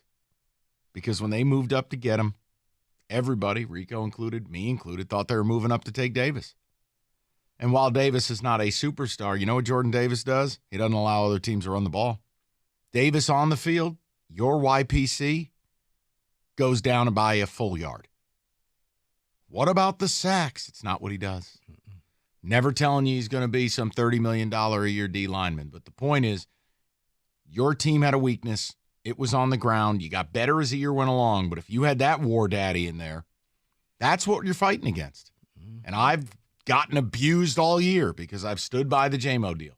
But if he doesn't perform, it's not going to take much for me to get off that bandwagon and go, you know what? Hey, you were right. I'm out. Badopinion.com. Because he has to. We're into year 2. And now you're missing a third of this year. I have no time for him to get off to a slow start. Correct. That's where, hey, last year to 6 games, they targeted him 9 times. It's suggestive of a guy who didn't pick up the playbook, who got that late start and wasn't ready to play. Yep. That's just how I see it. But, I mean, you know, a lot of people, he's a Hall of Famer. Oh, boy. He did Not it again. everybody, but it amazes me how many people feel that way. But that's your opinion, and you're entitled. Respectfully? Respectfully. Okay. Eat your kale. I'm not going to take the bait. I could, but I won't. Old Nation, making higher quality beers than anybody else, and like every beer from Old Nation. The newest edition, the World Tart, the Golden Ale lineup, they just defy the expectations. They have a full lineup. It's not just M43. They're not a one-hit wonder. It's not just the Shandy, which is this seasonal beer for summer. You know the drill. We've talked about it ad nauseum. Go to oldnationbrewing.com, explore the full lineup, and wherever you buy your beer, ask for Old Nation by name and try some of this expanding lineup. oldnationbrewing.com. That's oldnationbrewing.com, 21 and up, and please drink responsibly.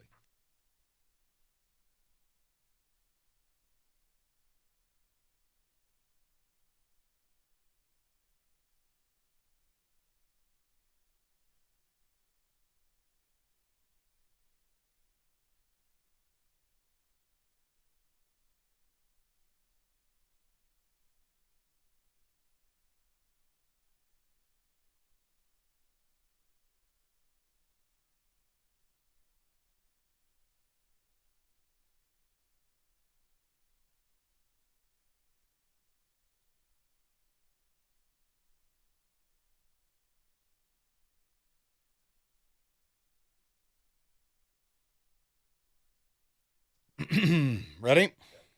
Football season quickly approaching. FanDuel giving you a chance to win all season long right now.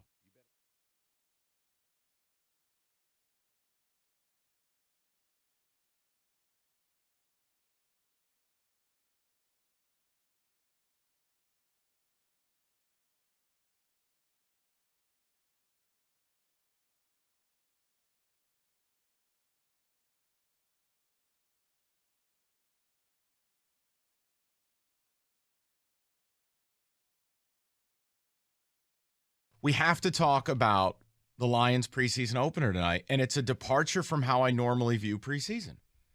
I normally say, look, I just hope everyone stays healthy and has fun, and orange slices and bubble wrap. I don't care about the preseason. I don't value it. But this year, it's a little different.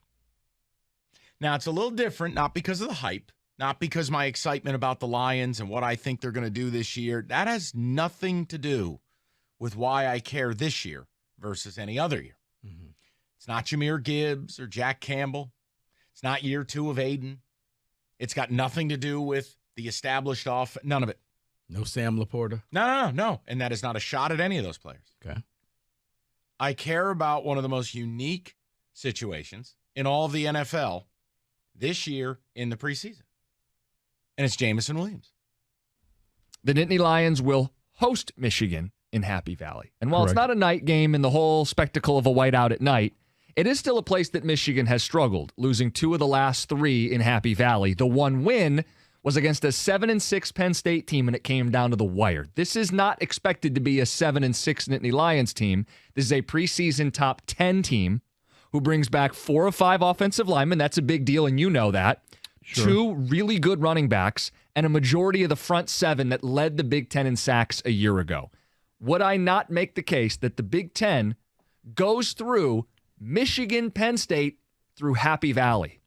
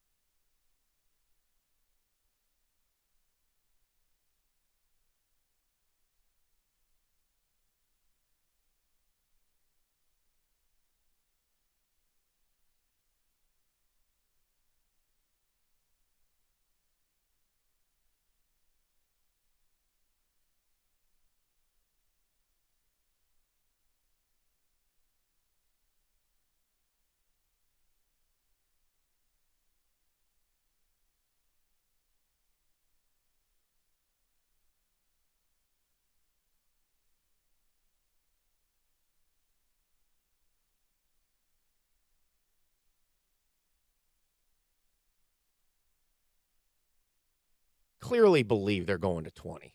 I think there's hesitancy on who it is. Well, I think the hesitancy is it going to be Cal and Stanford, or are they going to wait to see if the ACC, if there's a mass evacuation from there, because then you'd have a chance and we're brought to you by the good people at Duck Go. About 90 minutes to kick off preseason game number 1. It's at Ford Field tonight. Lions and G-Men. It begins at 7. Our pregame at 6 right here on 97.1 The Ticket. Meanwhile, the Giants are favored by 1.5 points in the game.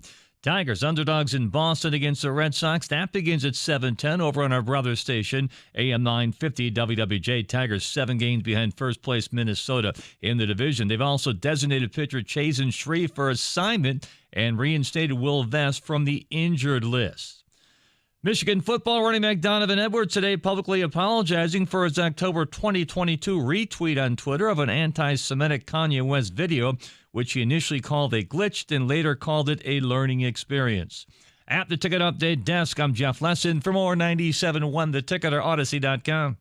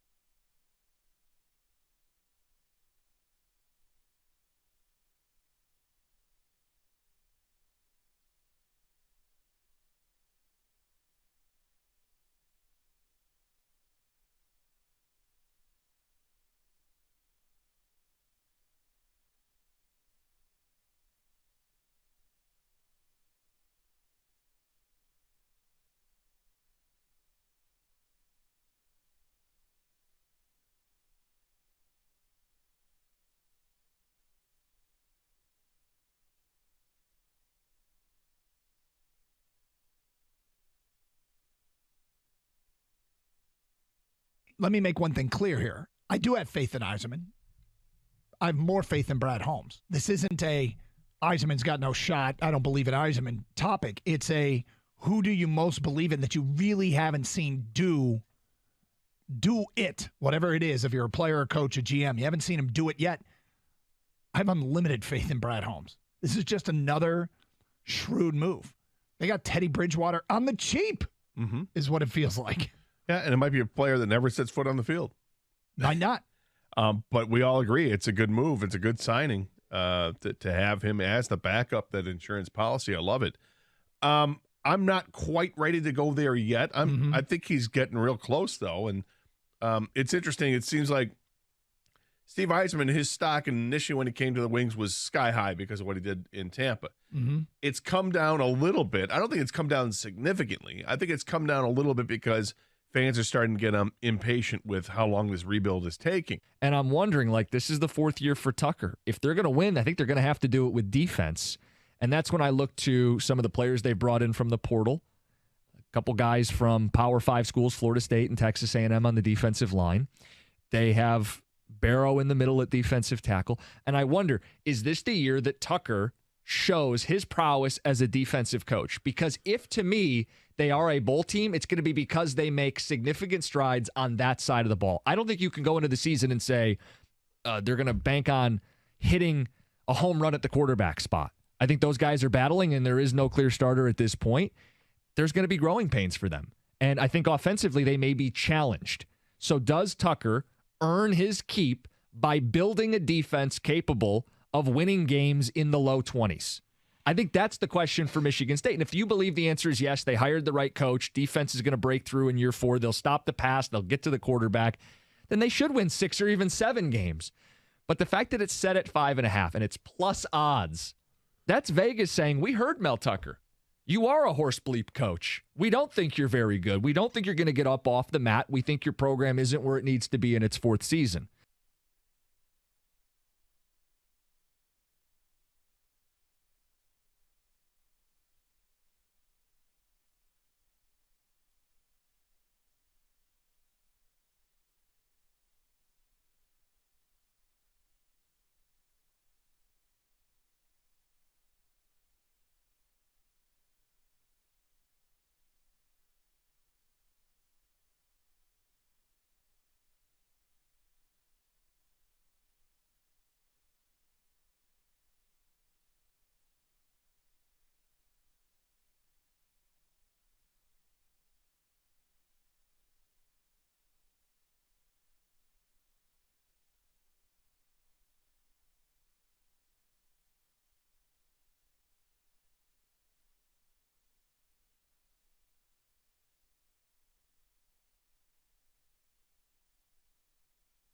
But I just think the adding of Teddy Bridgewater, there's not just, the fact that they're getting a quality backup. I mean, their best backups in Sean Hill.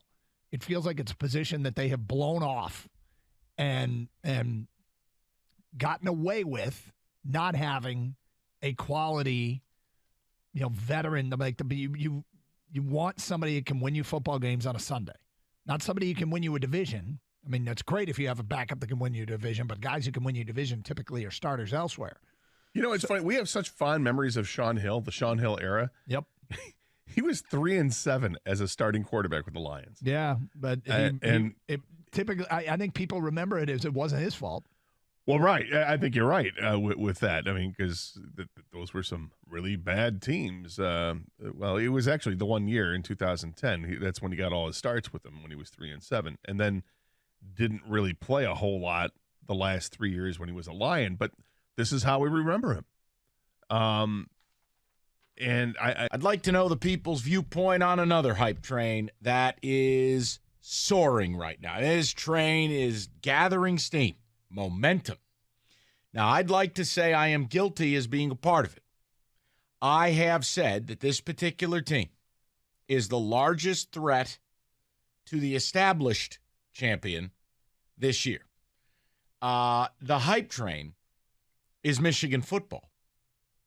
And it's not just, hey, they're going to be really good, or hey, they're going to beat OSU. There is the Blake Corum remark, which I'm not upset I think Corum's earned the right to say it. He's been in school for years. He's the team's best back. He is the bell cow. And he said it's national championship or bust. I don't have a problem with it. You have the national media. Michigan, Michigan, Michigan. Okay, normal. But boy, we have audio today where I went, okay, timeout. Just a quick TO.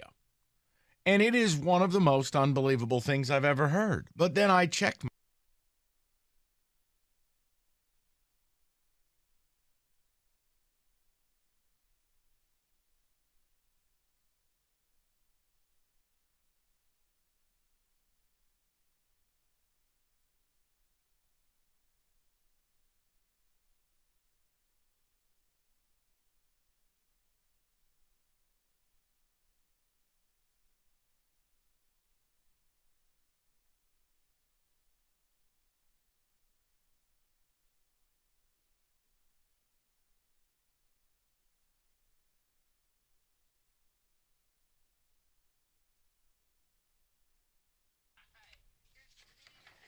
All right, weekend upon us, summer. The weekends are dwindling. Your chances to go up north, do it right. Moran Buick GMC, your boat, your RV, whatever else you got to bring up with you. The 2023 GMC Sierra Crew Cab 1500.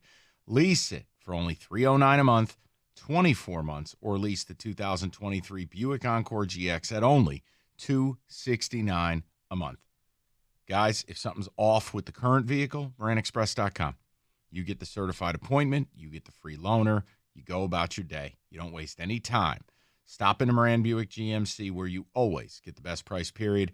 It's on Telegraph, just north of Eureka and Taylor, or at MoranExpress.com. It's Moran Buick GMC. We are professional grade.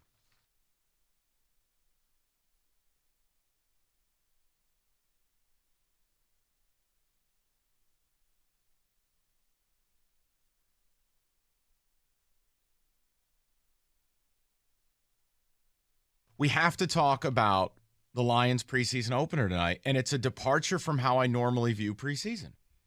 I normally say, look, I just hope everyone stays healthy and has fun, and orange slices and bubble wrap. I don't care about the preseason. I don't value it. But this year, it's a little different. Now, it's a little different, not because of the hype, not because my excitement about the Lions and what I think they're going to do this year. That has nothing to do with why I care this year versus any other year. Mm-hmm. It's not Jahmyr Gibbs or Jack Campbell. It's not year 2 of Aiden. It's got nothing to do with the established off. None of it. No Sam Laporta? No. And that is not a shot at any of those players. Okay. I care about one of the most unique situations in all of the NFL this year in the preseason. And it's Jameson Williams. The Nittany Lions will host Michigan in Happy Valley. And while Correct. It's not a night game and the whole spectacle of a whiteout at night, it is still a place that Michigan has struggled, losing 2 of the last 3 in Happy Valley. The one win was against a 7-6 Penn State team, and it came down to the wire. This is not expected to be a 7-6 Nittany Lions team. This is a preseason top 10 team who brings back 4 of 5 offensive linemen. That's a big deal, and you know that. Sure. 2 really good running backs, and a majority of the front 7 that led the Big Ten in sacks a year ago. Would I not make the case that the Big Ten goes through Michigan, Penn State, through Happy Valley?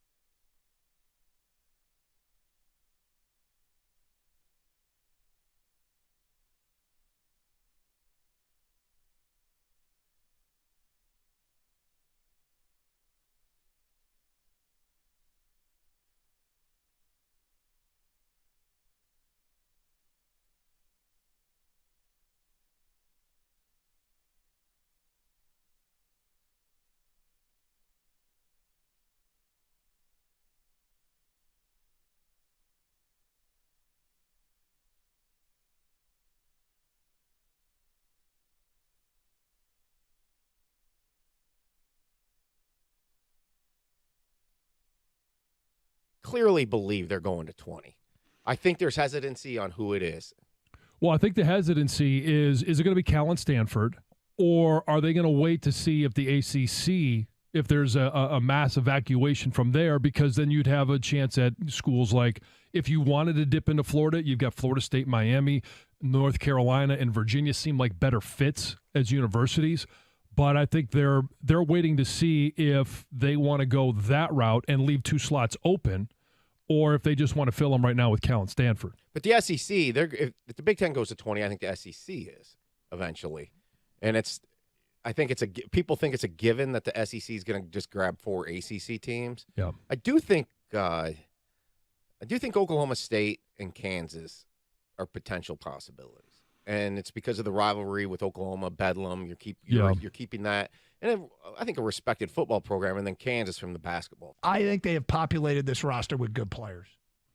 They have populated this roster with professionals. There's less nonsense, and these guys can play. Dan Campbell has kind of set the tone for the culture, and Brad Holmes, who built draft boards with the Rams and did a great job without first-round picks for Les Snead, setting up picks in second, third, fourth, fifth, sixth round, and helping that team. They basically drafted well and supplemented with huge moves. Brad Holmes has come here. All right, so I got one thing for you guys before we go to Lions football, and I'm kind of bummed out about this. This was something I was super amped. Kevin Brown, Orioles announcer, who got that ridiculous, stupid suspension from the idiotic Orioles and the Angelos family. Right. Well, Kevin Brown released a statement today. Except this isn't Kevin Brown. You'll never convince me this is Kevin Brown. This is the equivalent of a Steve bot. It's a Brown bot, a Kev bot. He didn't apologize, did he? I want you to tell me if this is not what the Orioles PR and ownership told him to say. Ready? O's fans, I'm a storyteller. I never want to be a part of the story. The most compelling story in baseball right now is the story of the league-leading Orioles, the best, most exciting young team in the American League. Unfortunately, recent media reports have mischaracterized my relationship with my adopted hometown Orioles. The fact is, I have a wonderful relationship with the organization, and our ownership and front office has fully supported me since 2019 when I came aboard. I ask that everyone disregard the distracting noise of the past few days. I have worked closely with O's SVP Greg Bader for the past 4 years and John Angelos, and I have a solid dialogue based on mutual respect. We are all good here in Birdland. So why did they suspend you? No, that's a guy who That is a wants statement. to keep his job. That's a statement you write with a gun at your head. Yep. God, I feel bad for him. If he actually wrote that and believes it, he needs his head examined. That's exactly what I said. As you were reading that statement, I thought, man, that sucks for this guy. Yeah. That's not only did they embarrass the man, the whole baseball world rallied around you, Kev. And now, the night you make your return, this organization's got such a hold, you can't just say, I'm pumped to be back and I really don't want to talk about what went down. We're good. We had a meeting. We're cool. Yeah. That statement? Yeah. Even if he came out and said mistakes were made. But this was You know what? If any other job was available, I'd flip him the bird and walk out. That sucks for that guy. Kenny, I'm with you. This is a guy that wanted to keep. It sounds like I just want to stay working with them, and they said, "Hey, it's his hometown team. He's a Baltimore native. If you want to work here, here's what you're going to say." Yeah, we effed up, but you're not going to say a word. Right. That's tough. Because everybody's now mad at us for suspending you. So we need people to like us again. So you go out there and say it was kind of your fault. I just was kind of bummed out by that. I'm happy as hell he's back. He never deserved to be suspended for reading a graphic about the team's failures in Tampa. But for the organization to double down, don't tell me they didn't play a role in that. That's insane. But see, now that mischaracterize the events? Kev, they vaporized you. But Mike, like I said, this goes. Now I wonder how truthful will he be come on the air, or will he just say, nope, I'll just toe the company line? Because now, if this is true, and he put his name on this and signed it or whatever, put it on social media, this tells me that you've been neutered. You're going to say whatever they want you to say. You're not going to rock the boat anymore. It bums me out. It really does. So I just wanted your opinion. I didn't know if I was being too hard on him, and I just felt like at first that's I was not like, authentic. No, the first part of it was like, okay, I get it, guys. I'm embarrassed. I don't want to be the story. Thank you for your support, but I'm uncomfortable with everybody rallying around me. But the other part, that wasn't him.